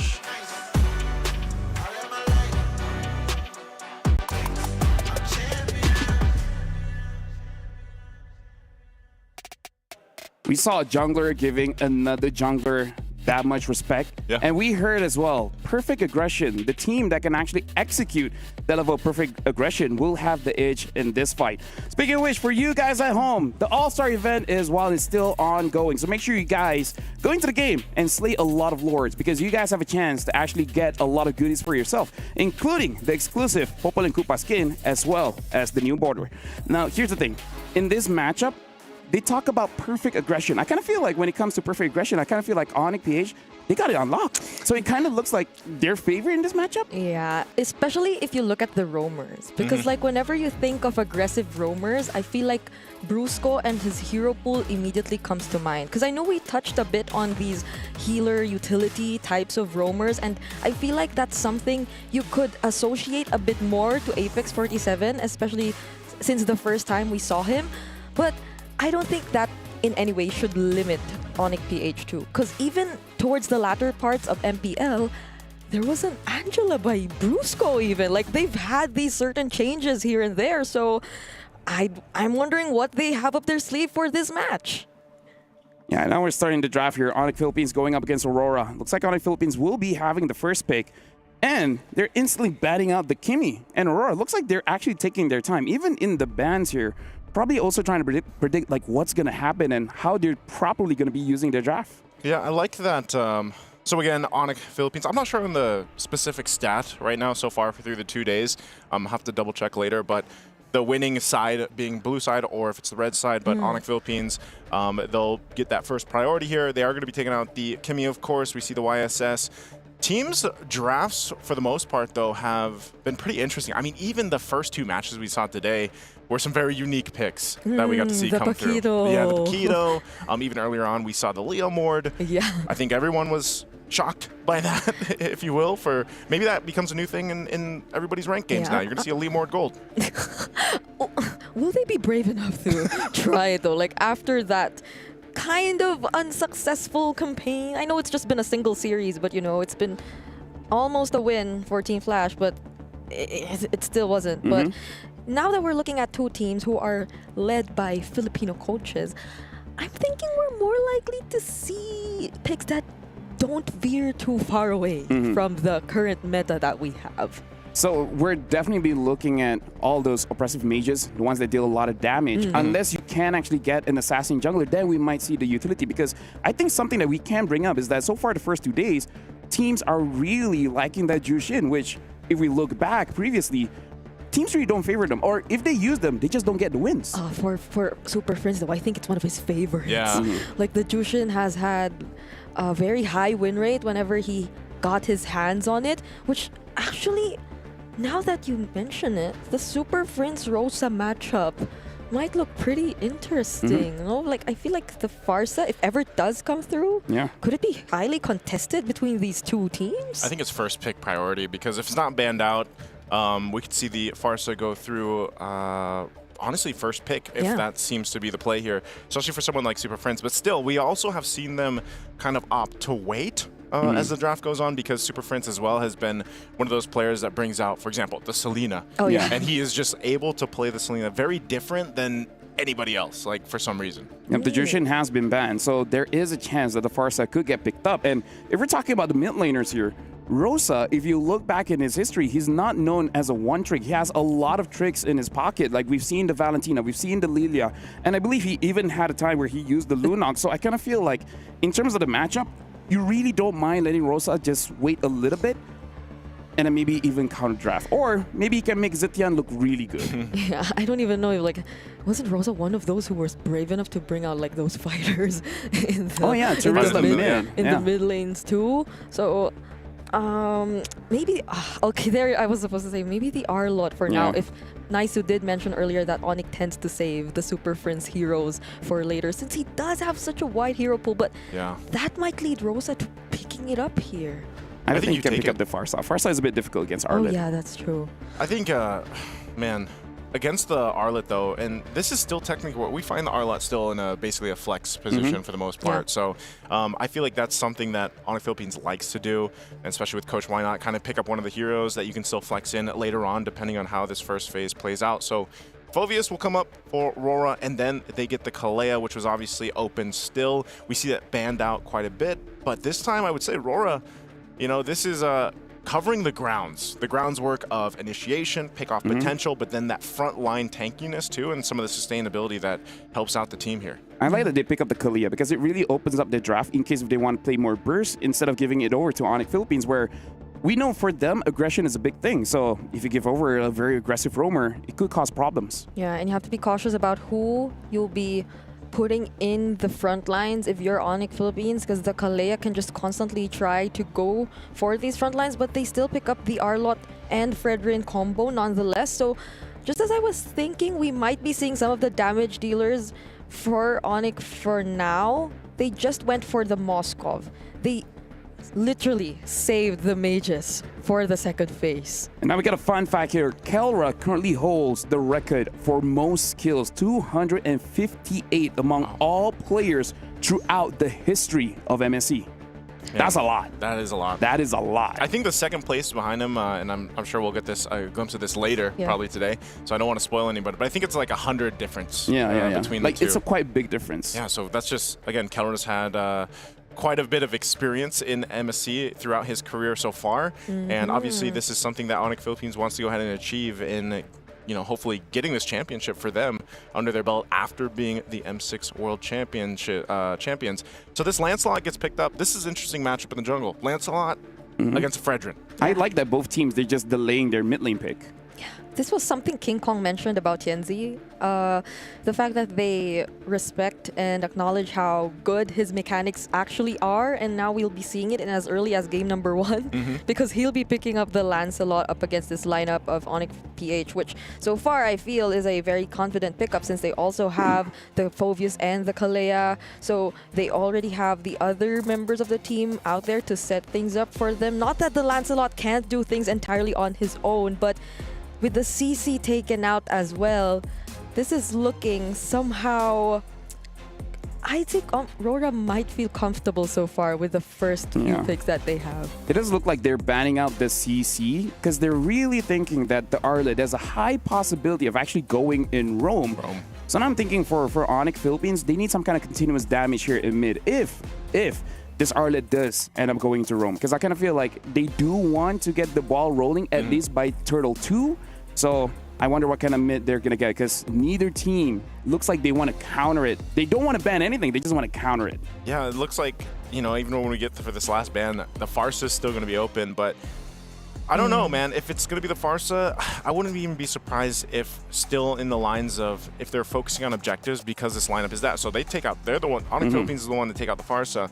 You know, do they go for something else now that we don't have those two mages that pop up? Zetian still available, Zetian, but then you also have an Eve, for example. I wouldn't be surprised if maybe even an Eve comes through for Super Friends, but they have a lot of options. Again, I think that's why it's so crucial that you really consider the hero pools of Onyx Philippines. But this is also great because this is also showing once again the familiarity between the two teams here. And of course, the coaching staff. Like, we're going to take the Selena just in case Super Friends was planning to go ahead and get that, like we mentioned earlier on. Yeah, Dexter and MTV are so used to going up against Onyx Philippines at Feels this like in the point. Philippines again. Right? We're just in a different place. Yeah, it's just a bit hotter. Oh, but it's such a deny pick as well, because if you think of the other mages that are left, there are like the Zetian, the Luyi. I know it's one of Super Friends' most used picks, but so far we haven't been seeing much of the Luyi. Did you expect this? So now... I mean, it was in my script. It was? Oh, yeah, actually, it was here. So, yeah, because here's the thing. It was in the script. But actually, for Rosa, picking up this Valir, my only worry is damage. That's it. That's it. I mean, you said continuous damage, but you know. Technically, you know what? You guys need to take my nuggets of knowledge. Yeah. Because even I don't know I was saying the right things. so you guys have to be fast about it. Oh, Ixia. All right, this is interesting because there's no one really able to go to the back line unless it's Arlet or Moscow. But hey, at that point, you just got to be very confident in your own positioning. I actually... Both drafts are very interesting. This is a good match of the day to actually see how both teams really perceive the meta. I'm interested to see the Valir. I'm interested to see the Ixia. I was right, but not in a way that I like it. Anyways, I'm going to give it over to you guys. Thank you so much, LaFell. Once again, ladies and gentlemen, welcome here to the English broadcast for MSC 2025 at EWC. It's our third match of the day. And as you're witnessing, our drafts here are phenomenal for game number one. It is a best of three once again for both these teams here. Onyx Philippines, the current world champions, going against Aurora from Turkey, will be going against each other. And who gets the first blood here, we're going to find out in this series. Welcome to it. It's me and Brigida to bring you the action. I cannot believe we're seeing the Valir-Selena matchup for game number one. LaFell did mention continuous damage, but whether or not they're able to maximize that, we'll see it now because they're playing it very aggressively in the first few minutes. But Super Friends, because of that aggression, is forced to flicker out and will receive the Sword Rose first blood immediately for Aurora Gaming. I don't know what our fastest first blood. I know it was around like the 30. 26. 26? We beat it yesterday again. Okay, it was beaten yesterday. They wanna beat the record. Yeah, still under the minute. First blood going in the hands, especially for Tienzi. Yeah. That's great for Lancelot to get a start here, and you can see this. This is what I was worried about for King Kong, though, too, because if you get a lead, you then have to rely on the team to help you, even this. This is such an aggressive start for Aurora Gaming, and the Abyssal Arrow lands onto King Kong. Second casualty out the game, but the punish. They'll be able to take down Apex 47. Okay, things are looking good for Aurora Gaming right now. It's a great start for them already. 2 kills for Tienzi, you know, an assassin that has popped up multiple times already throughout our tournaments here. And you get 2 early kills, that's going to be great for you. You can already see the emblems too, nothing too crazy, but you got a whole lot of tank emblems. And of course, you're still going to see that Temporal Rain here for the Valir. Yes. Apex? Okay, he's not going to get stunned. So it seems like whenever Super Friends does want to go for the Vengeance Flame, again, that has some sort of purify to it, you'll be able to spam your skills a lot more. The team fights will be a lot more difficult for Aurora Gaming if ever they get to be the recipient of the Burst Fireball then and now, every now and then. But still, like, I mean, the mere fact that there's a Selena and you're a Fredrin, right? It's not going to be fun. It doesn't look too good. So let's see how this pans out. Aurora Gaming are the first to position themselves in the turtle. All right, they'll get positioned. You can see the rotating happening here too. Superbone making his way down for this turtle. So they want to go full force for this fight. They want to secure the objective. They've already had a good lead. Oh, it's going to break out. Brusco forced off of this. He doesn't have level 4, so no final slash. That's an easy turtle. I think they just disengage. Oh, but Onyx might want to go for it, though. Brusco, the Tsunami Slam will be used onto him. And then now Lunar will be isolated on the back line, but so will be Brusco. He is the first to fall, and Lunar will be next. But does Aurora still want to fight this? Now it's Rosa. She won't be able to escape. So somehow Onyx might have equalized it in a way. I mean, at least they get 2 kills off of that. You know, it's still a small lead for Aurora Gaming right now, but this is, I guess, that was a preview of what the lineup is capable of for Onyx Philippines. Obviously, they're going to need some more time. Also, when that fight before it broke out, the Spear Destruction from Kelra came through, but it didn't land, so he couldn't join this fight. So, you know, essentially, you find yourself in this, but still relatively even because it's a 4v4, and they just go for it. And it's, you know, it's one of those lineups from Onyx Philippines that needs time to literally cook here. But Rosa gets taken out, of course, from King Kong, and he's got a little bit of catching up to do. I'm not sure if he's too far behind in terms of gold. But at least, you know, he's about half a level or a level or so behind TNZ right now. And TNZ is 3-0 on this Lancelot already. That's huge for a Lancelot to get an early 3-0, which is why Onyx PH, they might be respecting this right now. They're playing somehow a little more careful, but now that they see Rosa isolated in the mid lane, they find a way to deal with him. Now going for Apex 47 next. These are 3 members of Onyx PH, but that's the Tsunami Slam already committed onto Brusco. TNZ also here, but they won't be committing the fight just yet. Okay, King Kong wants to take this because, as you can see, he's 2 levels behind. So he goes and grabs that. Turtle's going to be up in 10. So Onyx, what they're really looking for is just some of these pick-off potentials. They found them. They've pretty much dissipated the gold lead that Aurora had. Mid lane's going to be putting some pressure here, but this is what we're going to see. Aurora Gaming goes back into position for the objective. This time around, though, you still got both gold laners up on their own. This is going to be started up.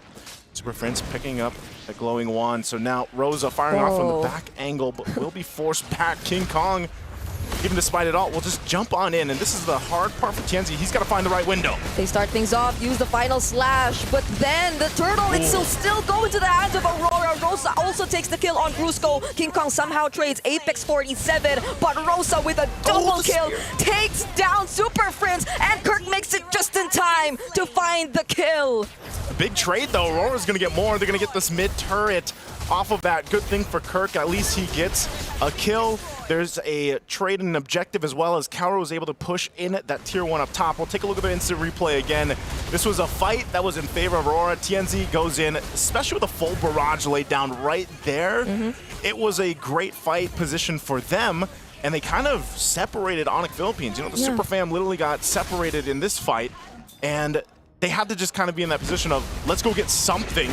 If we can't, Lunar, though. Oh, they're trying to get something again here in mid. Super Friends seems like he's having such a hard time. Rosa might still actually go for it. Sigibom, nice placement. But still, it's literally so difficult for Onyx Philippines to find an angle here. The biggest worry for Onyx PH at this point is it feels like they need a bit more time to set up for them to be able to use their skills, similar to the Appraiser's Wrath when they wanted to go for that objective. I mean, it was Brusco who started things off, but Aurora Gaming, they have much faster ways to respond, to fight back, and do it explosively, not the way Onyx PH kinda needs a bit more of like buffer or loading time. Brigade, they need a lot more buffering time. Also, they need to deal with Tienzi. He's 6-0 at this point. He's been pretty much untouched, and then he just picked up the brute force as well. You can see the lead, man, that he has on King Kong. You know, this is what I was worried about in the draft when you saw that Fredrin come through, and then you see the Lancelot, which has been picked up time and time again in our matches so far. And you get this kind of lead, which all started from that early first blood. You get a lot of opportunities to go ahead and play the way you want in your jungle alongside the team here. Plus, the fact that you have a Selena to help provide some division is phenomenal for them to work around with. So I expect this just to be their free turtle, 3 for 3. I think Onyx Philippines is just going to have to adjust and be like, all right, how do we approach this first Lord coming up? Yeah, at least they have Kelra, they have the Moskov, so they can somehow deal with the macro. Oh, but Aurora Gaming, they're still gonna go for it. That's the Flicker Tsunami Slam into the strike, already committed by Apex 47. Immediately taking out kickoff. Final slash connects onto Siggyboom, but still the damage coming in from Aurora Gaming seems like it's gonna be enough. It's a triple for TNZ. Siggyboom gets taken out. Kelra might be the saving grace, but will he be able to do it? He's up against two members and he won't. What a play! It was such a good final slash, but unfortunately for Onyx, they weren't able to win that fight.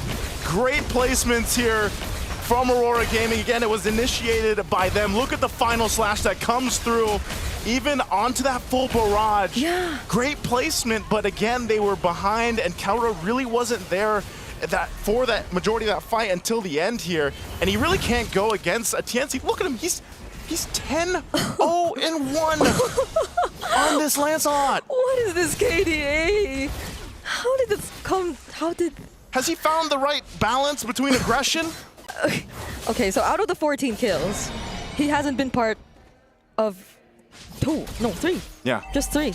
The math is not Quick mathing, maths. but you know, Yep. it's just how surprising the game is.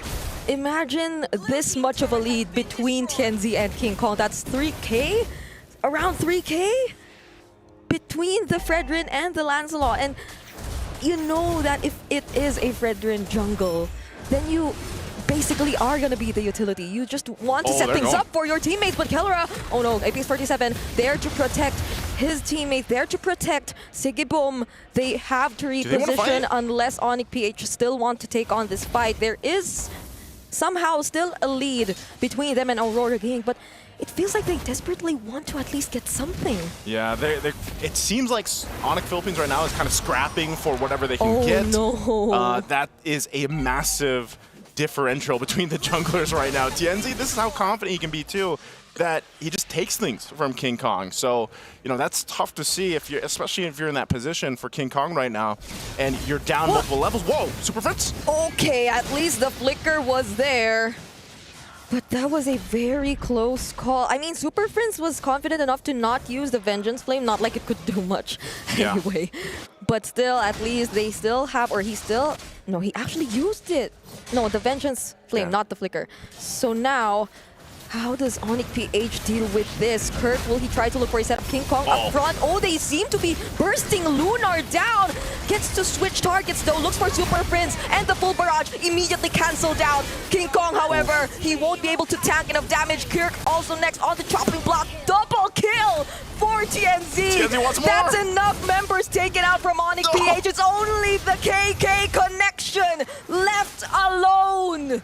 Oh, Rosa, okay, throws down an arrow, but not going to connect. They get everything that they wanted here. They're also going to get this Lord. Time and time again, in fight after fight, Onyx Philippines just can't get one in favor for them.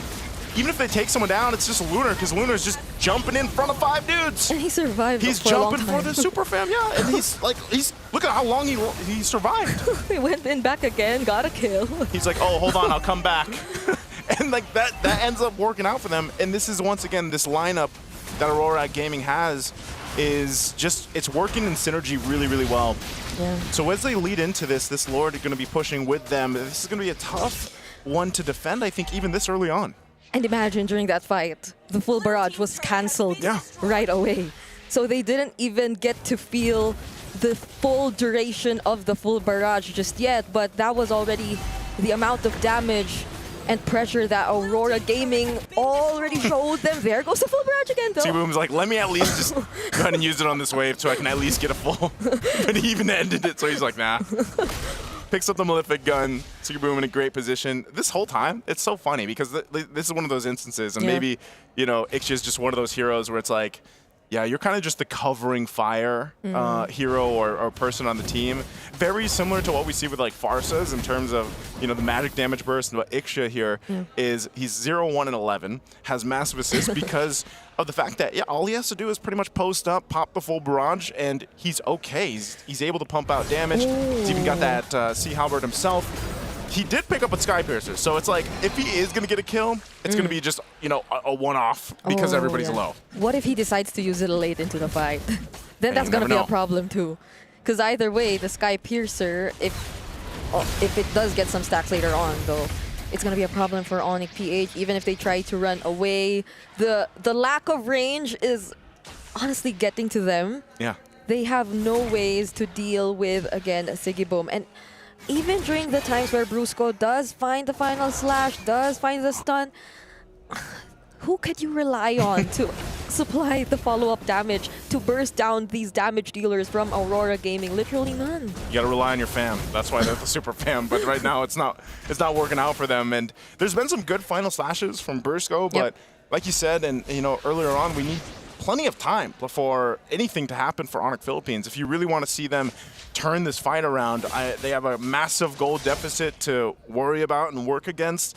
Maybe something can happen around the Lord, but most likely not, because you're a Fredrin for King Kong. It's not like you're going to be able to just kind of surprise them. Like Fredrin literally walks up with his hand in his pocket. You're not surprising anybody. So there's been some instances where it's like, all right, well, what do they do?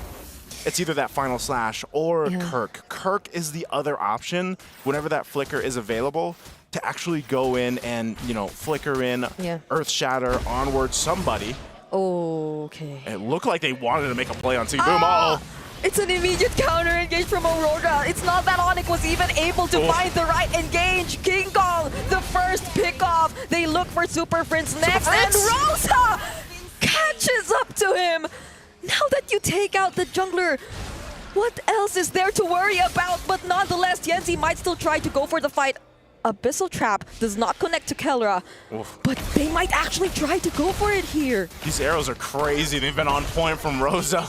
It almost seems like Onyx Philippines just walking into them, and they try to hold on the best they can. They'll lose the top turret, mid turret, and Aurora will just make their way to this Lord here.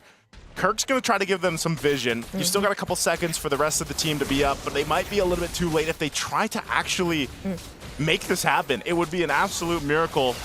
Almost 10,000 gold behind if they actually contest this, but it looks like that's not going to happen, but they fight anyway. Aurora still decide to fight this. The Abyssal Arrow doesn't connect onto anyone. Kirk, though, does the Primal Wrath, but this might be the opening for Onyx PH. SOT already committed. Lunar will be the target, but Sigiboom gets to use the full barrage and takes down 2 members. Rosa also finds the kill onto Kelra, and this is looking bad for Onyx PH. It's a maniac for Sigiboom. They finally find a way to deal with the Super Fam.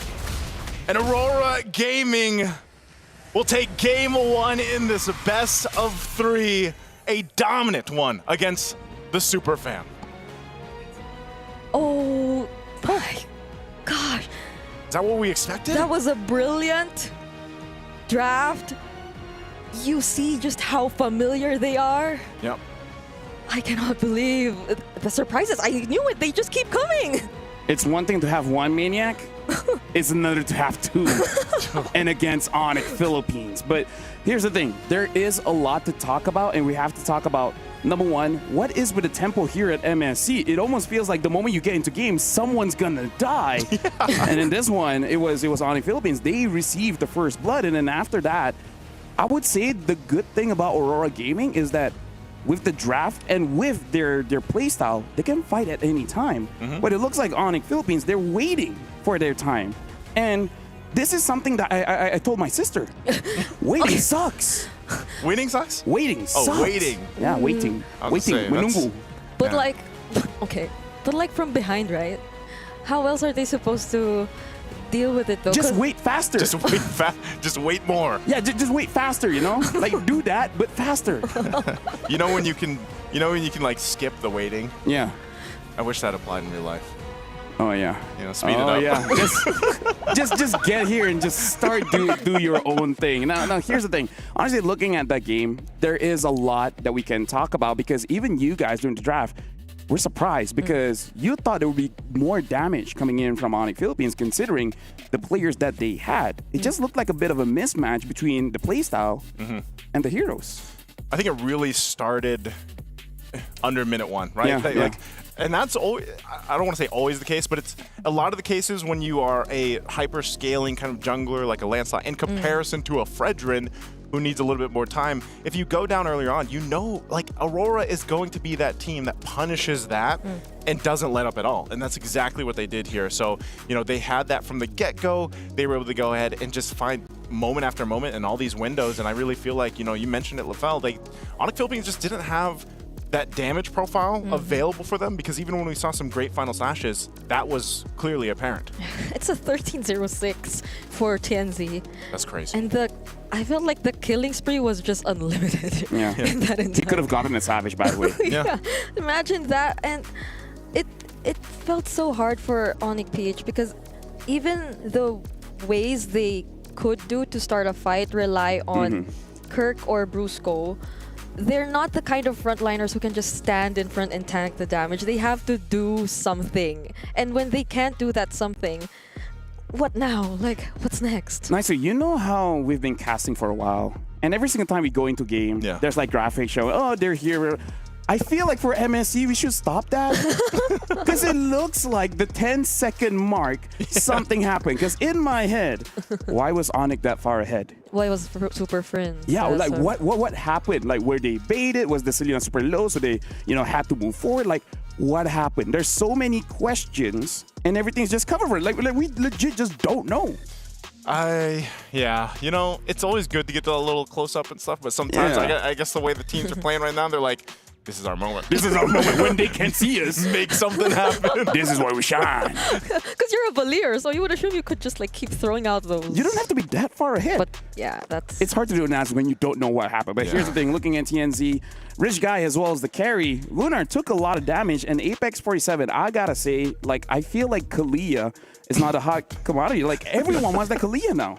Yeah, the Kalia has been great, man. I mean, it's still serving the purpose of, you know, initiations, pick off potential.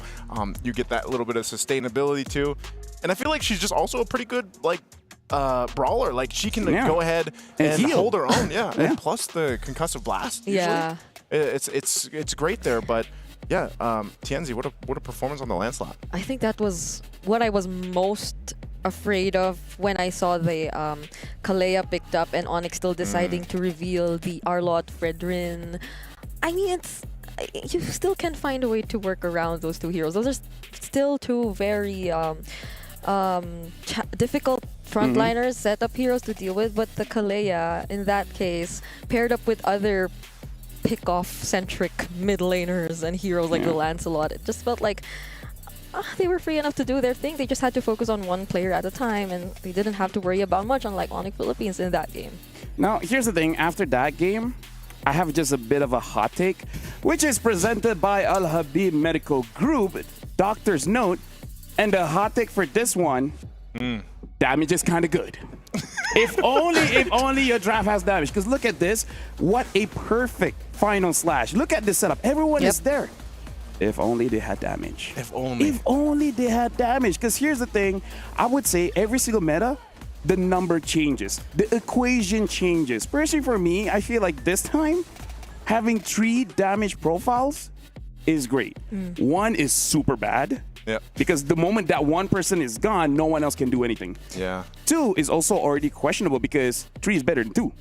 So 1 chase here, 1 chase there. The other one just do whatever he wants. Good math. Right? So thank you very much. I don't know. That's my hot take. Damage is kind of good. So maybe when you draft, get damage. Get damage. so although to be fair, Super Friends did damage. I know, but it's just not. It's not cool. It's hot. It's hot. It's hot damage. So people might be okay with more triple marksman lineups now. Hey, I mean, it works. That's true. Does it not work? I feel like it has a positive win rate, right? So just more damage. And the other hot take is that have a draft that you can fight at any time, right? Because waiting sucks. So don't wait. Don't wait for it. Just go for it. Just go for it. I don't know if this was also just because I feel like we've seen this even yesterday. Yeah, we saw some game 1s for a lot of the teams, especially the teams that you think are automatic to maybe have the upper hand or so, to kind of just get the feel for things and like test themselves, maybe even to the sense of their draft as a test. Because I feel like Onyx Philippines wanted to go with something here, but then that last, like that second phase, they kind of really responded to what Aurora Gaming did, and that's why I said especially the last pick, or the second to last pick, taking the Selena was also a great choice because it just felt like a lot of those arrows were just a nuisance. Plus the traps, to deal with. was a nuisance for Onyx Philippines, and they just put themselves in a position where it's like, all right, well, we're just going to go for this. Hopefully it works. Hopefully we have enough damage. But like you said, Lafal, they didn't. Yeah, and looking at this game, I kind of feel like everywhere, no matter where you are, all around the world, you're like, yo, now this is a game. That's why this is our match of the day. But here's the thing. Aurora Gaming, they've been in MLBB history for quite a long time. The players, they've been here all this while. But in case you guys don't know, let's actually check out the road to EWC for Aurora Gaming. Merhaba arkadaşlar, ben Aurora takımının altın koridor oyuncusu Shigibum. Bu kadar büyük bir organizasyona katılabilmek benim için çok gurur verici bir şey. Umarım güzel bir başarıya kalırız. Mükemmel bir sezonu geride bırakıyor olacak. My expectations for Aurora isn't for placement, but it's simple. Really crazy picks, surprising drafts that might just make the teams reconsider how they understand the meta. TNZ gerçekten çok iyi bir oyuncu. Mikrosu müthiş seviyede. Bazenleri çılgınca pikler atsa bile onlarla çok iyi işler çıkartabiliyor. Oyuncular ondan birazcık korkmaları gerekiyor. Oyun içinde heyecana kapıldığımızda bazenleri oluyor çünkü. Bunlar bizi bir tık sakinleştirebiliyor, sakin olun diye. Türkiye'nin en iyi 5 oyuncusuna sahibiz. Bu bizim için çok güzel bir şey. Bizi de motive ediyor tabii ki de. Hepsine güveniyorum. Korkmuyoruz, yeneceğimizi düşünüyoruz. I like that balance because they say sometimes they do get overhyped, but Lunar is the one that actually pulls them back in. It's like, guys, calm down. We can't make a mistake at this point. And they said, be a little bit afraid of TNZ. I think we're afraid. Just a bit. I think he goes with the hot take. Damage was good. He Damage had was the good. damage. Yeah. TNZ was. After that performance of the Lance, I almost would just automatically expect Onyx Philippines to go with the jungle assassin Assassins, this time. right? I think maybe if we do pull up the comments, people would be wanting to see that too. This is just me assuming, knowing like how the comments usually go. But yeah, because it felt like a less aggressive Onyx PH when in fact we know them to be that kind. Of course, led by Brusco and Super Friends, which I feel like might be why they were that far in the early stages of the game. But they have to probably like be a little more aware. Yeah. They have to take a bit more consideration of what heroes they have and what heroes the opposing team has. Because in that scenario, the Lancelot was someone who could quickly catch up to the mid lane fights. And the thing is, I don't think they will, use that kind of draft again. But again, just to remind you guys back at home, make sure you guys slay a lot of lords because there's a lot for you guys to get in this All-Star Dino patch where the lord changed, the buff changed, heck, even the little wanderer changed. So make sure you guys actually kill a lot of lords because, hey, that's part of the quest to make sure that you guys can get the new Popaling Koopa skin. Now again, back to my point, I don't think they'll be going that kind of route again. Like, I feel like if they still want utility in the jungle, I kind of feel like Super Friends hero will change. That is probably the best case scenario because I think even then, like, if we talked about the gold lane, like Kelra on the Mozkov would have been fine. I think he just didn't have enough time to catch up from the massive gold lead that was built up. That was kind of the main thing here. So yeah, I think mid lane really needs to change, and we'll see if we end up seeing that from Super Friends. Again, his hero pool is quite extensive, so maybe dig deeper than wherever Valir stands, like wherever on the list that is. Because earlier, like, majority of the picks or the mid lane go-to picks were already gone. But like, there could have been probably something else to complement the R-Lot, even if it weren't like burst damage, but like there's like a Valentina, a different form of continuous damage. Lunox, I'll take an Aurora. Hey, speaking of which, we jump into the draft. Onyx Philippines are still going to be first pick. Aurora will be the second pick. Looks like they're still batting out the Baxi as well as the Uranus. And Master of the Basics here batting out the Yi Sun Shin as well as the 1-1. Teams just really like the blue side. Like, which one is blue again? The left side. Which one's left? All right. Onyx. The first pick? First pick. Just say that, man. First pick. Yeah, number Sorry, one, number I two. always forget with colors, man. Yeah, it's Lafel difficult. doesn't do well with colors. It's difficult being honest. But yeah, honestly, looking at how they play, I really feel like just make sure that they're able to carry. Because looking at the damage profile just now, Super Friends did a lot of damage. Like, he really did a lot of damage. It's just that there's no finisher. I kind of feel like that's the best way to describe that previous match. They're hoping for Kelra to be the finisher. But like you said, he just didn't have enough time. He just didn't wait fast enough. Or even if he did get to land the SODs, I guess, or decide to go into the fight, that might not be the best decision considering the amount of pressure that's inside of Aurora. So now, again, the first pick, Kalea, returns, and I feel like is a better option indeed for Onyx PH this time around. This is like a Brusco special.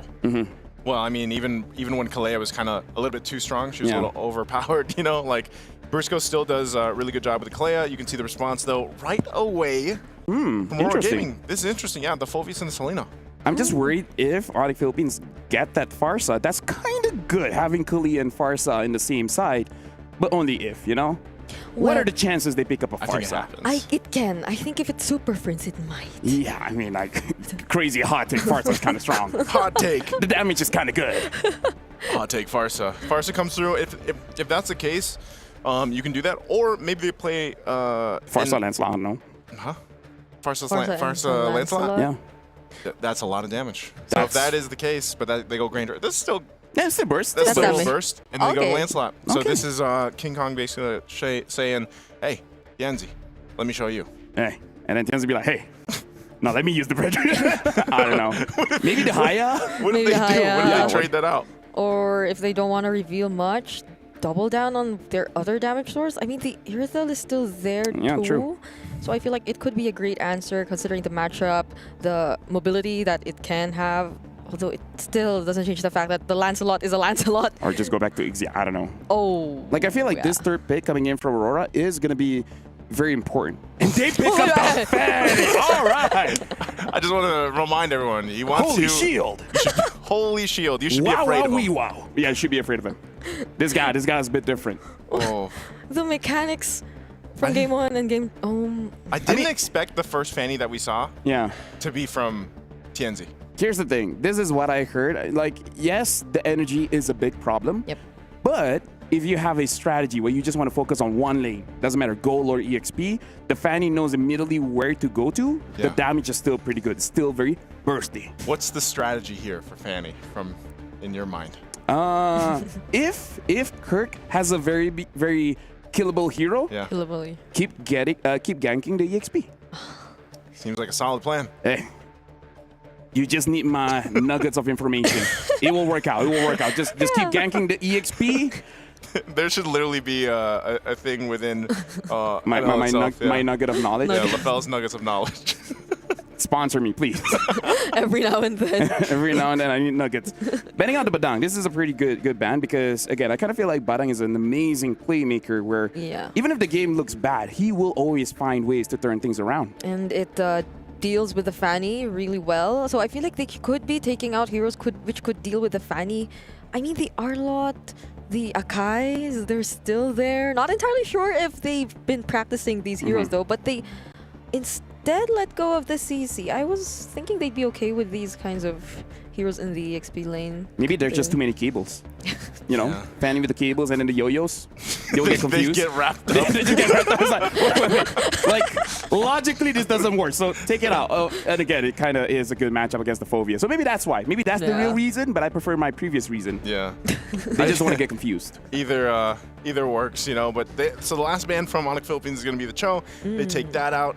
This is going to be the response from Aurora. I think even for Onyx Philippines, if they decide to, I don't know, maybe go with the Akai in the XP lane. I mean, we've seen that quite a bit, even back for example, for MWI. Maybe they could go ahead and bring that out for this game number 2 to also kind of help with dealing with some of that pressure from the Fanny. But really, there's a couple options they can still go with here for Aurora. On the other hand, are we going to see them pick up their gold laner right now? Yeah. All of the old gold laners are actually open to this point, so it depends on whichever they want, and they go for the Moskov. I mean, again, probably just thinking that I'm going to get ganked. If I'm able to peel for myself and have the option to actually pick up the Purify, might be good, because I think that's one of the things where we don't see too many different gold laners, is that not every gold laner can survive with the Purify. What if Kirk likes the Hilda, right? Oh, that's pretty good. And there's a Fanny on the opposing side if you want to just keep rotating out of your lane. maybe that can be an option. But if they want a bit more of crowd control, there's no. Kadita. Ooh. Oh. All right, Kadita again. as well as Edith. I mean, like, this is one of his signatures, so probably just going based off comfort, and he felt like, I wasn't the reason we lost, so, you know. Hey, that's a lot more damage that you were looking for. You beat me to it. Hey. Big damn. I know you so well. Now, Aurora, the last pick here for their roamer. Because I feel like the Selena will be able to deal with the Kadita just by knowing where the Kadita is going to come from. Yep. But you need someone to kind of like help heal for your backline or just catch. So they pick up the Hilda. Okay. Does she technically catch? No, but we might see the same thing. Yeah. Where while we're looking at graphics, someone dies. Dude, Hilda and Selena. And the Fanny can just cable in and then get a kill. That's like, we true. might see a repeat of what happened in game number 1. But with that being said, I like that this time, there's a lot of damage. And when we're talking about damage, we got to talk about Niso. So now, Niso and Brigitte, it's your turn. Thank you so much, LaFell. Once again, ladies and gentlemen, and welcome to the English broadcast here. It's game number 2, this best of 3, where Aurora Gaming already took game 1 pretty decisively against Onyx Philippines. Brigitte, who you signed here real quick with the draft? There's something You don't about. even No, I know. There's something about Kadita. Kadita? And I love it when I see a Kadita. Like, I miss seeing Kadita. I know before it used to be into Rome even, like every now and then you see the Kaditas. But now that we're seeing it in Super Friends' hands, I'm sensing a much aggressive start, supposedly, hopefully, for Onyx PH going up against Aurora, but just the same Apex 47, even if we're not seeing the whole picture just yet. Look at where he is right now. Look at where he decides to show himself up. But Tianzi, he has something in mind. He actually tries to go for Brusco, forces out the flicker in less than a minute. Early aggression is really what we're seeing from Aurora Gaming now, even in game 2. So they got a battle spell out. They get that flicker out from Brusco, so that's something, you know, Kirk, a little stutter step in there, but I don't think he's going to be able to do much. Mid lane, though, this is the thing. Can they actually go ahead and get an early start themselves for Onyx Philippines? Especially, like you mentioned, with a Kadita, that's going to be great. He already had to burn the Petrify, though, it looked like, so they weren't able to actually convert a kill here. You can see a whole lot of killing sprees, of course, a whole lot of Assassin Emblems for them. Pull yourselves together as well. And a little bit of the Festival of Bloods for Onyx Philippines, trying to extend some of those fights. And meanwhile, on the other side, you see Aurora Gaming. They just want to go for these kills. The lethal ignitions here. Lunar is going to do the same exact thing that he did in game 1. Like, he is the guy, the sandbag, to go ahead and tank up as much damage as possible. Well, Apex 47 just does what Hilda does best, and she is an annoyance to pretty much everybody. Yeah, you're seeing how Rosa and Apex 47 really want to, you know, rotate faster along the map, which is pretty surprising for the Hilda and Selena in the mid lane. So that's pretty much how they're planning to play things out. I mean, I'm still not over the fact that Tianzi decided to wait there and try to get Brusco as first blood, but Onyx PH, they might secure the first objective of the game. Tianzi is nowhere near to contest for that objective, although they had some information though, so they might be trading it out for other things instead. But that other thing, could it be a kill onto King Kong? Tries to steal away the purple buff, but doesn't succeed in doing so. Okay, that was a good attempt, you know, from Tianzi. He had the information, like you mentioned earlier, Brigitte, but couldn't take the buff away. So Tianzi at this point, especially as he gets his orange, is probably going to start to look for that first kill, that first kill pressure if they can. Kelra gets the information here, and you can see Onyx Philippines rotating down to keep them okay. Spear's going to be used. Just go ahead and spot them out, but Seaboom's not going to follow through. You can look at top lane too. Tianzi's been up there for a while, but it's not your ideal character to go for. You don't want to go for the Edith because of, once again, you can just kind of pop that Prime Wrath and be okay. I mean, LaFell did say that though. You did. Like, if you want, you can try to go for the Edith. But again, since there's a lot of crowd control in Onyx PH, they're rotating relatively fast too. That might not be the best option. They disrupt Tianzi in his attempt to secure the orange buff. Rosa's Abyssal Arrow connects onto Super Friends, but they're not able to fight just yet. this is a much more careful approach we're seeing from Aurora Gaming so far. Now that they probably see Onyx is literally starting to fight back. This is interesting because I feel like this is... Oh, never mind. Rosa is gone. Rough waves, not even a petrify needed from Super Friends. So I was just about to say it was a killless game so far, 3.5 minutes in, but Onyx Philippines made it happen finally. They have to be really calculated, I feel like, with this lineup too, on the pickoff potential that they're going to go for. So this might be the play from Aurora. Oh, they catch Kelra down bottom. Is there a way to get out of this? There's the flicker. Somehow finds a kill onto Apex 47 still. I was surprised he was, but again, this is the card in the gold lane. That was about the best you could hope for in that situation. A 1v3. So it is going to convert also to a turret for Aurora Gaming. But again, you have to find something, and for Aurora, that's the decision they made. It did go in the right hands too. TNZ picked up the kill, so now this might be where we see some of the pendulum try to swing in favor of Aurora Gaming. Lunar, Kelra. Now I feel like the decision is to always go for the gold lane, but look at the title strike. Tsunami Slam denying TNZ of the pickoff. Sigibum will be trying to escape and successfully will do so. Great attempt, however, from Aurora Gaming, but you see just how alert Brusco is. He has to protect his gold laner this time. Brusco is so good at just protecting pretty much everybody, but especially there for Kelra. Rosa getting pretty close here. There wasn't a flicker for Rosa though, and there was a petrify from Super Friend. Probably wanted to save it for later, but that could have been a pickoff. Yeah. And that's okay. Again, their Aurora Gaming seems to be going and just focusing on the macro for now. Really focusing on down, and if they can get some of these objectives, because you sort of have to be, like I said, very decisive on the fights you choose here. You can see this might be a moment for Arc Philippines to start putting some pressure on their side of the jungle, but still they want to do it with caution, as Aurora's been doing pretty good at just farming up. They're not too far behind or anything like that at all. What is Apex 47 trying to do too? He is the vision. He's the visionaire right here. He's literally not letting go of wherever King Kong is, trying to go fully aware of whatever patterns they're trying to do. But does Aurora Gaming know that the plan is to actually attempt and go for the mid lane? Oh! The title strike was somehow denied by the Dark Wave from Lunar there. But Apex 47, he's still holding this spot. Yeah. He's not letting go of that area of the map. So he cut that wave. They dealt with that, and they might get a little bit of pressure. Won't be even able to use the SOD. Tianzi tries to catch up, but I don't think there will be a fight breaking out anytime soon here in the top lane. There is an upcoming objective, so that's probably what they have to pay attention to. But speaking of paying attention, Apex 47. This is why I was saying earlier, like, Hilda is just a nuisance to everybody. Because this is what, actually. Now he gets to deal with him. All right, we see King Kong actually find the kill onto Apex 47. This time, though, Tienzi also finds the kill onto Kurt. Brusco barely making it out alive. The Abyssal Arrow also won't make it. Rough Waves already committed there by Super Frizz, but Kelra with the Sky Piercer stacks will be the one getting the kill onto Lunar. King Kong. Okay, disengage for Aurora Gaming. All right, they're going to disengage. The Turtle's up here.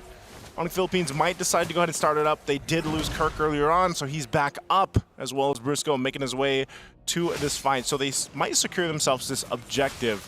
But Aurora Gaming, they'll go ahead and focus on getting TNZ his buff that he needs, and maybe just give this up. Apex will give them information. Oh! Sinking boom! What? What?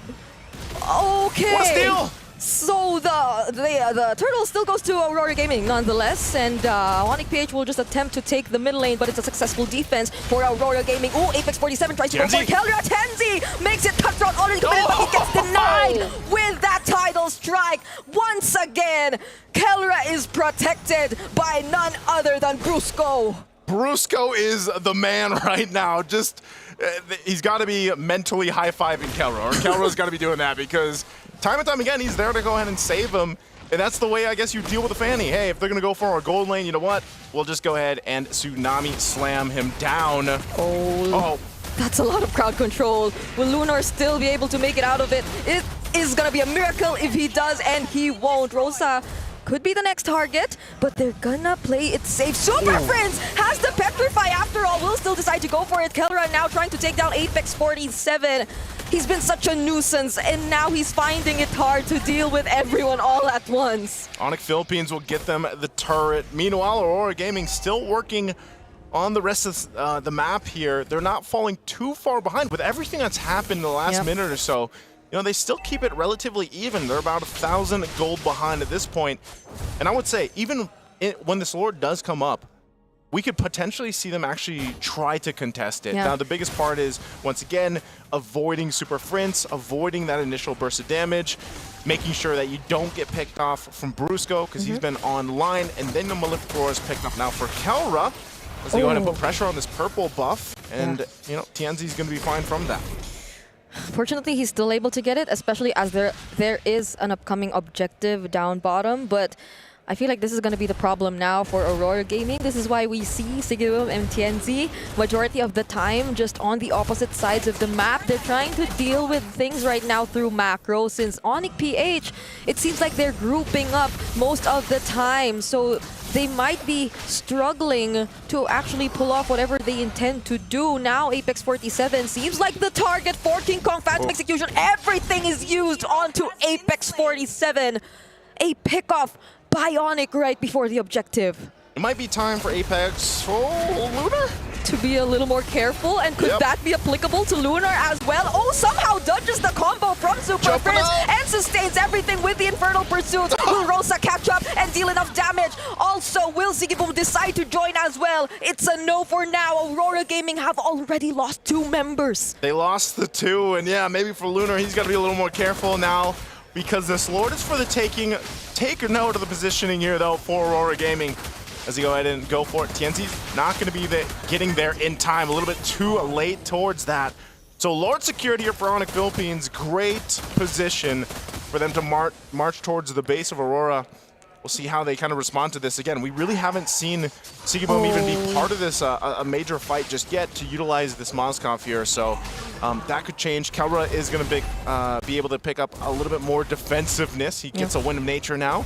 So an extra layer of protection instead of just relying on Brusco here. As we take a look at the items, you can see as well, Sigibum is in fighting form. But they actually want to try to go ahead and keep this together at the tier 2. I don't think they want to do that. Lunar jumps in though. Oh, he still decides to go in. Apex 47 also from behind, and the Infernal Pursuits, they just keep coming. Sigibum also decides to join the fight, and it seems like they already have enough damage. Thorndroid somehow denies Sigibum of his attempt, so he decides to dash away, but they still get 3 members from Onyx PH. Hey, great fight. They actually made it happen, defending under the tier 2 in the mid lane. They'll go deal with the Lord that's up in the bottom side. And they got 3 off of that, so it does slow down Onyx Philippines on that push. The Lord is cleared, and they hold on to the base shields. Yeah, they hold on to the Holy Shields. The Holy Shields.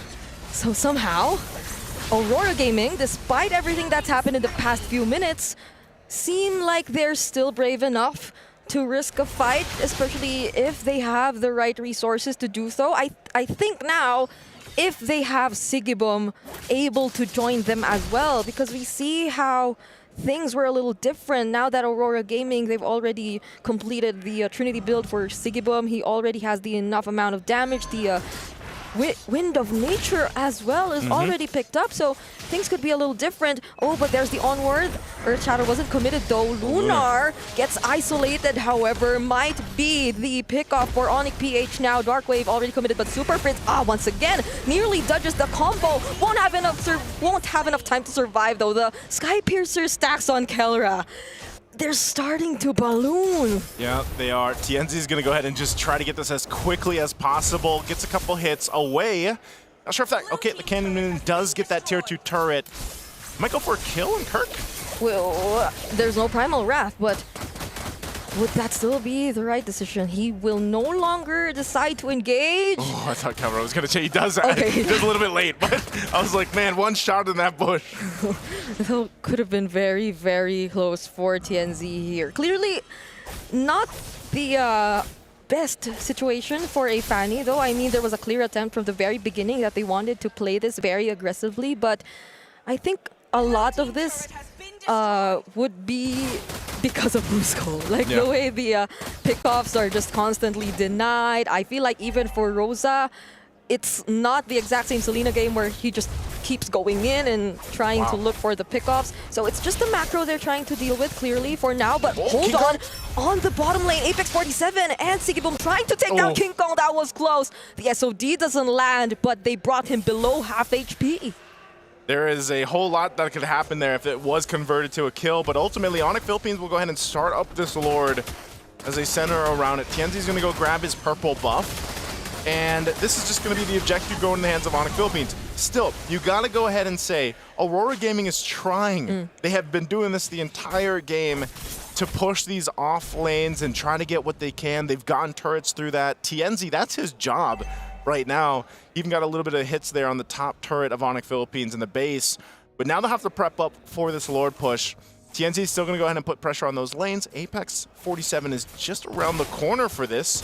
But I think ultimately y'all want to go back to the base to get ready to defend against that Lord, because we can most likely see that this is going to be a forced fight here. Apex 47 might just walk up from the back all the way from the bottom lane. It looks like they're going to do just that. And Tienzi, I guess they just rely on, hey, we can actually defend this ourselves. Yeah, they put enough trust in Sigiboom and the rest of the members. Oh, are they going to punish King Kong? Tienzi's going to push it. Darkwave doesn't connect, and Tienzi clearly has a different plan in mind. And Apex 47 might be the one stopping everyone else from just being able to return back to their base. But the damage coming in from King Kong is too much to handle. Now, at least Kirk gets to recall and defend that bottom lane turret. Again, you got to put respect here for Aurora Gaming on the fact that they are playing this at just the macro level. Because of the lineup that they have, this team composition allows them to do this. But how long will it continue to work? Mid lane, I see some action here. Brusco too being spotted out, but King Kong will try to keep them at bay right now. Taking some of these buffs. Purple buff's going to be taken next here, and you know, you got to take a look too. There's some immortalities that come into play now for Aurora Gaming. So we've already seen that preview of earlier on when Sigiboom was actually able to get in position to fight. The damage is there, and you see his last item, he did pick up the Malefic gun. He's got a little bit extra range now to work with. Kelro goes a little bit more defensively, picks up the Rose Gold. So he's got that now, and this is going to be interesting because even though Onyx Philippines is ahead by 4,000 gold, it could still be a really even fight out. Yeah. I think the toughest part, though, for Aurora Gaming is the way Tienzi can't get his hands on his purple buff anymore. And we know how important that is for a Fanny, which is why now it's probably there's no other choice than to just literally manage the sides for Tienzi, because it'll be very risky if they decide to go on and engage a fight against Onyx Philippines with the limited resources that they have. Although, yes, there is a significant gold lead. I think we're nearing the point where it might not just matter anymore, because majority of the heroes, majority of the players have already secured all of their items already. I think we've seen a couple already complete their item builds, and those are mostly in terms of the damage dealers. Both gold and jungle heroes have already completed their builds already at this point. Yeah, mid lane, if they get there, will help a little bit, but this Lord is up. Onyx Philippines will go ahead and start it up. I'm not sure if Aurora Gaming is actually going to be able to get in fast enough for this as King Kong secures it. Spirit Destruction going to be thrown out, but no follow through. So Aurora Gaming will find themselves once again in a position here, Brigida, to just defend. And, you know, they've held out for quite some time, I would say, but Onyx Philippines, I think on this one, might want to go ahead and at least get all the base turrets down. Potentially ending the game if they can. A little extra damage here at the Starlium side now picked up for Kirk too, so they're going to be trying to make it a play here. Yeah, they have to close out this game as soon as possible if they really wanted to. Oh, Tienzi goes back. Might not be able to look for a lane that they can really manage, however, because Onyx PH, they've learned their lesson. They're dealing with all the waves all at once. All right, let's see how they handle this. The Lord is in the base, and they've done enough cutting of the waves too to kind of handle it. Brusco's going to jump in. Mid turret's going to go down. Aurora Gaming hold it out. Oh, nice flicker. That abyssal arrow lands onto Brusco as well. Could this potentially be the turnaround? Apex 47 still has the immortality, and now Aurora Gaming are taking down the members of Onyx Philippines one by one.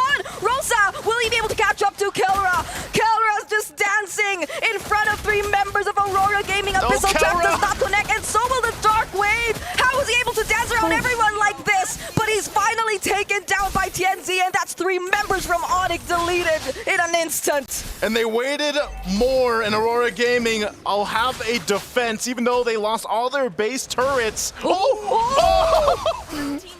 an arrow!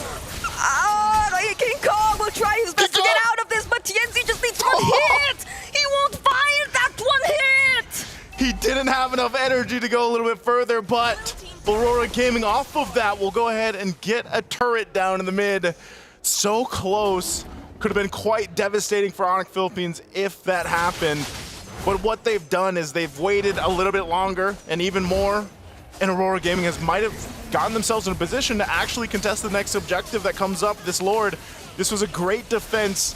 Apex 47 staying continuously in the jungle on the backside is what also allowed there to be that pressure to force some of this positioning that we see from Onyx Philippines. I mean, again, there's only so much Kelra can do here on this Granger. Yeah, he was basically dancing on the Granger. He can only shoot one way. Oh, but now they find Apex 47. Do they have enough damage? And they get to burst him down. Lunar next as well. 2 frontliners for Aurora in danger. Still goes in with the Infernal Pursuits, but that just converts into additional Sky Piercer stacks. All right. Lunar, you gotta remind yourself and them to just calm down. Oh, Rosa!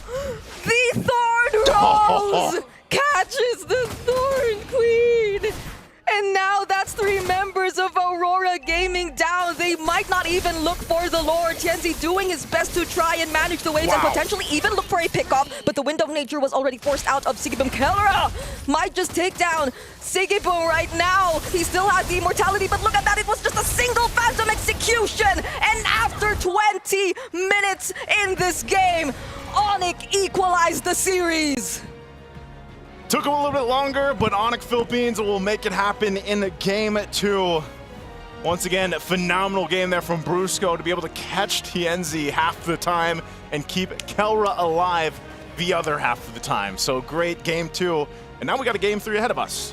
That was a banger of a game because here's the thing, man. It's beautiful to watch when, okay, plan A doesn't work. You got plan B. It's both TNZ as well as Sigibum making sure that the side lanes are looking good. And there were times where even Apex 47, he was the one that actually cut the ways to make sure that a push could not happen. I gotta say, this is very impressive coming in from Aurora Gaming because even though they lost, they made a lot of amazing plays that could really transfer into a win. They were, like, I feel like when you guys were casting, like, if only this happened, if only more energy, if only this hit, if only that hit. A lot of things. There's so many what ifs in this game. Yeah, but majority of the what ifs, they were really on TNZ, on the Fanny, I feel. Like from the very beginning of the game, there was that attempt to go for the first blood, right? He stood there. It wasn't an immediate transition to the next buff whatsoever in terms of his farming pattern. He literally wanted to look for a kill. And it looked okay. It looked like it was going good. Not until Onyx PH kept denying him of the purple buff as well. So it seemed like he was just left with no choice when we entered the latter portions of the game. I think that was a major point too. You know, Apex 47 a lot of times was providing the information that he had to. That's what Hilda does great at. But also the decision for Onyx Philippines at some points to just go ahead and take the purple buffs or what have you from Aurora Gaming really played its part in the bigger picture of the game. Yeah, it took them a little bit longer, but ultimately everything compounded for them to get the win. Let me just say, watching Lancelot the previous 2 games reminds me of the debut of Lancelot, the moment that he got released. He was one-shotting people with a Thorn Rose, and that's what we saw in the late game. Only before this was worse because he did it with no items. Lancelot, when he was first released, was too much. I mean, like, now he looks good, but at least, you know, full items. It's fair. It's much more fair. I really feel like Kalia and Lancelot are the heroes that you really gotta watch out for because you guys were talking about it. This was the previous one, but don't forget about that. Yeah, that's a game 1 right there. Imagine Kalia, right? If the Kalia was not there, how much could TNZ actually got in that game? Is Kalia just the best way to handle a Fanny now? I think after seeing that. Ever since she was first released, because even in my head, I forgot about this, but like, dude, the opponent has a Kalia. Why are you picking out the Fanny? That's actually true. It's so easy to catch a Fanny with a Kalia. Because like even during times where Kalea was first played in professional play and the Fanny 2 was a go-to ban, teams would just let go of the Fanny because they will be picking the Kalea either way. So I feel like that was something I wasn't able to completely realize as well. But then again, it denied a lot of the attempts. It made Rosa, it made Tianzi think twice about going in a lot of the times, just because even those clutch title strikes literally saved their damage dealers a lot of times. So Kalea, there's something about this hero for today. Kind of strong. MSC. Kind of strong, man. Kind of strong. Kind of strong. So it's definitely something that you got to watch out for, because we definitely see the pattern here in MSC where the spotlight is really on those junglers, because the junglers in this patch really does a lot of damage, especially on those Lancelots. And Kalea is one of the best counters for those kind of heroes. And maybe that's why we also starting to see all this Hildas, because Hilda is also a way to deal with the assassins. The only thing is the times change. People change. In the early game, sure. Man-to-man defense, wherever the Lancelot goes, follow. If he needs water, give him water, right? And this changed too, because there was no early kill. There was no early kill. Yeah. Maybe they just needed that. Maybe they should have just been more aggressive in the early game. I feel like they tried. Yeah, they tried. But This couldn't happen. Couldn't happen. They heard what we were talking about. But, you know, I think, I'm wondering if we get to a phase through MSC here where the Lancelot is starting to be banned out. Like from a lot of teams. Because they're just like, or is it always just going to be one of those open options, and the team that decides to take him gets that kind of, I feel like he is an advantage in a way. This is from a previous game as well. Yeah, I kind of feel like Lancelot is just, in a sense, he does a lot what the meta needs right now. He's good for Turtle, especially Turtle 2 as well as Turtle 3, because of that Thorn Rose. Unless an SOD comes in and you're just like, there's no way a Moscow Fall Kick can steal this turtle. But other than that, the Lancelot can do work. And also, we have a lot of good gold laners in MSC right now. So any kind of assassin that's able to go to the back lines, then that's the kind of hero that you want. And I kind of feel like everyone wants something like a Ling and etc. But they take too long. Lancelot, he doesn't. Yeah. At any point, he can just go for it.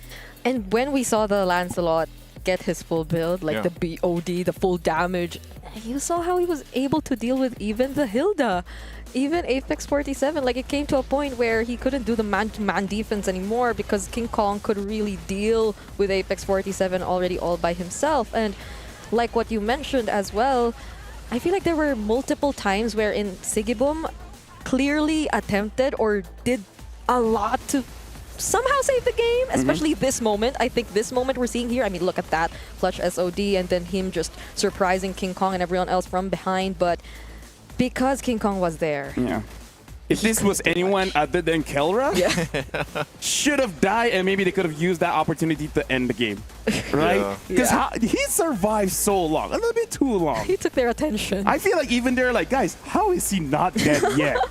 I think that was the case too, because even earlier on we saw him play 1v3 under the gold lane for tier 1 turret. So, you know, those are things you can always expect from Kelra.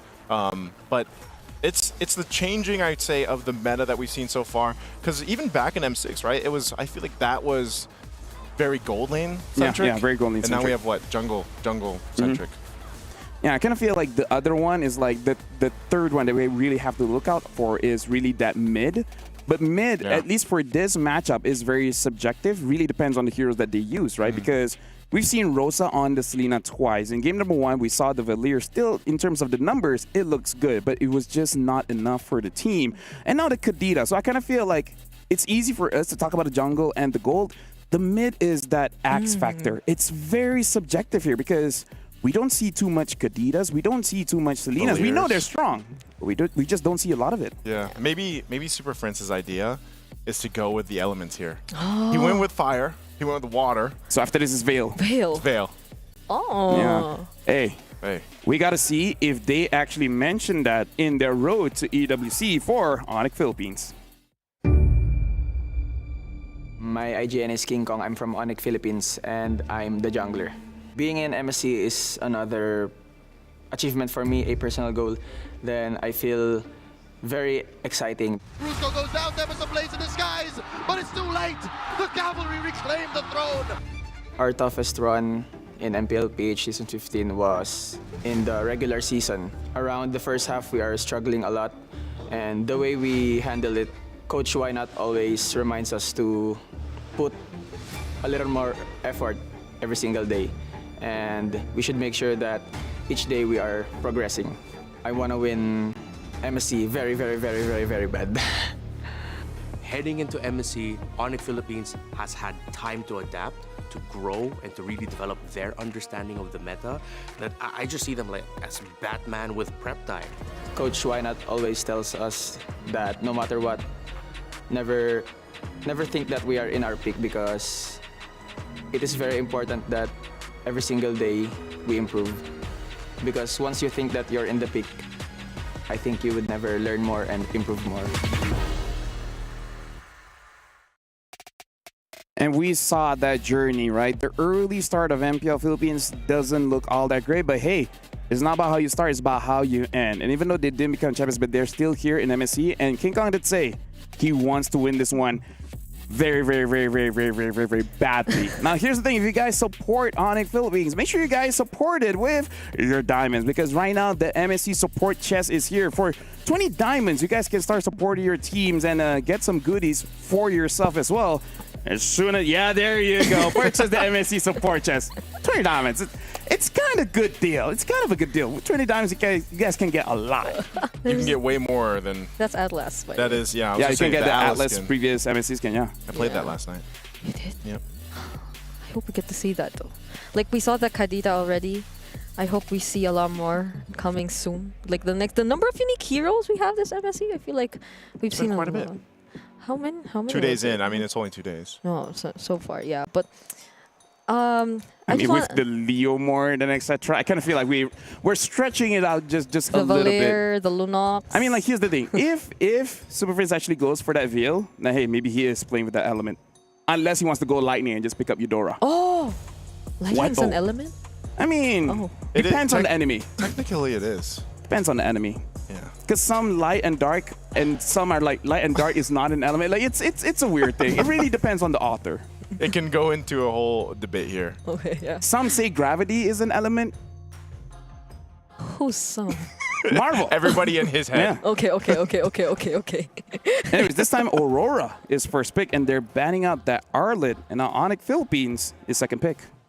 Wow, this is different. Yeah. We actually have Onyx Philippines on the second pick. I'm doing that for you, LaFell. They're going to be second pick over here on the red side, on the right side. And I'm just reinforcing. Thank you very much. That's how you learn. I prefer when you're the one saying it, because your voice is nicer. Yeah, you know, throwing it back to the old teacher days here. Now, for Aurora, they're going to go for these bans. You go for the Arlot, the Wan, Baksha, Uranus still banned out. I don't know what we expect Aurora to take first pick. What do you think here, Brig? What if they go for the Kalea too? No, like legit, Kalia is so good. It denies so many things. Honestly, we haven't seen the Farsa at all, even though I thought it would be like one of the hot commodities between these two teams, knowing their mid laners and their playstyle, but maybe they're just that aggressive that heroes that are too reliant on positioning aren't the go-to option anymore. They ban out the Phoveus though, so yeah, I feel like... Personally for me, if I'm going up against TNZ, even I'm like, yeah, no. No. I'm a little bit scared. Just a little bit. Just a little bit. So maybe the Jushin here again? What? Shout out to Mr. Fear. Shout out to Mr. Fear. If he's watching right now. Probably is, right? Probably is, yeah. So yeah, maybe the Jushin here, unless they just want to double down on all these tanky heroes that they're taking out. I wouldn't mind a Or the Kalia Yisun then. Shin. Oh, Like, yeah, it's still Yisun open. Shin. They banned the Kimi instead, so they just want to open it up. Right? If you take Yisun Shin, we take Kalia. If you take Kalia, we take Yisun Shin. Oh. +1. I think this is still Kalea first pick. I would prefer the Kalia, actually. Yeah, it covers your bases so well. Never mind. Never mind. And never mind all of us. So like what? Kalia and then pick up priority EXP, unless if they want to eat it, then just pick Kalia and then prio mid?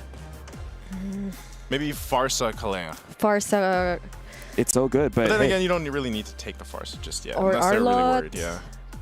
No, Arlot Arlot's never banned. mind. yeah, because I kind of feel like they want the Lancelot again, but you know, since there's already Yisun Shin, you can just wait for Red 3. Yeah. this is literally confidence in mechanics, you know, like trust in the traceless to not get caught in whatever Onyx PH might just get up later. I called it. Okay. I'm an analyst today. Oh my goodness! How did you see that coming? Gideon, did you see that? Oh my goodness! I'm so impressed.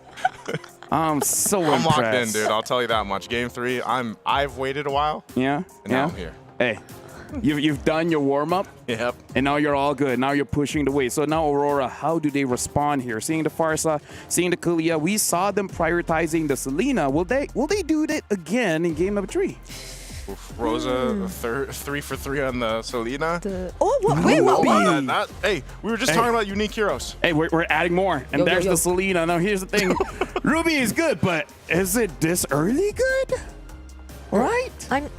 Wait, the only reason why they will pick a Ruby here is if there's a surprise later. But the thing is, the Ruby is already a surprise. Oh, and they pick up the last slot. I don't even know where Could Ruby be flexed? Yeah, that's the thing. I don't even know where this could go because I've seen a couple of Rubies. Gold Lane Rubies. XP Ruby. Wait. Rome Ruby. Yeah. Maybe that's the curveball. Maybe she can go to the talent lounge. Who knows? Probably. Hey, you know what? She's about to play, so probably. She can go anywhere, man. Rome EXP Gold. Oh, that's such a surprise. Okay. I mean, who are they stopping at this point? The Kalea? Cool. Maybe? The Ruby? Yeah. Kalia, Lancelot, Farsa. Yeah, Farsa. Pretty much everybody. Everyone. Right now. Yeah. Everyone. I mean, if it's about protecting again, then maybe it's a Brusca. No, I mean, like they're so close to each other. They could just taunt and then be like, "Are you offended?" Yes. Yeah. That's usually the way that it works. They can. If you guys don't get the joke, her skill is called "I'm offended." I know. I know, but I see the chat too. Sometimes we're like, why are they saying they're offended? It's the name of the It's the name of the ultimate from Ruby. She gets offended. It's the hook. Yes, it's the hook. Anyways, Granger ban. That's a good ban.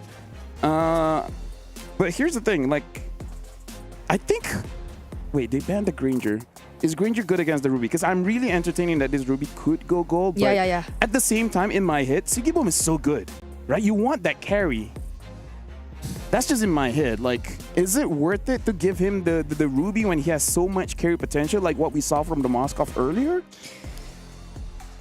I don't know, man. Like, I'm just really good question, huh? Yeah, I think it's more so of like this Ruby being debut pick, but then also like the flexibility of the hero as well, especially since you have a YSS in the jungle. And I guess, you know, once these next 2 picks are locked in from Aurora, we'll get a better picture of that. Because also, you know, for if you are going to still pick up an XP lane, like what do you pick up durability wise? You already have the Fulvius band out that we've seen Lunar play twice now. Glue is picked up over on the other side. Ooh. All right. Oh, it is so it is gold. Gold lane Ruby. So regardless of whatever Keller decides to go for, I mean, if it's not the marksman, it's the Harriet. The perfect lore matchup. Yeah, the lore. The lore matchup. Brigida, I'm talking about the lore because, you know, now you get, see, Nice picked it up. Yeah, little red. It's a lore. It's okay. It takes time for me. But either ways, I kind of feel like for Onyx Philippines, they already have a very solid, very standard kind of draft. They pick up the Beatrix, which is one of the favorites, all right? Because at this point, it's like, hey, I don't know what you're up to. I don't like it. I'm just going to pick up something that I know I can carry with. Now, looking at this here, the Ruby, I kind of feel like is going to get a lot of value in this game, especially if there's a glue around, because she can actually get a lot of spell vamp over everything that happens throughout the team fight. So this is going to be the final match in this series. Who would have thought that game number 1, Onyx Philippines lost, and now both teams are at match point. It's going to be interesting to see who will win this one. I'm going to give it over to Naisu and Brigida.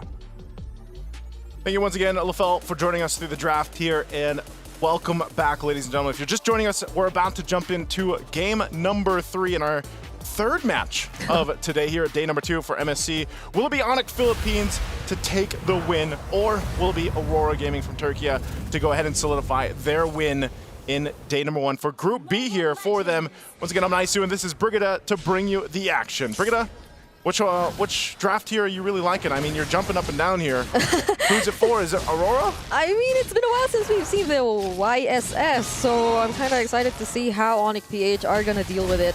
Also, of course, the Ruby, which makes a sudden appearance as well. But Brusco, this reminds me of the game #1 start.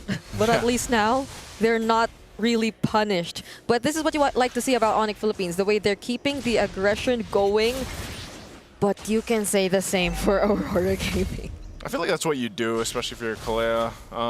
You know, you're easily able to go ahead and heal back up if you do take a couple shots. So, whoa, unlike this, Apex 47, yeah, he's going to have to go ahead and get back here. But still, for the most part, even looking at the compositions here, yeah, I think this is going to be the interesting one, is you take a glimpse of the gold lane, is how will this play for Sigiboom? Because we've seen his mechanics and his positioning is usually really good. Now it changes when you throw a hero like the Ruby in his hands. It's going to be a little bit different. You can see he's going with a whole lot of this, though. He is going to be running that, you know, the Festival of Blood. He's got the Brave Smite, so he can go ahead and heal up a lot, like LaFell mentioned earlier on, especially when Kirk is utilizing that glue. Yeah, also with the thrill. So this is the kind of Ruby which has a bit, or maybe not even a bit, of damage to it whenever it goes for those I'm offended plays or those brief stuns you latch onto the opponents to make things a bit more difficult. Oh, okay. Cool steal from TNZ, denying King Kong of that, but they will be getting their level 4s nonetheless, so this is going to be interesting. The way they're able to manage and deal with the first objective of the game. There's a lot of action going in all parts of the map. But who's going to get to set things first? All right, they get in position. Brusco, again, not level 4, neither is Apex 47, so both junglers will just get the busted ace. TNZ going to go for a... I thought he was going to go for a cheeky steal there, too. So, buff secure for King Kong. There's the fight. Flicker from Kirk, followed by Brusco. They're really going after TNZ, but Super Prince, he gets caught, however. King Kong secures the turtle and just decides to walk away. So far, Onyx, they've been very decisive in wanting to take down TNZ, but it seems like they lacked the damage, or they weren't able to accomplish it just yet. Wow, okay, so a couple things happened there. They were able to get the turtle as King Kong did the work. Yeah. They traded, of course, for a kill, so Aurora gets that kill. It was Sigiboom to catch him out for Super Prince. So, Brusco... could still walk away. Okay. Brusco is going to be fine, but also, meanwhile, all that, as Kelra is going to be the next focus here, okay, nice Mountain Shocker. I think Kelra's going to be fine. He did go ahead and rush into the Sea Halberd, so he grabbed that. He's going to clear out this wave here, and he also got a whole bunch of gold in his pockets. Rosa! Goodbye, Super Prince! It's been a minute since we've seen the Farsa. He literally just landed and used the Feathered Airstrike. Doesn't want to have or allow Rosa to have the best possible game for the Selena once more, but I'm really liking how Keller is managing the gold lane. I mean, it has been a surprise to see the Ruby go up against this hero, but even when they already decided to rotate, even when TNZ decided to rotate, he knew that it was just important to keep the waves out of the turret. There's the AOG already committed by Apex 47. But they're being very particular about it. They don't want to engage in a fight that Aurora decides to set up for themselves. Yeah, Aurora's got a couple options to go ahead and start fights up if they want to, and information advantage as well, especially with the Mountain Shocker once it's used. So they can play to that advantage if they want to. The turtle's about 10 seconds away here as Onyx Philippines tries to get in positioning. We'll see if they go for it. Apex 47 won't land that Unbreakable. Not going to get the taunt off from Brusco. He decides to flicker. He actually tries to go for TNZ, but on the other hand, Lunar as well surprises everyone. The Primal Wrath won't last long. Gets bursted down by Kellera and the rest of the members of Onyx. So it's a 1-for-1 trade so far. It's the EXP and the Roamer that gets traded. It's going to be a tough one if they want to contest this. Super Prince doesn't have a Feathered Airstrike just yet, and he's quite low. Yeah. They might force it, but right now, Aurora will go ahead and secure themselves the turtle. So a good decision from them and good timing too. So now they go and get back into position. Kelra might have to be careful here. What we're seeing a lot is this Ruby being kind of a nuisance to deal with, especially with the Lancelot, for example, King Kong. Apex is here though. Okay, they have to protect their gold lane, but the Abyssal Arrow and the AOG nearly lands, but it misses by just a bit. They'll have to let go of their tier 1 turret down bottom. And we're starting to see the idea that Aurora Gaming actually has. It's pressure, constant pressure on the gold lane. It forces reactions out of Onyx Philippines. They'll try to get a kill, however, onto Lunar, and they have enough damage to do that. Good decision. I didn't think they'd go for it, but anyway, Apex 47 is going to get dragged back. Yeah, there's the grab. Just one more hit. Will they be able to do it? Kirk delivers the final blow. And now, Onyx PH, they're somehow ahead. They secure the lead against Aurora Gaming, although it's somehow just 1,000 gold for now. A whole lot of just trading going on, at least, even in terms of around the map, those objectives, but Kelra's been having a pretty good time on this Beatrix, sitting on 2 kills now. He's got a very minor lead against Sigiboom, and they can go ahead and play around the fact that Brusco has been doing the same thing. Every single time the Tsunami Slam is available, especially when the Flicker is there, he's going and being decisive enough to make those plays happen. And Kelra, all he has to do is, set up. And, yeah, you can see the burst potential from this composition is something that Aurora Gaming is going to have to watch out for. This kind of reminds you of the Beatrix and the Novaria, except that it's not a Star Shutter, it's the feathered airstrike that can be used to actually complement or vice versa, whichever they want to use first. So Aurora Gaming, if that was something Onyx wasn't able to get their hands on previously, now they have so much range, they have so much access, King Kong being one of them too. They can literally play with the angles whenever there's a team fight. And there you go, immediately taking down Rosa. There's the counter. I'm offended, nearly catching 2, but still, they survive and walk away from all the threats. Kirk too, doing a lot just to zone out the other members of Aurora Gaming. The feathered airstrike, cooldown's over. So now they somehow gain control in the turtle pit, but Lunar... Lunar pops the Primal's Wrath. Now he's going to be in trouble. Kirk's going to go ahead and bring him on back. King Kong just around the corner, though. Is he going to commit to this? Goes in with Thorn Rose. They have enough damage to bump off Kelra, too. Boom, another shot, a double for Kelra. Imagine that. He just had to wait for a bit to join back the fight again. That's King Kong looking for the targets, and he still doesn't want to stop. Phantom Execution doesn't land on Rosa, but there's the feathered airstrike. Still, though, he somehow makes it out alive. A clean flicker or a clean dodge coming in from Rosa to get out of that. But Onyx Philippines clearly in the lead right now. If it was just 1K earlier, now it's already 5K. It's crazy how fast that ballooned up, just in a matter of a minute or so. You get yourself a nice lead at this point. You can see some of the items here now falling into place, especially, and Onyx Philippines, very interesting. Now you've got that ultimate accessible to you even more for Brusco, and that's going to be great because this is what we've seen all day from him, is that Tsunami Slam. And Kelra, look at the first item. He actually went for the Sea Halberd, going up against Sigiboom on the Ruby in the gold lane. So they're really looking for ways to answer and deal with Aurora Gaming, even from the very beginning of this game. So now they have to keep the pressure going. They have to limit the ways that Aurora are able to move around the map. And I feel like that responsibility is mostly going to fall on Kirk's shoulders right now. He's the one who has to be the threat, who has to be the disruptor for Aurora Gaming. Look at the damage coming in from Kelra as well. Brave enough to stand in front of both Sigiboom and Rosa in the bottom lane. Yeah, Kelra relying specifically on just how mechanically gifted as a player as he is, he can go ahead and be confident enough to just rely on a flicker even if he has to against someone like a Ruby who could do the exact same thing, flicker forward, I'm offended, pull you on in.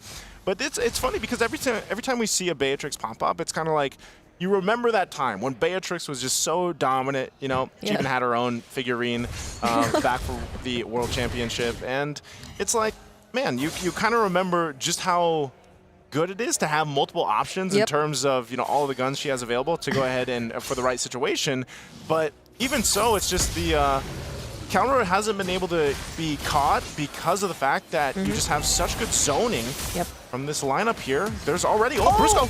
Brusco, he decides to go for Sigiboom, but there's a Winter Crown. Could potentially save him from this pickoff, and he has a lot of sustain to deal with it. But Kelra decides to go for Apex 47 first. There's the Revitalize, which buys him a lot more time. But on the other sides of the map, King Kong was able to work on other members too, but at the expense of his very own life. That doesn't look too good for Onyx PH. I gotta say though, Sigiboom bought a ton of time.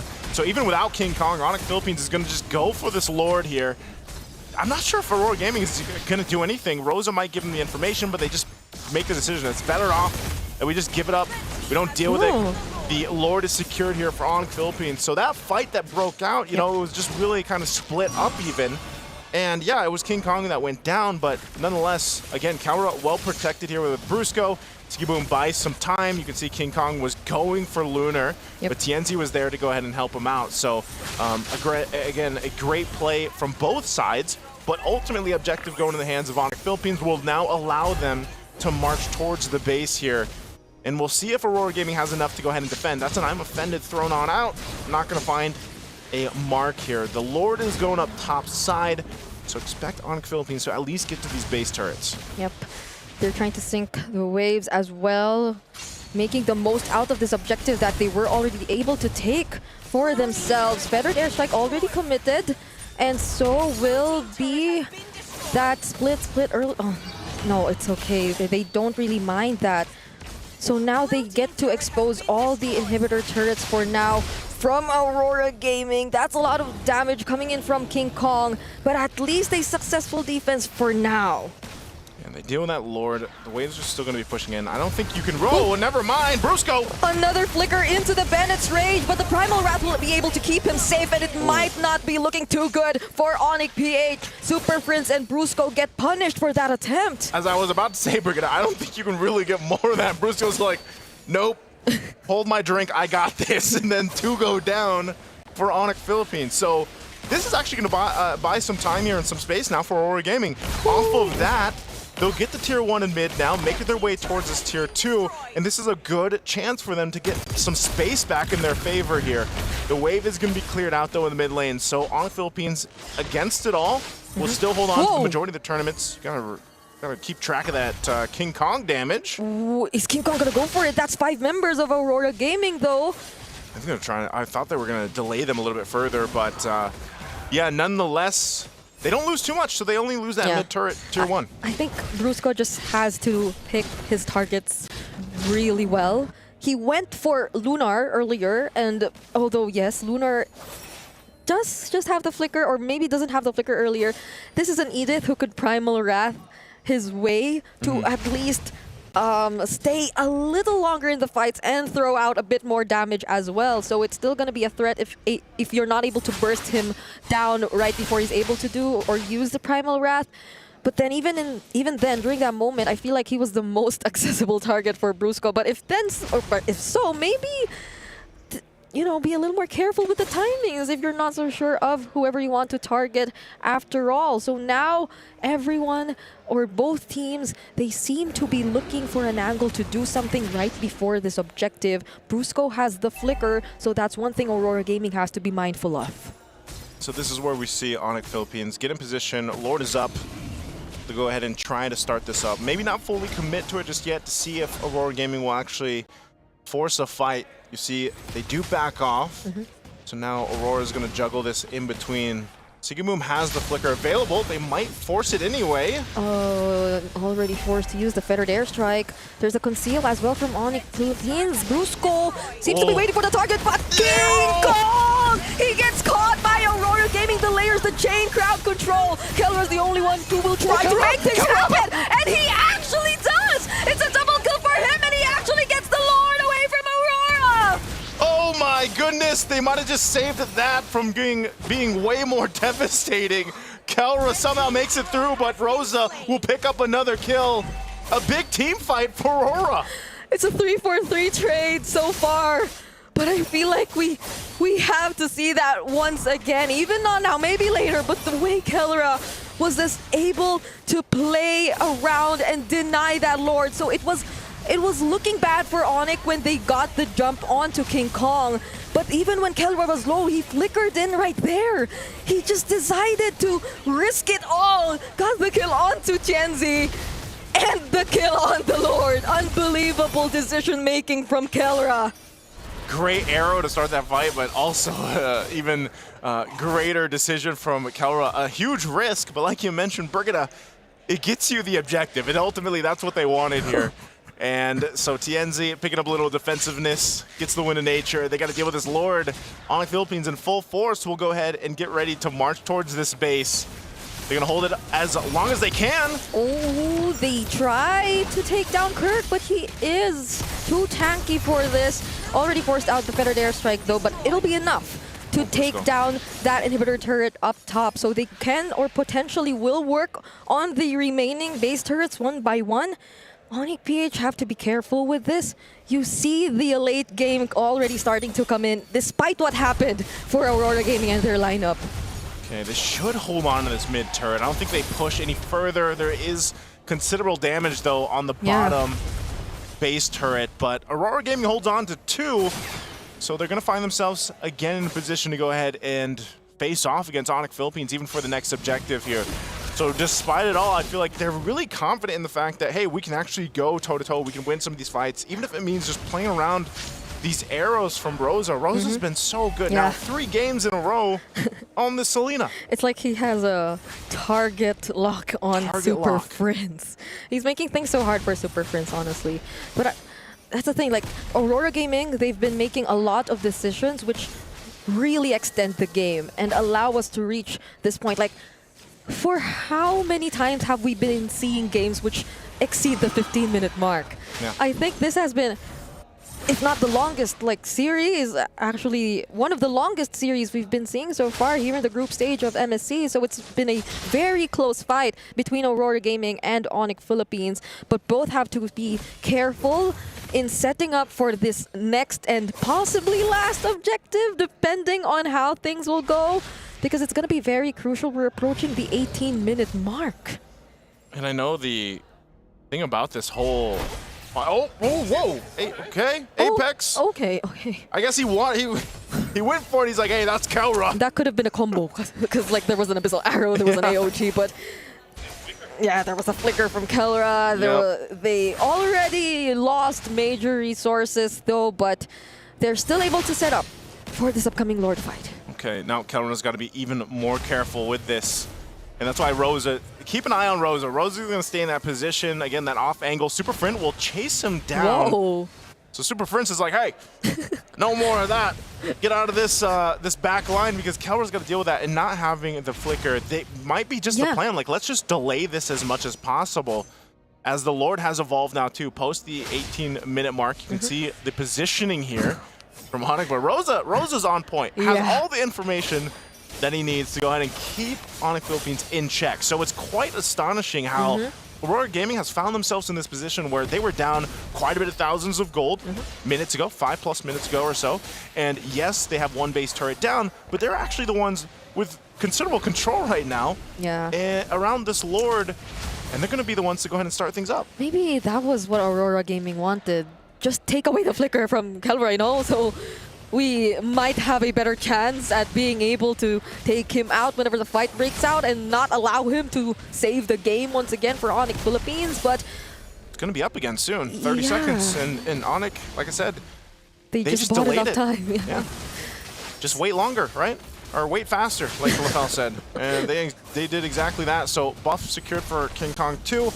Once again, Kelra will have it about 15 seconds. Aurora Gaming might know this too, and they might want to just force a situation here. So Brusco, Conceal was used. They're going to force the fight anyway. Apex 47 takes some damage, but still, no one wants to commit to this Lord. It is going to be more difficult to take too because it's evolved. So Brusco even picks up an immortality for himself, and we'll have just this face-off for now. I guess this is what they call the Lord Dance. The Lord Dance. It's been such a long dance between both of these teams. Lord currently at half HP. This is the new dance. This is the 2025 version.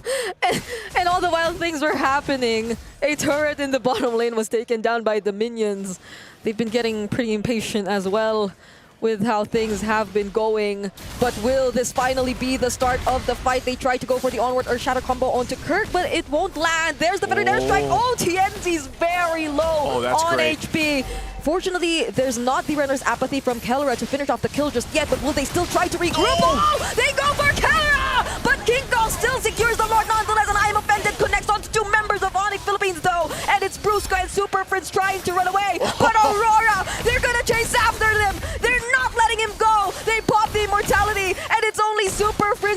to return to the base! Oh no! It's a disaster for the Super Fam. Super Fritz tries, but Aurora Gaming made it happen, and Sigiboom did it too on the Ruby. What a game 3 for Aurora Gaming. In a split second, that single decision that mattered the most. They're able to switch things up and turn things around. This could potentially be the first successful upset we've seen here in MSC. It is, and at this point, I think it's safe to say this MSC is kind of scary. It's scary. Scary. You gotta be a little bit afraid, because here's the thing. Right now, you know what? Power rankings, tier lists, throw them out the window, man. Everyone's here to show up because we have not even seen like a stomp yet. I mean, like, sure, you've seen games like, okay, I think this team is gonna win, but it's never that convincing. It's never that one-sided. Like, throughout this game, Aurora, they showed a lot. Mechanics, macro, patience, timing, and what I heard was communication, because they're the loudest in that final Lord dance. And I don't speak their language, but I know what they were saying. Yeah. We're not going for the Lord. We gotta go for those kills, because the entire time, Yeah, it was Kelra, right? they were prepping that bottom lane to push in. They were just buying the time for the minions to do work, and then just reminded each other, we're not going for Lord, we're going for kills. You know what they did? What they did? They mastered the basics. They mastered the basics. There you go. What they did. I can't believe it. Like, they seemed like they were just after Kelra at that point. That one play which happened in the bottom lane, okay, it wasn't successful, so we wait a bit more, and we thought it was Onyx buying some time, but no. Before they actually decided to commit to the Lord fight, it was the AOG, it was the flicker from Lunar. They just wanted to get rid of Kelra. Yeah, and now, like, I gotta say, this is too insane. This is too crazy, too scary. I'm actually gonna be throwing over to Eterna to start the interview. One of our biggest upsets here at the MSC group stages with a 2-1 victory. Congratulations, APEC 47 from Aurora, Turkey. How do you feel right now? Anladım şimdi. İyi hissediyorum. İyi hazırlandık. Güzel bir galibiyet aldık. I'm feeling really well. We prepared really good and we got a good win here. Amazing, amazing. Everyone is shocked right now. I'm still shaking from that match result because it's been a while since we've seen your region do well on the international stage, right? I mean, flashbacks to M6 under S2G and Ulfetnar, you guys didn't do as well. Now, was that one of the reasons why we're looking at a little bit of a merge here now for Aurora? Global sahnede böyle bir başarı yakaladığınızdan beri bayağı bir zaman geçti ve M6'da da iki farklı takım altında oynarken yine bu başarıları yakalayamadınız belki de. Bu yüzden mi iki takımı birleştirmeye karar verdiniz? Biraz evet. Çünkü 3 sene beraber olan bir kadroydu. Çok iyi başarılar geldi diyemeyiz. O yüzden bir değişikliğe gitmek istedik. Bu kadro da iyi gidiyor. Yeah, I would say so. That was one of the reasons for the merger. We have been playing for many years together, but we didn't get this kind of success, and that's now we're feeling really good as this team. So what were the challenges adapting together? Because technically you were from a different team as well, and then, you know, Sigiboom came in too as your brother. What was like the biggest challenge, you would say, before we headed over to MSC group stages? MSC'nin grup aşamasına gelmeden önce sizin için peki bu iki takım bir araya gelmesinde nasıl zorluklarla karşılaştınız? Özellikle sen vardın, sonra Sigiboom'da kardeşin katıldı. Bu sizin için nasıl zorluklar getirdi? Ya aslında çok zorluk getirdi diyemem. Zaten bir tanesi kardeşim olduğu için çok yakından tanıyorum. Lunar'ı da uzun süredir tanıdığım için çok zorlandık diyemeyiz. Bizim için hemen çok hızlı bir şekilde adapte olabildik. I would say it wasn't really difficult for us because I already know Gunnar for a long while, and one of them is my brother, so it was fairly easy for us and we didn't face many challenges. So on the topic of your brother, you were the one to bring Sigiboom over, right? How has his growth been over the years? Ve şimdi az önce kardeşinden bahsettik. Yani Sigiboom'un bu takıma katılması senin için nasıldı ve onun aslında kendi gelişimini sen nasıl izledin, nasıl gördün?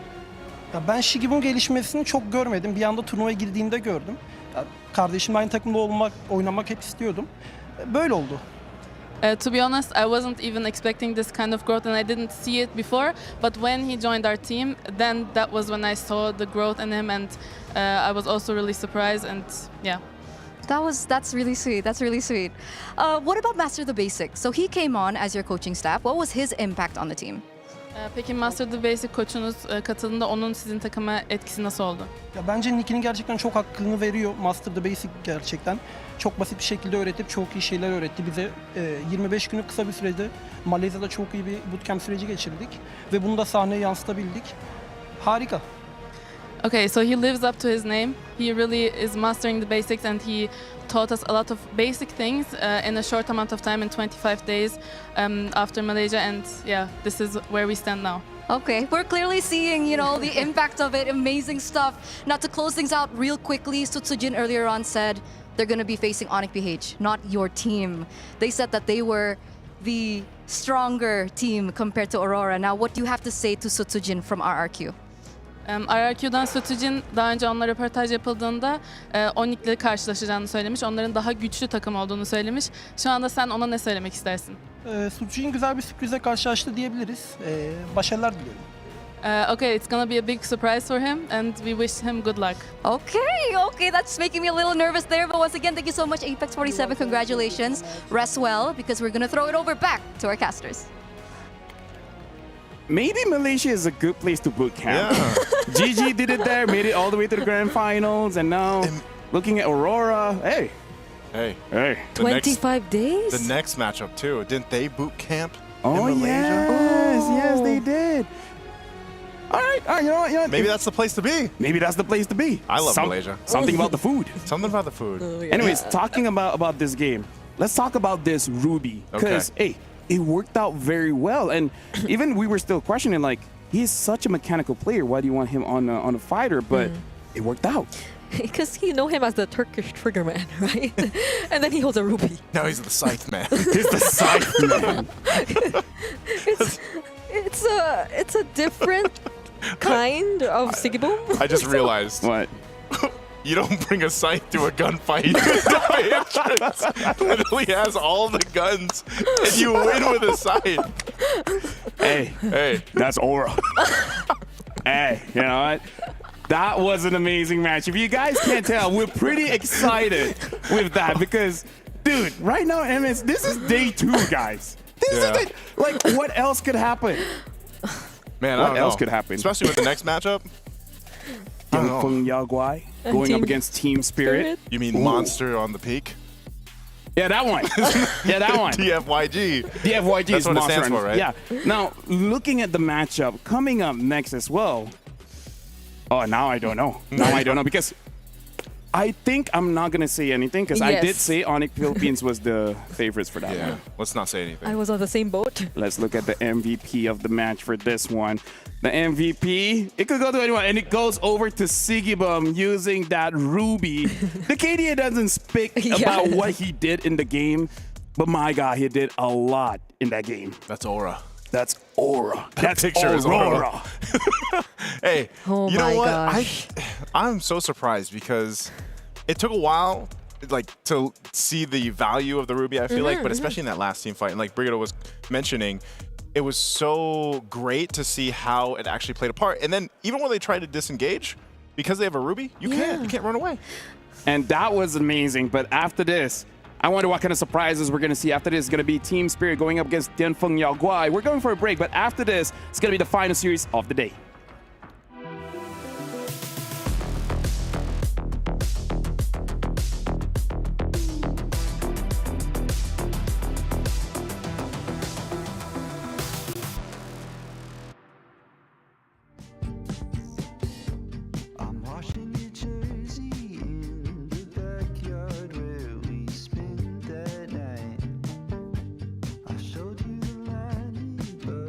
Out in the field, but she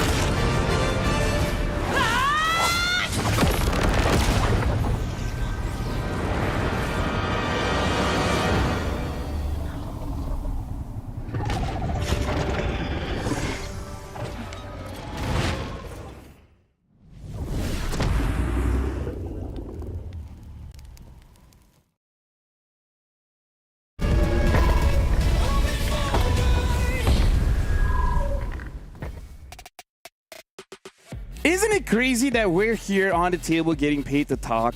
Where I kind of feel like one of these days the team will be like, don't.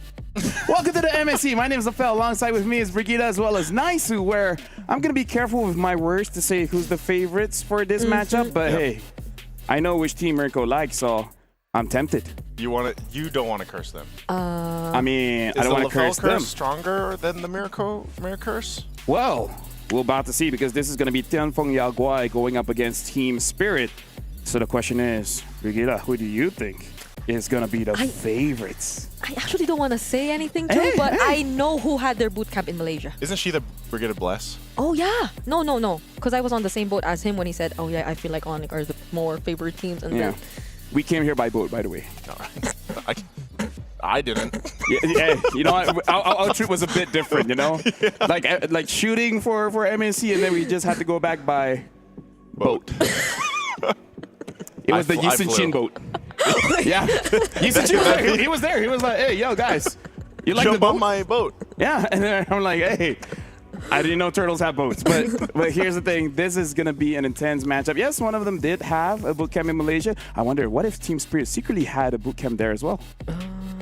Just maybe like for a week. I don't know.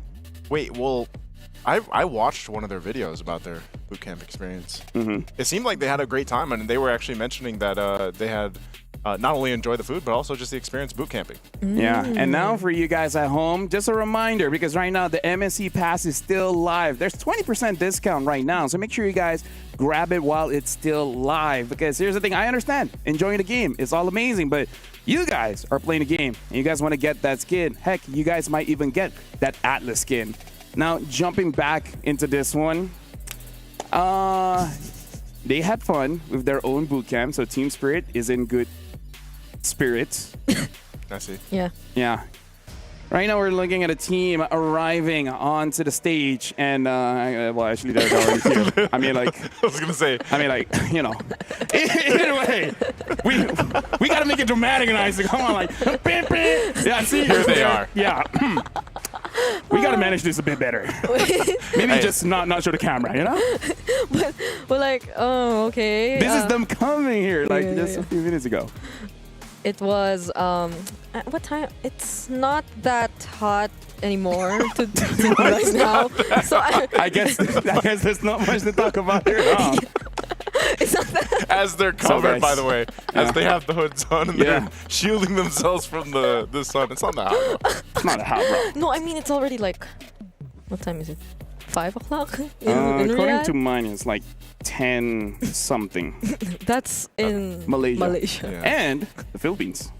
That's true. Yeah, we share a time zone. We share a time zone here. But this matchup, I'm looking back.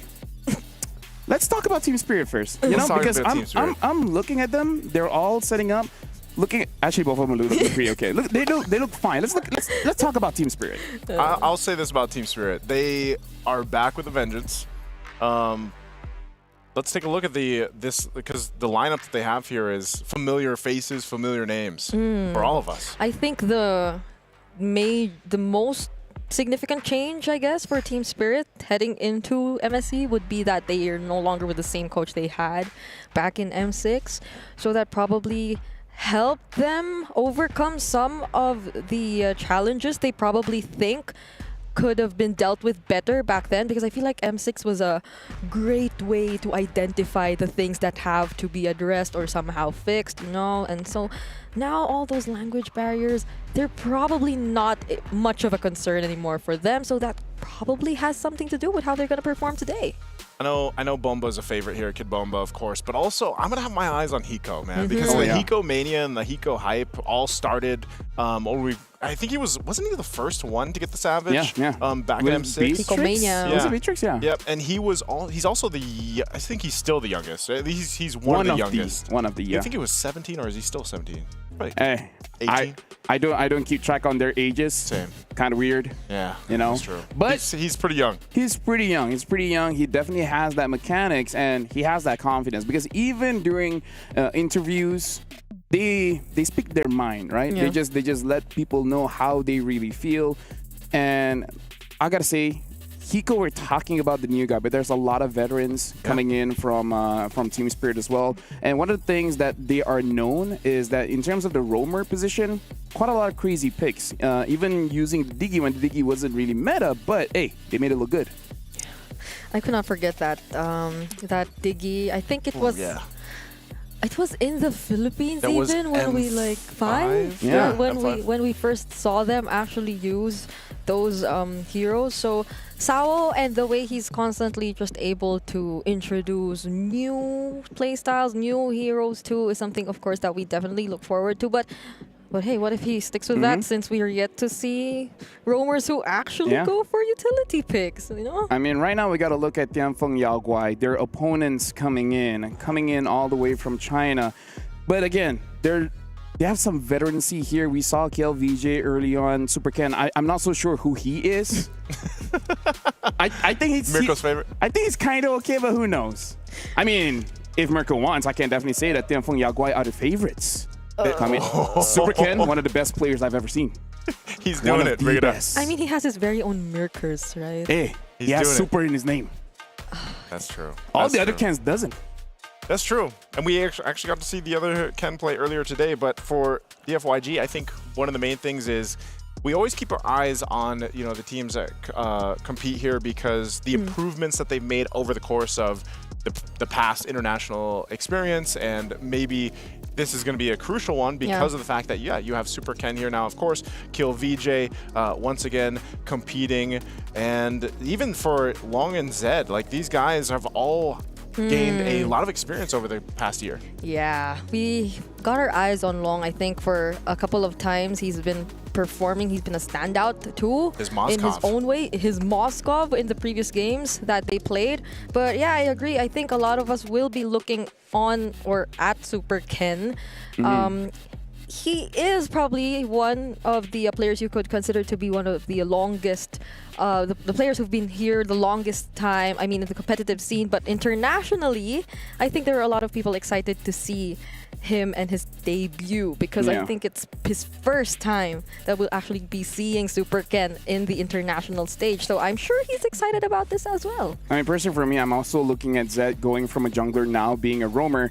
That's going to be quite a change, especially in mindset. Speaking of which, we would like to say thank you guys, because right now we are nominated for 3 different awards at the Esports Awards. Make sure you guys go to esportsawards.com/vote, because we are Publisher of the Decade, game of the decade as well as live event of the decade, which was the M5 World Championship. So we've been nominated for 3 different things. Thank you very much, guys. You guys have been amazing. Make sure you guys vote for all 3. Man, so let's vote who's gonna win this one. Wait, for the teams? Oh yeah, Tianfeng Yaguai. I Monster think- on the peak.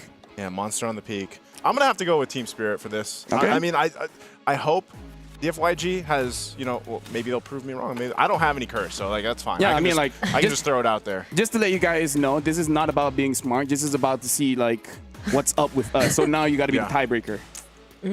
Okay, because like even before we got into MSC, I think during our podcast one time, I did say that, yeah, Jank I and won't gather. put DFYG too high up there. So I'll be going with Team Spirit. Okay, okay. So if Tianfeng Yaguai wins, I'm not in trouble. No one's in trouble. I mean, no. It's only day 2, man. It's only Group Not B's from the first teams, games. it's just from... That's the thing. Which one is Merkel really going for? Because, yeah, he's got his boy, Super Ken, but he always cheers for Team Spirit, too. Exactly, right? Like, I mean, he's always the one being like, yeah, Super Ken's my boy. But Hiko, though. But, yeah, Hiko. He has a lot.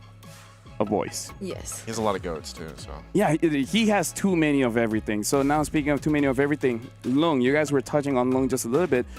The thing that we remember back at M6 was that hero pool, because it was just the Bruno and the Moskov. Yeah. Right? Not much of anything else. To be fair, in this current meta, there's not too many gold lane picks. I mean, I say that as we saw like Ruby and etc. But we do have to see in terms in terms of the picks for Tianfeng Yaguai, how expansive really is it when it comes to the drafts? Because I'm just worried that their hero pool is much limited compared to other teams, especially Team Spirit. Yep.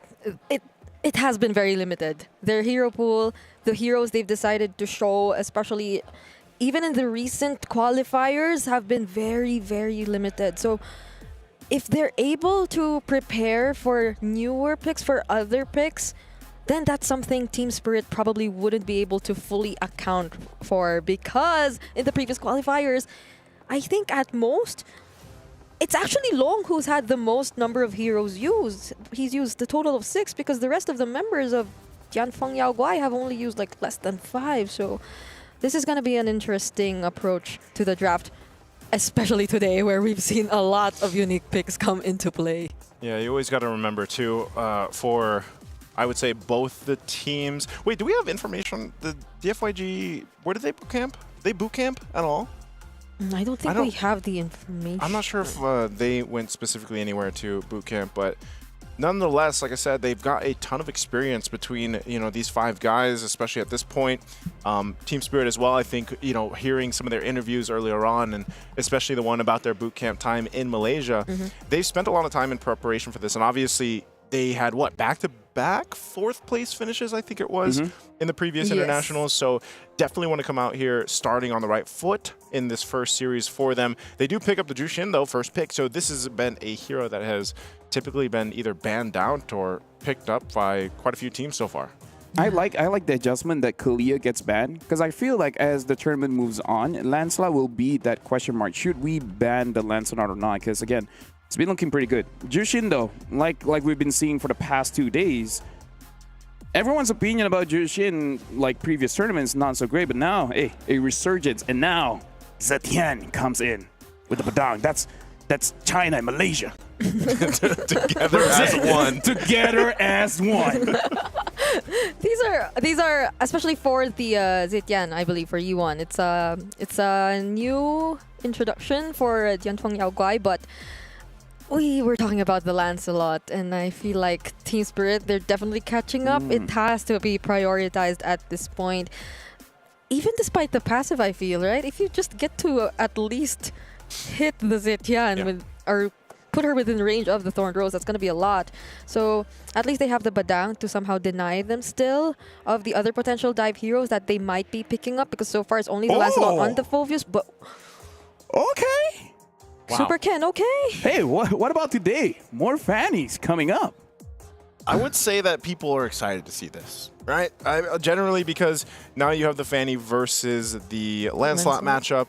You get to go ahead and see that. And, you know, we've been kind of building this up into the fact that, yeah, we're going to get, for a lot of people that are watching this, is going to be the first time they get to see actually Super Ken play here internationally for DFYG. And I haven't been a huge fan of the Zetian pick. Like, honestly, I know it does provide some of that vision. She's got a great kind of pushback passive that she has too, so you got that, you know, a little bit of defensiveness to it. But I feel like, I don't know what her win rate is exactly, but I just feel like she struggles in some sense. And maybe this is just one of those things where it's like, okay, this is just one of the better options we have against the Jushin pick that we see from Team Spirit. So I would love to see how they build up this lineup even more, because they've already got quite a bit of damage, of course, now that you have the Fanny, but you also have to protect it. Maybe the what is their gold lane option here for DFYG? Maybe it's the Moskov once again. Yeah, can be the Moscow, unless Team Spirit decide to ban out one of the gold laners that are still up there. But if not the Moskov though, I think Long has adjusted pretty well to the meta. He's been playing a couple of Granger games as well. Still, of course, the Bruno is still one of his most known picks, so that might be an option. But I'm still leaning towards the idea that, yeah, it might be the Moskov maybe picking up. So there you go. Let's go, Long. It still has to be the safe option. Team Spirit, though. I mean, I kind of feel like a Granger would still be okay here, no? Yeah. Right, just have a lot of burst damage and then try to control the map, because the Fanny isn't going to be the greatest around the turtle. So I kind of feel like, you know, get a draft that's good around turtle, around Lord, and then just play for your win condition, you know? So I feel like, you know, burst is good. Ranger, Bruno, etc. Yeah, maybe, let's see, because the Wanwan's banned out, so they actually go the Harith instead. It's a whole lot of magic damage, of course, that they're going to go with, but also they're covered really from the front. They have great initiation too here for Team Spirit. And the last pick for DFYG is going to be that Esmeralda. I mean, how could we forget? I think this was KLVJ's most used pick, especially in the qualifiers, and it does so well against the lineup of Team Spirit right now. Yeah, but right now, if we're looking at the draft here and we're hearing the cheers coming in from especially Team Spirit, it looks like they're very happy with that draft. And I gotta say, it's a very easy to execute draft compared to Tianfeng Yaguai. So I want to see how they're able to pilot it. So now I'm gonna throw it over to you guys for the first game of the final series of the day. Thank you so much, LaFell, for breaking it down with us through the draft. Once again, ladies and gentlemen, welcome to the English stream here for MSC 2025 at EWC. This is the final match for Group B today. Once again, I'm Naisu, joined here with Brigadier to bring you the game number 1 in this best of 3. We take a look once again at the junglers here. It's going to be an assassin matchup for One Shot and Super Ken. We see this Lancelot a whole lot. Brigida, how do you think this will fare against a Fanny from Super Ken? I mean, the most recent Fanny we've seen hasn't been that successful earlier today, not unless a lot of the conditions are met. I mean, even at the jungling speed, apparently you could already see how One Shot is clearly up ahead of Super Ken in terms of speed, but it seems like they'll be able to look for a way to force a skirmish against each other here in the middle lane. None of them will be committing too much, however.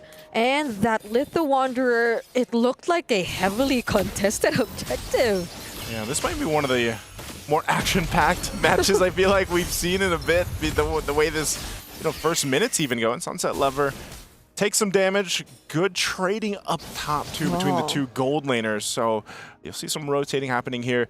And Zed might be a little, proactive on this Badang to be able to go ahead and set things up even early on. Yeah. Even with a flicker alone, like, you can still be a threat at this point in the game. You don't need to be that level 4 exactly just yet. Oh, KLVJ on the Esmeralda will actually be the first blood in this game. Even though we were expecting a slightly more comfortable game from him, that early rotation coming in from One Shot seemed like a great punish against this Esmeralda. And KLVJ even used the Purify there. Still going down early in the game. So the Turtle's going to be up here shortly as both teams try to get a possession for this. So One Shot already starts it up. Sawo Staying up at the front alongside Kid Bomba. And they're just going to go ahead and go 1v2. They're standing right in front of Super Ken, and there's not much he can do! What? Kid Bomba actually tries to chase after him, but then the damage won't be enough. One shot using the Phantom Execution takes down Zed, and they transition into the purple buff. This is going to be massive if they deny it immediately for Super Ken, but at least E1 was there. They're going to calm down for now. Yeah, it was so close. If Kid Bomba, I feel like, would have got that, we probably already started the dance moves here. But, you know, going on, the aggression from them at this point in the game gets them a pretty good start. Nothing too crazy. The FYG is going to be okay. They just have to go ahead and adjust from this. And that's always the case with a Fanny in tow. He even flickers forward for that, but it's just unfortunate, you know? Yeah. You can't hit him too far. I don't even know what Phoveus holds. Is it like a piece of an obsolus or something? Like, yeah. You could see it right there too. He thought he could get it. It was so close. But Hiko needs a few more shots just to take down Zed. And I feel like I also wanted to mention Zed in that moment because it doesn't feel like Team Spirit acknowledges the Badang that much. It's like they bypass the entire presence of the Badang and just go straight after Super Ken, which I feel like for Team Spirit is clearly one of the more important things to deal with at this point in time, because if they deny the Fanny in as early as the first 5 minutes, then it's going to be a lot more easier for them to pull off their lineup. And that's not to mention the fact that they've been sort of winning the side lanes, even with very minimal rotations coming in. Yeah, you can see this too. Taking a look at the emblems, nothing too crazy. A little bit of common emblem though for Sunset Lover on this Jushin.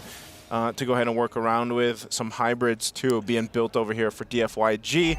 And I think that's the main thing for Super Ken really is he going to be able to actually utilize the Fanny? Because if you're just kind of pressured enough, you almost find yourself in this position where it's like, all right, I'm just going to be getting my buffs, and yeah, he's got to deal with Kid Bomba all day. All day. And hope that you can find something on the map. Oh, Kid Bomba gets out of that fist break, fist crack combo. Fury of the Phoenix already committed, but Kid Bomba again finding Super Ken. Literally does not want him to be able to land those cables as efficiently. Team Spirit are just doing such a great job sustaining everyone, but then it changes when Long goes in. But Team Spirit, they respect that too. They just disengage. Okay, Super Ken has the information. This turtle's just going to be taken by one shot. So another objective for Team Spirit. So all of that, you know, no one goes down, but ultimately Team Spirit's like, okay, we stalled them enough to go ahead and secure ourselves the turtle. And that's, you know, job well enough done at this point in the game. So they hold on to a very minor lead. DFYG still not too far behind, nothing too crazy. And as long as we've seen this before, I mean, the last time we got to see even Lung play this Moskov last MSC 2024, he actually had some pretty impressive plays. He has good positioning. So I'm just wondering, you know, as he still brings the Moskov forward for this game one, like how much has his mechanics and the micro positioning for him improved in a year's time? Yeah, they probably are waiting for Long once again to be able to join. Typical situation you see whenever there's a Moskov and you're kind of behind in terms of the early to mid portions of the game.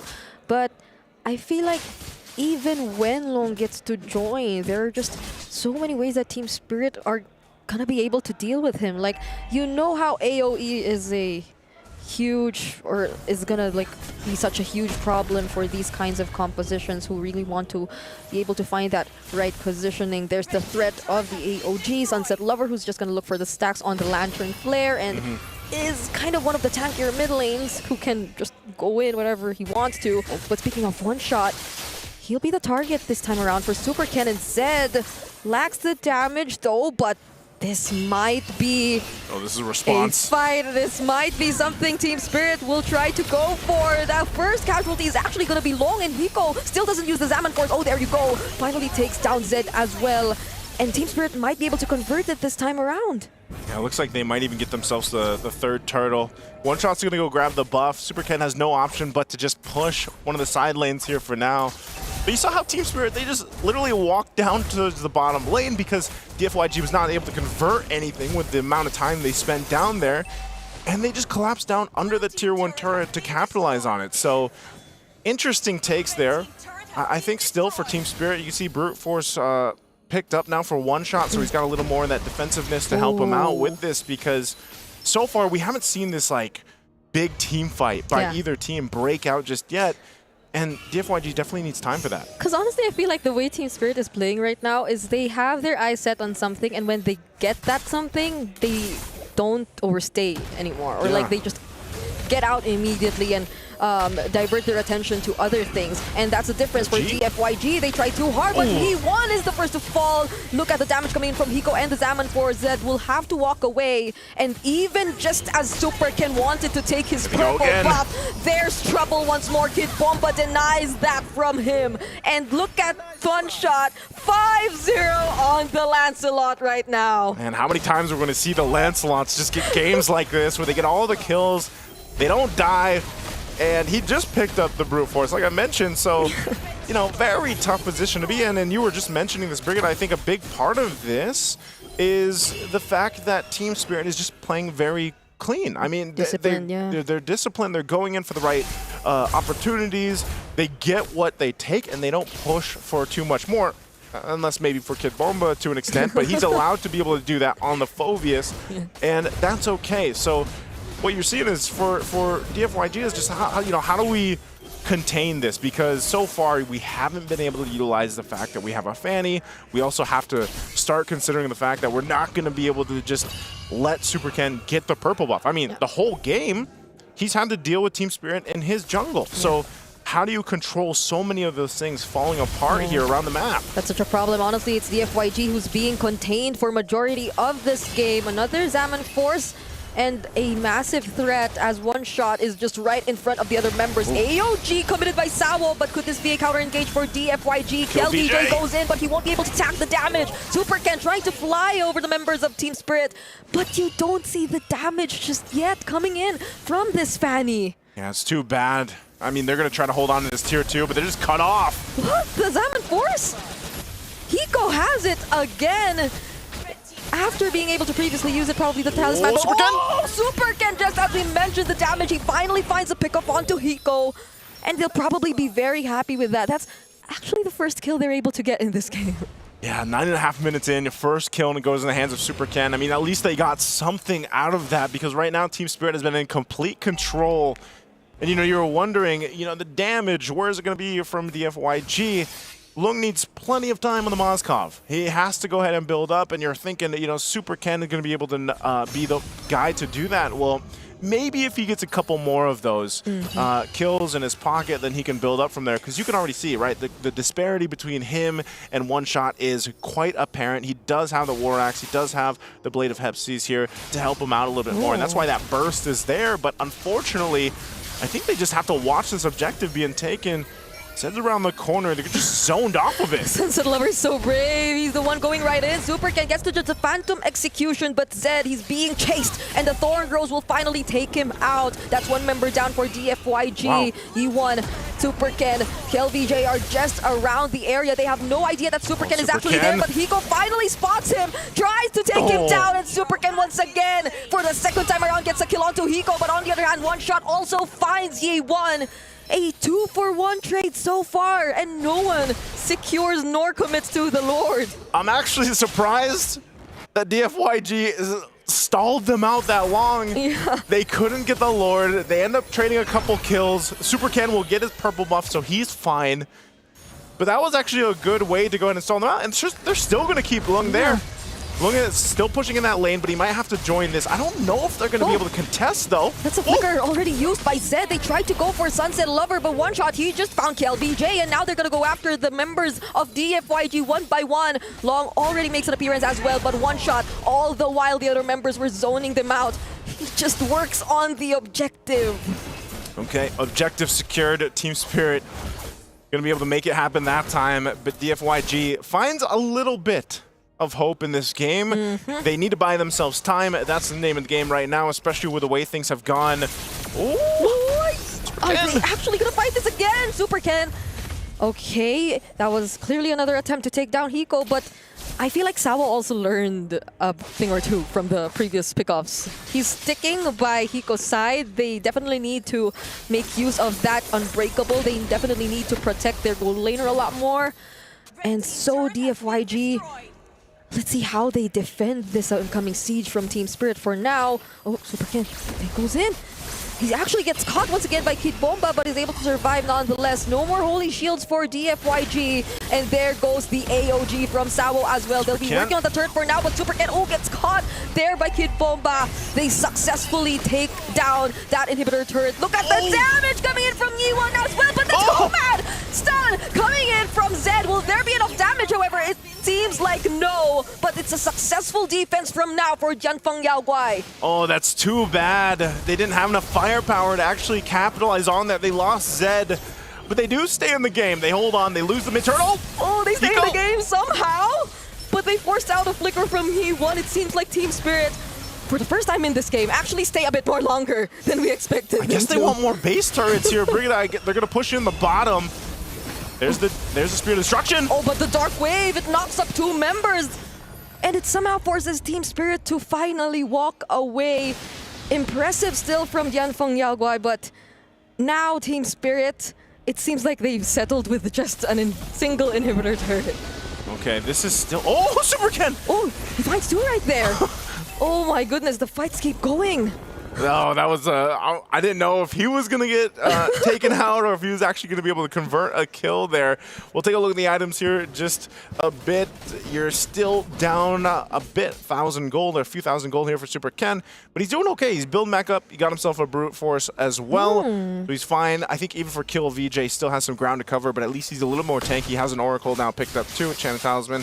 Got the antique Cuirass. And also, for Lung, Lung's done a phenomenal job at just farming up. Yeah, he's actually up ahead by a bit. Crimson Beacon in position. by Sunset Lover. Will Zed be able to find the right targets though? Knocks them back for just a moment, just briefly, before one shot gets the kill. 9-0-2 on this Lancelot. Could this be another deathless double-digit kill Lancelot game? It's well on his way right now. Zed, though, is just a punching bag.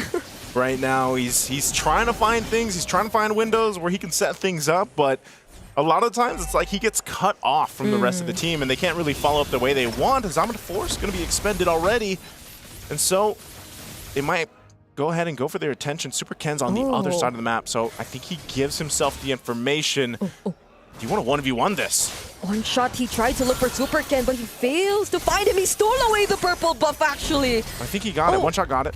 Oh, but he has... Okay, so maybe that was his purple buff, because prior to that, I'm not entirely sure if he had his own. But Sawo blocking the way, won't even get to see KLVJ, uses the AOG on the other side of this area just to ensure the other members of DFYG won't catch up. Super Ken, Sunset Lover gets to spot him though. They'll try to take him down before they proceed with this objective, while Long just works on the other side of the map. Phantom Execution finds Super Ken, and Kid Bomba once again blocking his path. Will Zed still try to make things happen? It seems like no more, as Team Spirit secure the Lord. Oh, Zed just on the run. He's going to have to go back to base. They're going to make a beeline for it after grabbing everything they needed. He's also going to take the orange buff here, so one shot will be orange buffed up, and the Lord making its way down the mid. Super Ken still 15 seconds away from being up, so this is going to be a 4-man defense against the full force of Team Spirit. Can they do it? Oh, Kid Bomba and Sawo go in at the exact same time. Legendary for one shot. And look at Hiko just dancing around everyone with the Salmon Force as Team Spirit finally secure game number 1. And there you have it, a strong start for Team Spirit. A dominant win, a dominant lead that they had, almost 10,000 up to that point. A great showcase here that we saw for this best of 3. Yeah, I gotta say, Team Spirit looks a little bit too strong right now. You know what? I'm with you guys now. Yeah? I'm on a Team Spirit. Now you're Team Spirit? Wait, Yeah. Wait. It's There's like no way. There's no. The gap is too big. Well. But I gotta say, now we need stats on this Lancelot, man. Because I feel like multiple different players have amazing KDA, amazing damage. I mean, like, with one skill, you're able to turn anyone half HP. We even saw in Lancelot full combo destroying a Hilda. Dude, at this point, it's like, guys. Something's wrong. Or is it right? I'd rather let go of the Boxia and bat out this Lancelot, man, because that's not fair. Hey, remember when I said this at the beginning of our shift here? I was like, is it going to be time that teams start to ban out the Lancelot? Maybe they should hear us when we're not on air. I think they should. But how? Maybe that's day 3. Check out his vlog. I don't know. Shout out to Nice's vlog. Make sure you guys check it out. But yeah, I feel bad for talking about Super Ken, so I'm gonna lay off that for now. But in this game, it really doesn't look like a good Fanny game, and the changes, like the nerf on the energy, really impacted him. I mean, like, yeah, we see him getting some kills onto the Harif, but it was a little bit too late, you know? Yeah, they probably felt a little more confident to pick it up because they already had the Badang or along the lines of that maybe, but it still wasn't enough because, like, as we've previously talked about, they almost didn't care about Zed. Can I just say, this is also very interesting seeing the Zetian with the Thrill, because usually when you look at mid, they usually pick up the Rupture, right? Making sure that you have those penetrations so that in the early game, you get more damage. Yeah, more damage. So what would be the point of the Thrill? Exactly. So at the end?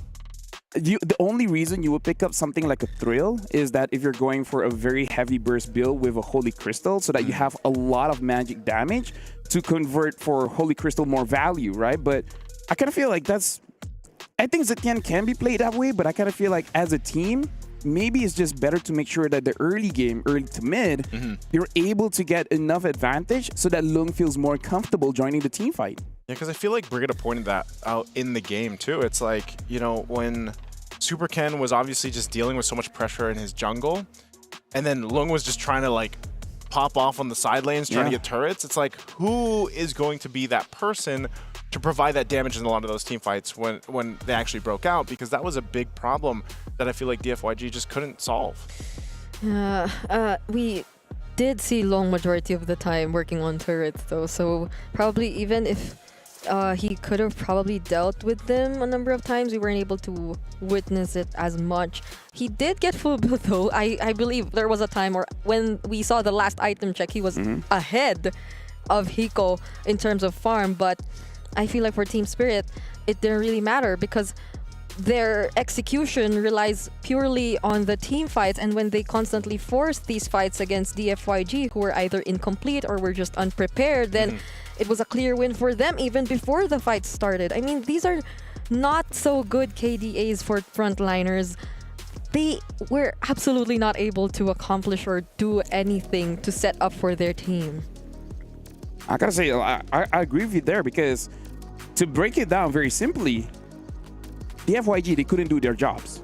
The frontline couldn't do their jobs, the damage dealer couldn't do their jobs, the Fanny, able to take down Hiko like once or twice, that's his job, but he's not able to do it constantly. And when we're looking at a draft, it makes sense, right? The Jushin making sure that the frontliners don't do their jobs, and then when you have the Harif really spamming out that Zaman Force just to make sure that there's a lot of distance, making it so that the FYG can't even start a fight even if they wanted to. So the FYG, they were choked out of opportunities. Like before the fight even started, there was a lot of denial coming in from Team Spirit. Yeah, that's what I was saying. I think from the very start, it was like they were just struggling to be able to utilize the composition they brought, because even when you look at the key players here broken down, again, One Shot had all the time in the world to do what he wanted to. Hiko too, at some point, it almost felt like he was like jumping in with his Zaman Force very aggressively, because he's just like, hey, I want in on the action, you know, like he was hungry for those kills. But again, it was just in a situation where DFYG struggled to even get space to work with, buffs, resources, and I think a big glaring issue was overall the team composition that they had. Yeah, even for KLVJ, who tanked so much of the damage, their source of crowd control couldn't convert all those time or all this time that was bought by KLVJ into something for his team, because if he does put himself out there right in front of let's say Team Spirit or a couple of members from Team Spirit, then that's all he can do, because he'll be forced to run away either way, and the other members would be afraid to engage either way. So the sequence, like how they wanted to do the fights, we didn't see that as well from DFYG. Because honestly, even Esmeralda, she's conditional tankiness, right? If she's able to stack the shields, then she's tanky. When you compare to like a Phoveus, he was born that way. Like, mama, I'm tanky. He was born with that weapon too, man. Yeah, it was a rough birth, but hey, they made it work. He came out like that. Yeah, he just came out like that. And it's like, I'm ready to play. Infernal Pursuit. Yeah. It took a while for him to get a new skin. Maybe that's one reason, but hey, he's just by existing, the Phoveus is already pretty tanky. And this is where we're seeing in MSC, if you're ready to fight at any time, then your draft just is much smoother, much better. Compared to other teams, like, I need ABC first, and then we're going to be looking good, because that's the FYG. They need this to happen, and then that to happen, and then I need this stack, and then I need this item, and then we're good. But by that time, it's too late. I always feel like that's the kind of risk when you pick up a Fanny, because you're so worried about securing your buffs, especially early on. Because if you get delayed really early, then the rest of the game is actually really difficult. Yeah, and now Team Spirit is looking pretty good. So we have to see, like, what is the journey? So we're going to see the road to EWC for Team Spirit. Hello, I'm Kid Bomba from Team Spirit. I play XP lane. Feels great to be back in Riyadh. Our journey was pretty simple, because this time in playoffs we didn't lose a single series. We would really like to face SRG again, just because we felt like we didn't give our maximum in that series. I don't take any discredit from the win from them. They won us fair and square. But we would still like to face them again, just to get even at least. Team Spirit are incredibly battle-hardened. For 2 or 3 seasons now, they've been tested in their home region. And the last time we saw them in the M6 World Championships, they were able to make it to the top 4 spot. I think our playstyle has become more synergized. We are connecting our skills way more often and have the same plans in the game already, even before splitting them out. We've been training now in Malaysia for 3 weeks, adapting to the Asian meta, and I think we've been doing a really good job at that. So I have high hopes. Individual player skill. Every player in the team has what it takes to be at the top, and it just comes down to mental and execution at this point.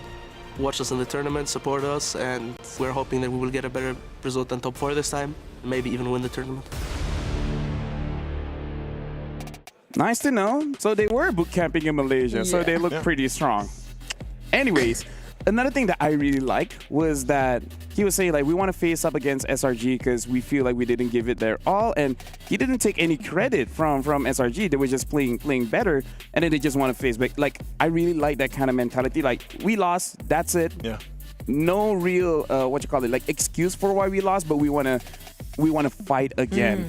I think a lot of the teams here, man, are in that mindset. Yeah. Like, we've heard, I love the journey video clips that we get for all the teams, because I know not everybody can keep track of all the different regions competing and qualifying here. So they all come in with, I feel like, that sentiment that they want to get the trophy. They want to get to the grand final even. And so far, it's been a really interesting 2 days that we've had. I know we got to finish up this match, but it's been great so far. Yeah, and there's still a chance we see them go up against each other again if they both make it past the group stage. Like, if one would actually want to choose them immediately heading into the knockouts, if that happens though. But the bigger question is if they're able to win their first fight here in the group stage against the FYG, but basing it from what happened earlier, there are so many things that the FYG actually have to address if they want to take away a point from Team Spirit. I feel like let's start with tempo. You know, have a draft that activates much earlier, because going up against the world's best, like, they see a mistake coming a kilometer away or a mile away, depends on, you know, which metric that you use. Which metric? Yeah. Because I kind of feel like once players or coaches see a draft and then they're like, okay, they messed up here, we can start to exploit because ABC are their weaknesses, so we're just going to go through. Legit, I feel like day 2, we're not going to see Lancelot banned, but looking at the performance today, either ban it out, because even the games that Lancelot lost, it was not the Lancelot's fault. Yeah. Right? I think, again, you always have to look at group stages, especially for international tournaments, and specifically here right now for MSC, is like the testing grounds, especially because we're in that we have the teams having the double elimination, and no one's eliminated yet. Yeah. So you can go ahead and look at it as almost a testing grounds for the first couple days. Obviously, once we get to tomorrow, day number 3 of the group stages, things will, I think, be even different than what we've seen so far. But as we get through this first phase of the bans, it doesn't look too different, but the Jushin's actually going to be banned this time, and it's FYG that's like, you know what, Super Ken, it's your time to shine. Kalia Farsa? It's come to a point where they just had to first pick the Lancelot. It's almost like they're right next to us. Maybe they hear us. No, hopefully not. No, they Probably don't. not. The They don't, headphones they are pretty don't. good. Headphones are pretty good. They're really good. So is it gonna Kalia be first Farsa, though? I mean, there's a Lancelot, yes, but You got to be brave.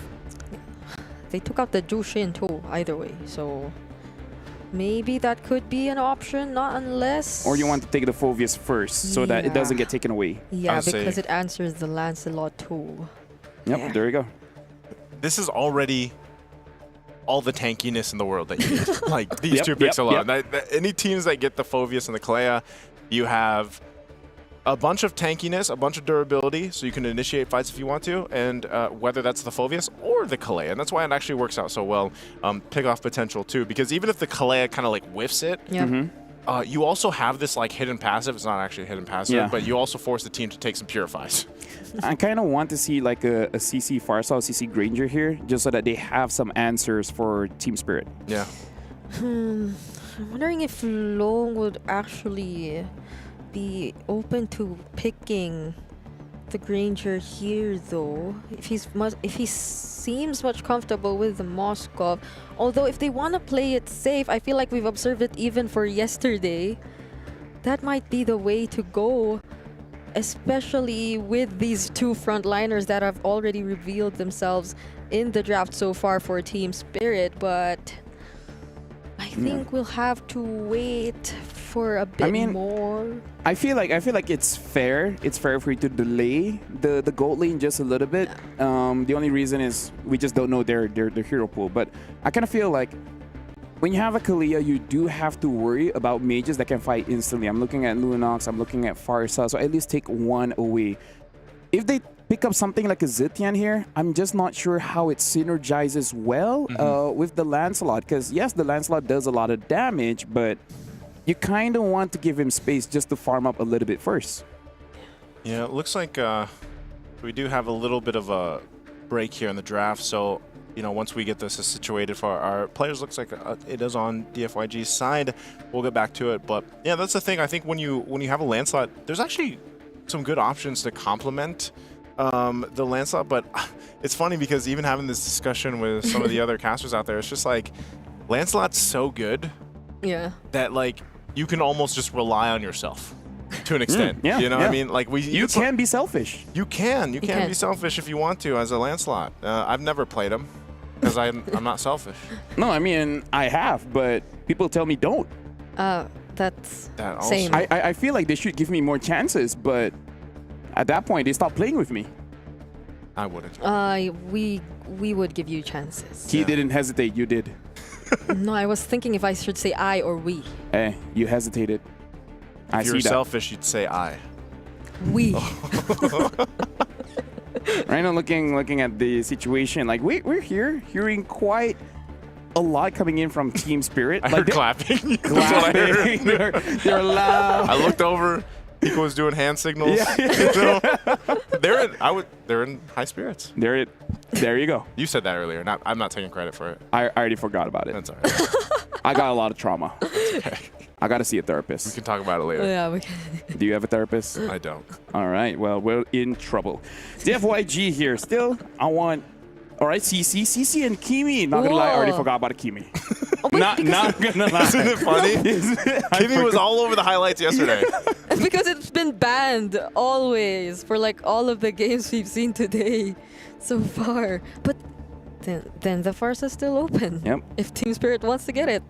But still, I kind of feel like it's a good opener for both because it's like they're playing their own game, right? Yeah. A lot of burst and tankiness coming in from Team Spirit, and then DFYG picking up that Lancelot burst. CC has a lot of CC and damage towards Phoveus. And Kimi also have CC and damage.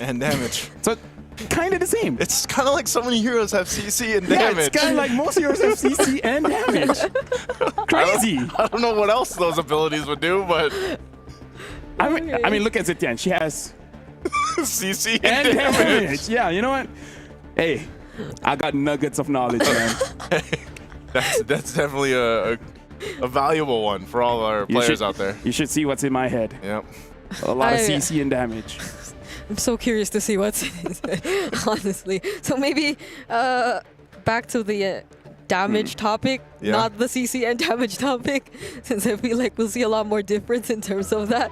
So far, both I'm liking the damage we're seeing, at least from DFYG and Team Spirit in the first few picks, but I'm wondering what one shot will decide to go for up against the Lancelot. I mean, if there are other assassins, Hayabusa? they took out the Joy, the Hayabusa's there, but it's mostly just the Hayabusa and the Lancelot that we see in the assassins in the jungle. What if he plays the Fanny too?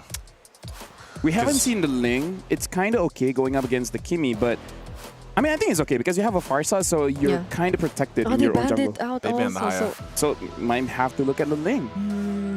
Is there anything that we're forgetting here? Oh, they took the Moskov. Oh no. Now what? Lung. Hey, Bruno's not bad, you know? Bruno's okay. Bruno is okay. Or if they don't want all this tankiness nonsense, something like a carry. Yeah. At least something to do with this Phobias, even though they already have a CC, so maybe not. I mean, I'm okay with the carry. I think I'm gonna be okay with that. Honestly, I'm okay with Beatrix as well. Just the moment that Farsa opens the feather S-Strike, just drop all of your skills onto her. Oh, the Granger. Yeah, Granger Cho. So honestly, pretty standard draft coming in from DFYG because I kind of feel like the win condition is pretty clear, which is CC and damage. CC, I was just about to say, CC and damage. I'm worried though because it's a very squishy lineup. It's all about mindset. Yeah, you gotta have the mindset that you're tankier than you are, because I just feel like, especially once we see this last pick locked in, it's gonna be the jungle pick for TS, and it's an Akai. Okay. An Akai in the jungle. Hey, you don't have to be tanky if the enemy doesn't have damage. That's what my uncle always says. That's true. We met his uncle. Yeah. He said you don't need tankiness if the enemy doesn't have damage. Very wise man? Yeah. But Akai is tanky. Yes, Akai is tanky. And now I'm going to give it over to you guys where, I don't know, for me, Team Spirit, too strong. They might have a sweep here. Once again, thank you, LaFell, for all of the nuggets of knowledge that you've blessed us with so far through our drafts today. Once again, ladies and gentlemen, welcome here to the English broadcast. It's me, Naisu, and Brigida to bring you the action for Game 2 right now in our last best-of-3 series. And as you heard it, it's Team Spirit and DFYG going at it. So we'll see if we actually get a 1-1 in the series. I think this draft is better, though, I would say, for DFYG, Brigida. But it's a very clear game plan. It's like, we have to end this game early. And I don't know, do you think they can pull that off? If we see the exact same errors in terms of macro and decision making that we saw in game number 1, I feel like that is going to be a struggle for DFYG. But things are pretty different right now. They got their more of the power picks on a lot more of the priority heroes that we see in the draft. So, I mean, that's probably also why we're seeing them kind of being a lot more aggressive in the early stages of the game, because this is what they have to capitalize on, and this is probably what they're trying to do, denying one shot of getting a smooth experience in the farming. But I feel like he doesn't mind either way. This is still, again, a very tanky jungler. This is the Akai. I was going to say, as an Akai, I don't think you worry too much. If you lose a little bit in the early game, especially against Super Ken here with the Lancelot, it's not that big of a deal. You do have that tankier options here for Team Spirit that they're going to be playing around with too. If you take a look at the emblems, they got the couple of concussive blasts. Wow. Still Kid Bomba as well. Yeah, you see all those drills over there for DFYG. And at the same time, I think this is one of the questions is, will you be able to utilize this interaction that should happen from DFYG between the traction pulses? Hopefully Kill VJ can go ahead and zone people out on the CC, which we've seen happen a lot of times. But this isn't a Vengeance CC either. He's actually running the Purify. There's 3 over here for DFYG. And that's exactly what I said about the Kalea from Sao. So the passive. Yeah, it's almost a hidden passive that forces that. Super Ken, he's able to freely focus on securing the objective, but will he be able to, though? He successfully does. One-shot tries, and try, or actually uses the heavy spin to deny that from him, but will be unsuccessful. Now Yi-Won seems to be the target. Sawo and Kid Bomba chasing after him. But that's where the first fight might just end. Tianfeng Yaoguai have actually gotten a pretty good start. Yeah, they did it. They got the objective, which is great for them. And I'm surprised too. No first blood converted off of that. Now they did get two of the Purifies out in that exchange, and Team Spirit will continue on to go back to the rotation here. One shot once again is just going to be, you know, part of his option is just to lock down. There's a kick. Oh, Purify already used by Sunset. Lover gets the Dutch attraction pulse as well, so he will survive. But I'm liking the pressure from DFYG now. It looks like a completely different version of them if you were to compare it to the way they played game number 1. Also probably has something to do with the heroes they have. I mean, I think you have no other choice but to play aggressive if you have the Tro. Like I said, Brigadier, the game plan here is to end the game quickly if they can. And even if they make it to the late game, like their lineup isn't going to be completely out of position against what Team Spirit brought to the table, but that's where, once again, you're going to have to rely on Lung to go ahead and be able to farm up, pop off on the Grangers like we've seen before, even just yesterday. And that's going to take some work. It's going to take some time. Tsunami Slam committed on to Zed. There will be no other way for him to escape nor look for the counter way of the Dragon. That first blood actually went into one shot, and I feel like it's not even his priority to be the one getting the kills, but this helps him catch up or even out things in the jungle. Yeah, I'm kind of worried for Tianfeng Yaoguai because if they continue to get picked off, like, whoa, Kid Bomba, he's beefy enough. He's going to be fine. So survives there, but a kick. Sawo. Perfect kick. All alone under that turret, though. Clearly a great opportunity for DFYG to punish him there, but now they know there's no way of the Dragon, but there's also no way for them to catch up and contest that objective for the second time around. DFYG, this will just help them increase the lead that they have. Yeah, a lot more decisive, I'd say, in this game number 2 for them, and a great start. They get themselves a little bit of lead, but dealing with some pressure.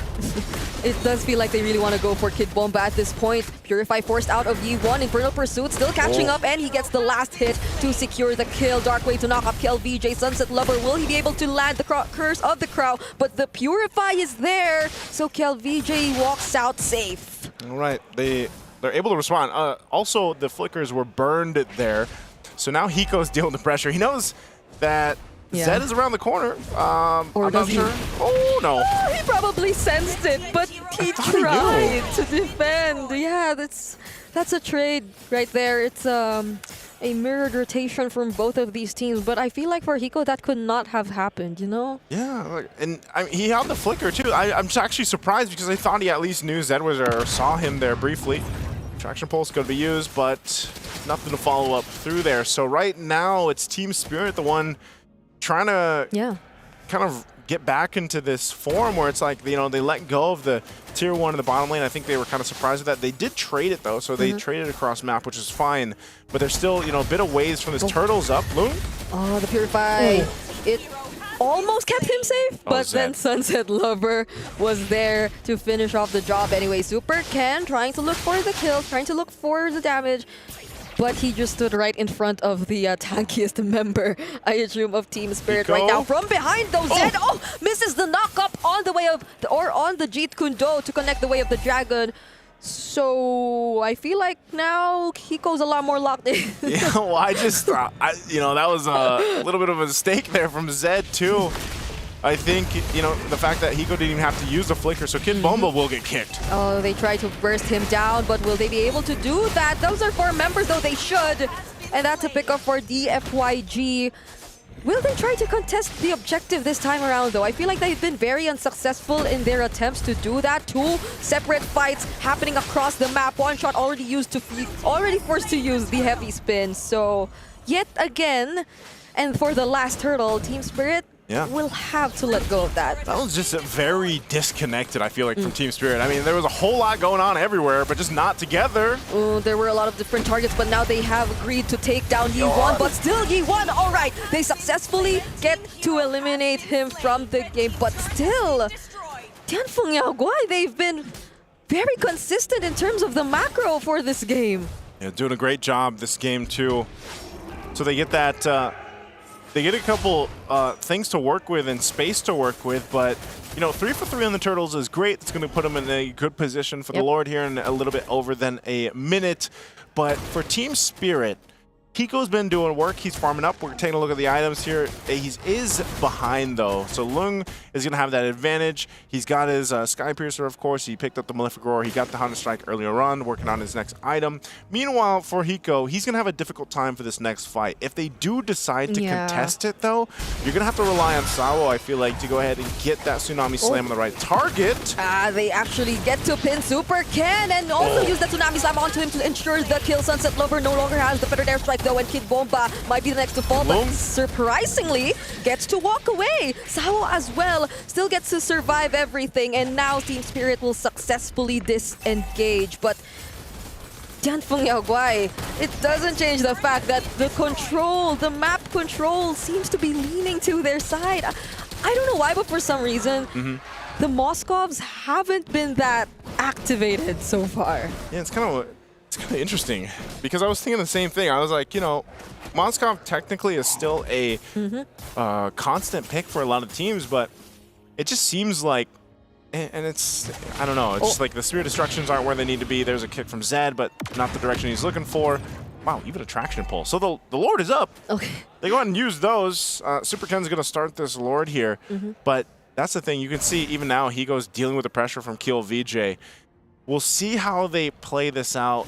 TS can go ahead and just kind of focus things down. Hiko will deal some pressure still. And there's quite a few members of DFYG up here towards the top side, so hopefully Hiko doesn't get caught out. He still has a flicker though too. There's 3 members of DFYG. They try, or they will try to look for something, and they find Sunset Lover. SOD will not connect onto Long, but the other members of Team Spirit have already caught up. They seem to have found a way to look or to deal with Long, and they finally get to trade out Sunset Lover. But all the while this was happening, look at Super Ken. But going back to the fight happening here up top, it's a double kill for Hiko. A great chance for them to somehow catch up.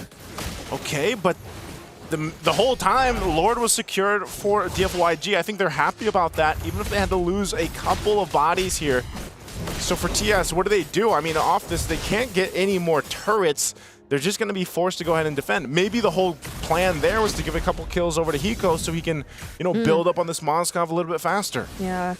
Interesting, though, they were able to actually, shrink the lead, as I was saying. From Hiko-mania!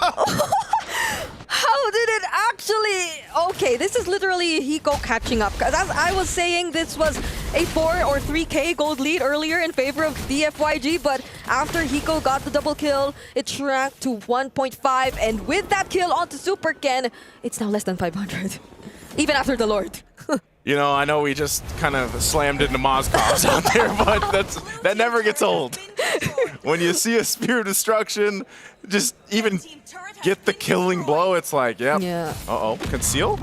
All right, they go for the traction pulse and the way of the dragon, but it's Sawo who gets targeted. Probably not the best option. Kel VJ tries to threaten the others using the yo-yo blitz and the curtain call, but now without their major resources, will DFYG still want to go for this? Zed seems to be holding this rush.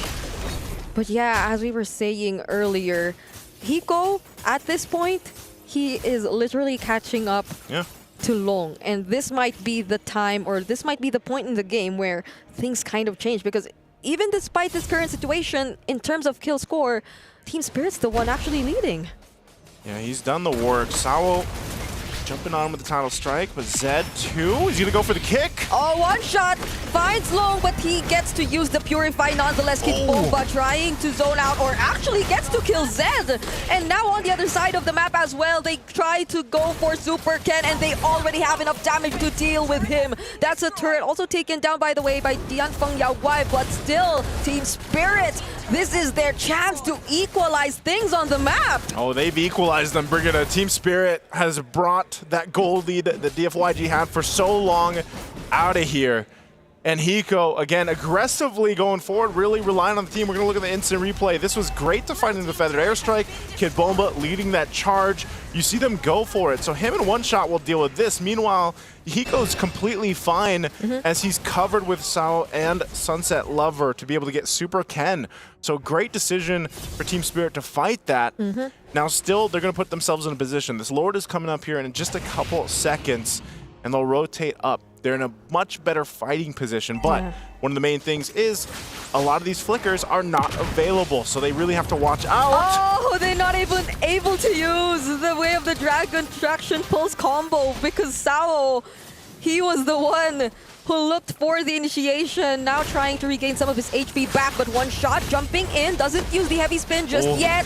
Zed trying to look for another target, but multiple members are actually knocked up by the Lord, and it's Zed who falls down first. Super Ken, nonetheless, actually secures the objective, but Hiko goes in! He actually takes down the other remaining members of Yanfeng Yaoguai alongside the feathered airstrike, but it's a shutdown from Super Ken instead! Super Ken! Staying alive through it all after getting the Lord too. That might have just been huge for DFYG. Now Team Spirit back on the retreat. Hiko got a little aggressive there, thinking that he could get it, and that, oh man, that Thorn Rose saving the day there for Super Ken. So they'll clear out this push. Again, they do have a pretty good defense lineup to deal with this Lord. But again, they have to be careful in how they approach those fights, especially around choke points. Yep. Again, the KDA honestly doesn't matter at this point. The impact Super Ken has, or actually has in this game, is impressive. That was all the while there was a heavy spin from one shot, by the way, but he was still able to secure that objective, and look at the damage.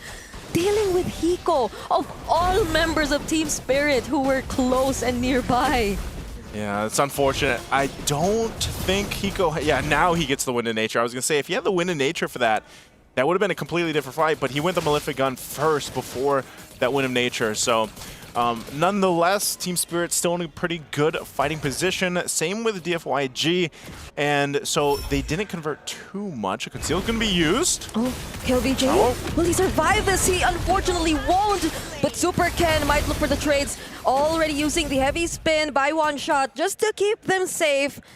You have to respect the damage that's coming in from Super Ken at this point, and Team Spirit are probably okay with that single pickoff, but Yanfeng Yaoguai, they actually want more. There's a beautiful knockoff coming in from Sabo though, and they capture Super Ken. Now Hiko finally wants to look for the kills as he was denied of them earlier. Feathered airstrike also committed. But Zed and Long are the only ones left alive. Yeah, and that's not going to be enough to go ahead and defend against this push. They might get in the base too. Hiko takes a couple Rhapsody shots. But now the base turret, Lung should be able to clear this out. They might just go ahead and scrap up what they can, the buffs, and pushing the rest of the waves here. So slowly but surely, Team Spirit grabs control of this game, but DFYG still going to be okay. See if they're going. Kid Bomba will get kicked. Again, not in the angle they wanted. And Kid Bomba just spamming the recalls. Oh, another Tsunami Slam onto LVJ. Sao gets the flicker out to safety, but gets punished by Long. So it's a 1-for-1 trade so far, but Team Spirit, just with that attempt, got to take down the inhibitor turret in mid. They got the base turret, that's what they wanted. Lord's still a bit away. Not sure if they actually want to try to contest for it without Sao. Also, the flicker being burned by Hiko is a major battle spell that he needs. So once again, picks up a little more defensiveness, has the Rose Gold now available. So Lord is up here. What are they going to do? How are they going to play this out? Kill VJ as well. A few seconds away from coming up. Again, this Lord will be started up at this point. Yep. The Team Spirit gains control. Zed, though. Oh, they get to poke him. Oh, but Sunset Lover has to cancel that feathered airstrike immediately because there was a threat from DFYG to actually go for the fight. But still, they're able to position themselves around the objective. Zed, not full HP though. Tao tried to look for Super Ken, but the reactions were fast enough. There was the Thorn Rose to actually keep him safe, but the Dark Wave, it landed to kill VJ. He will be the first casualty for this fight, and the Tsunami Slam gets denied from the Purify, but Zed is next. Two frontliners once more taken out. Team Spirit again just showing how good they are at the team fighting. So they go and get two, they make their way for this Lord, they're going to be able to go ahead and take it. Will Super Ken try to pull something from a Miracle off, but I think it's going to be too late as Team Spirit will blitz through this Lord take. So now, will we see DFYG? How do they play this defense? How do they get ready for it? Even down at that mid-base turret already. How do they deal with this? I mean, the lineup that they have, like I mentioned for Team Spirit, their defense on the high ground is pretty good. But for DFYG, it's kind of like they have to play into the ultimates that they have available to them. And how do they use this? You know, how do they use that traction pulse? How do they use the combination? And honestly, even down to the fact that the kicks just haven't been on par. Like, they haven't found the right angles that they're looking for. And that's the struggle always with the Cho, especially later game, is you kind of are in this position where it's like, all right, I need to survive enough to get the kick off. And most likely I'm going to die. That's why I have an immortality. And then hopefully that allows me to get in a position where my team has favor. But here's the Lord. It's down in the base. How are they going to play this defense? Could this be an end angle? There's the Feather Dare Strike, bringing Long down to half HP. But somehow Zed actually finds the kick, but Hiko, he still gets to survive and keep himself alive, but not for Yi1. He finds the kill onto Yi1, and there's the Tsunami Slam already committed onto Super Cat, as well as the heavy spin. They got to lock him down. They got to pin him down, and Zed will try his best to defend, but they won't be able to anymore as Team Spirit gain access to the base and actually deliver a sweep for this series. And Team Spirit will do it in high spirits, getting the sweep here against DFYG. Again, a great kind of adjustment that they had to make throughout the game. They were down a little bit, they stayed locked in, and they brought it back for the victory. I gotta say, they got all their bases covered, but DFYG, there's a lot that they need to fix, because I kind of feel like for every single role, there were definitely mistakes that was very apparent in this game, and they don't exactly have too much time to actually readjust all of those. I mean, I don't know. They only have like, what, a few hours, maybe a day at most. I hope they fix it because, I don't know, personally for me, it was quite obvious. Yeah, and that could come down again to the, to the draft. But they showed some signs of hope and brilliance throughout the game. It was just seemed like for DFYG, it's like at some point, things just kind of fall apart for them. They don't get in a position where they're actually able to capitalize on the things that they need to. Yeah, and especially during the late game, because the thing about using a Granger is that you have that Sky Piercer, right? Yep. You need to have that instinct to be able to get those kills and not getting punished. So the fact that every single time when Lung puts himself in a position that he can get those kills, but then almost immediately get counter back, get punished, I kind of feel like those kind of things are the things that they need to really improve on, because the mechanics of the hero is not just about pressing buttons, but it's also about timings, positioning, as well as knowing when you should go in front and when you should hide in the map. Yeah, there were moments where DFYG seemed like they knew what they were doing, but I feel like there were a lot more times wherein they were kind of confused. I mean, I think one of the best examples would be that the traction pulse and Way of the Dragon combination wasn't as coordinated for majority of the time. I think Naisu did pointed it out, but yeah, hopefully they get to work on things. Yeah, and now looks like Eterna is ready with Hiko, so we're going to throw it over to an interview. Hey everyone, it's Eterna over here with Hiko Mania as he strikes again here at the MSC group stages. Welcome, Hiko. Hello everyone. Hello everyone, so cute. So you are one of the youngest here at the MSC group stages. You're 17, is that right? Yeah, you're right. I'm right. Okay, I think you're like top 2, top 3 youngest. And who is the youngest, you know? Youngest is Boye. Oh. Do you know him? Yeah, it's Romer from Mythic 2. Yeah. So because you're so young, I want to know what it's like back at home. Are they supportive? Are your parents like okay with this? How's it like back home? My family are very supportive for me. They always text me before and after matches, and I'm very grateful for them to support me. What did they say today before your match? Good luck, have fun, and after game, good game, and that's all. Okay. That's really cute. So they are supportive of your journey here as a pro player. That's amazing to hear. So back at MSC last year, I think you know what I'm about to say, right? 9th to 12th place, Hiko. So considering that now here at MSC, you're one game away or one match away of coming to the knockouts, that would be the highest you've ever placed at MSC. Do you think your next match will be easy? I think it will be not easy because this match 2 was not very easy, and we need to try hard to win them. So it will be not easy, but I think we will fight them. Confidence level, good? It's okay. It's okay. Okay, hopefully that confidence level, rises. Because considering from last time we saw you on the M Series stage as well. You have been, changing everyone's mind about you. Everyone is talking about Hikomania. And let's talk about your personal growth a bit. How far and what difference is it now here this time around? Right now I'm feeling more like consistent. I'm talking more with team, and it's helped me a lot because when you communicate with team, you play better for me.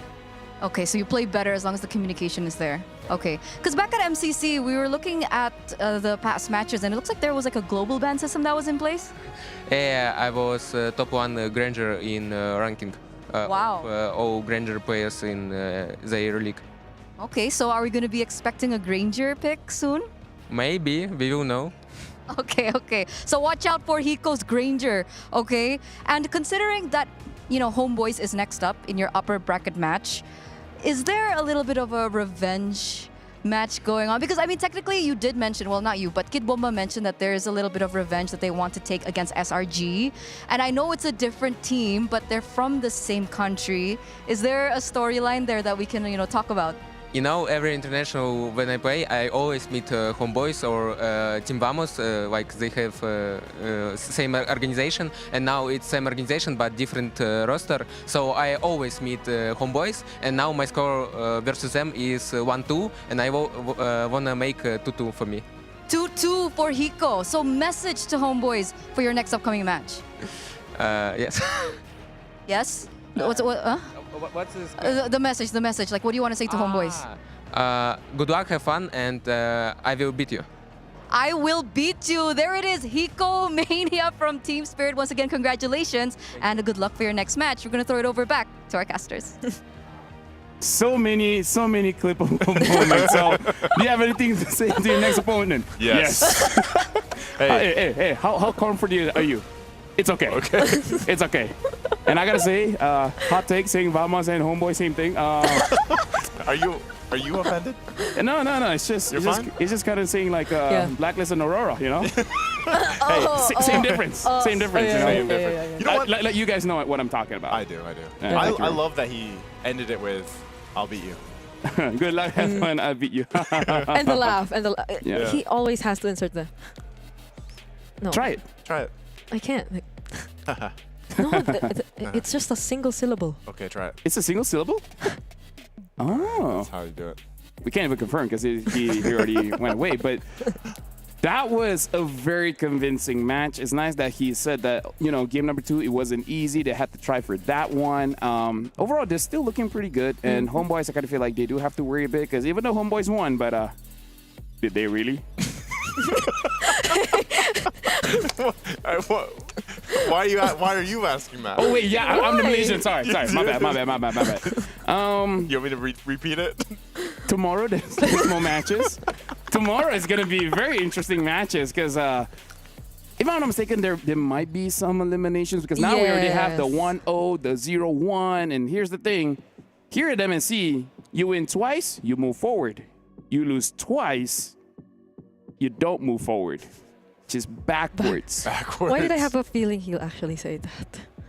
It's just to keep people on their toes. Yeah, I mean, here's the thing, because the tournament is ramping up. Like you said, it's like testing ground, right? Yeah, day 1 and day 2, testing ground. We're seeing the standout heroes, because even in tournaments, like, are you going to be using the Granger? I'm like, what do you mean? Like, one of the most used heroes in the tournament? I don't know. Maybe he will. Are you? Yeah, that's actually what I thought too. And that's basically like asking, is Kalea gonna be picked? Yeah. Today. It's like, I wonder if anyone will have the Lancelot. Eternal. Yeah, that's fine. It was a good question. No, it was. Ish. Now you know what? We love Eterna. And, shout out to Eterna. And honestly, like, even the interview, that was really good. I like that most of the players, they're very comfortable with the microphone now. And I don't know. Looking at today's games, we had a big upset in game number 3. Yeah. Game number 4, I kind of feel like it went as we thought it would be. Personally, for me, I wanted more from Tianfeng Yaoguai because even Supercan, he has the experience, but it looks like there were parts of the game where his decision making could be worked on just a little bit. Yeah, or maybe a bit of adjustment too in the draft. I think it's a given, you know, but like to be as extreme as picking a Fanny into a lineup that might not be best. So. Now we got to look at the match MVP for this one. It should be Hiko. Yep, And it's Hiko. There you go. I didn't realize he had 12 kills. I actually didn't realize he had 12 right? either. No, because he had a slow start. He definitely had a slow start. He dealt with a lot of pressure, by the way, too, in the gold lane. You know, so props to Hiko, and I think it's still the same thing. I think a lot of people this MSC are going to be on that Hiko mania hype. It's because we said the Moscovs haven't been doing that well. As soon as we said that, spear destruction. Cast or curse. Or bless. Or bless. Whichever.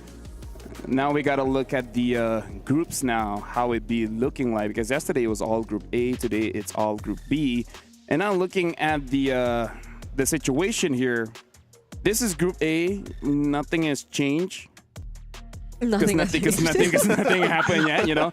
Team Lucas, they're going up against Onyx ID, Slango Red Giants, OG Sport will be going up against Mythic Seal. And of course, we see the matches, Ultra Legends, CFU, Virtus Pro going up against Corinthians. And the bottom one, this is where the elimination can happen. Because again, you can only afford to lose twice. At least still a best of 3 though, but it's gonna be very tight for these teams who literally have a single tournament life left. And now we get updates for Group B as well. So it looks like Homeboys will be going up against Team Spirit. Okay, that's nice to know. Okay. Homeboys, Team Spirit, RQ, Aurora Gaming, Team Flash, and DFYG, Area 77, and Onyx PH. I don't think they will, but it's crazy to see Onyx PH in the bottom. Like, I don't think they will, but if they lose, they will get eliminated. Again, I don't think they will, but you know, the storyline's there. That's almost like you. No, you gotta emphasize. I don't think I will. Oh yeah, you gotta emphasize. But come on, what are the chances? You said that how many times too, and we just get surprised. Brigitte is wondering how many more days she has with you on the desk. No, I mean With just that question. how many more curses am I gonna hear? I did not say that, by the way. Why are you looking at me like that? I don't know, man. You know what? Nah, I'm not gonna do it. But either way, looking at the groups, it looks scary for a lot of teams because I feel like, especially for Group B for today, we can definitely see that there are certain teams, they have the right idea when it comes to how you want to approach the game. It's just that the execution, you know, is one of those things where theory is good, but now how do you do it, right? You know how to make a sandwich, but can you make a sandwich? That's a great question. I know I can. I can't. I'll do it for you. Oh. You can't make a sandwich? I can. Did I say I can? can't? I think I can if I know how. Okay, you know what? I feel like that's it. We're already talking about sandwiches, so we're going to be ending the show here. Thank you very much for everyone watching, and tomorrow is going to be more amazing matches. My name is Fel. This is Naiso and Brigitte, and let's check out the Kadia Top Plays of the Day.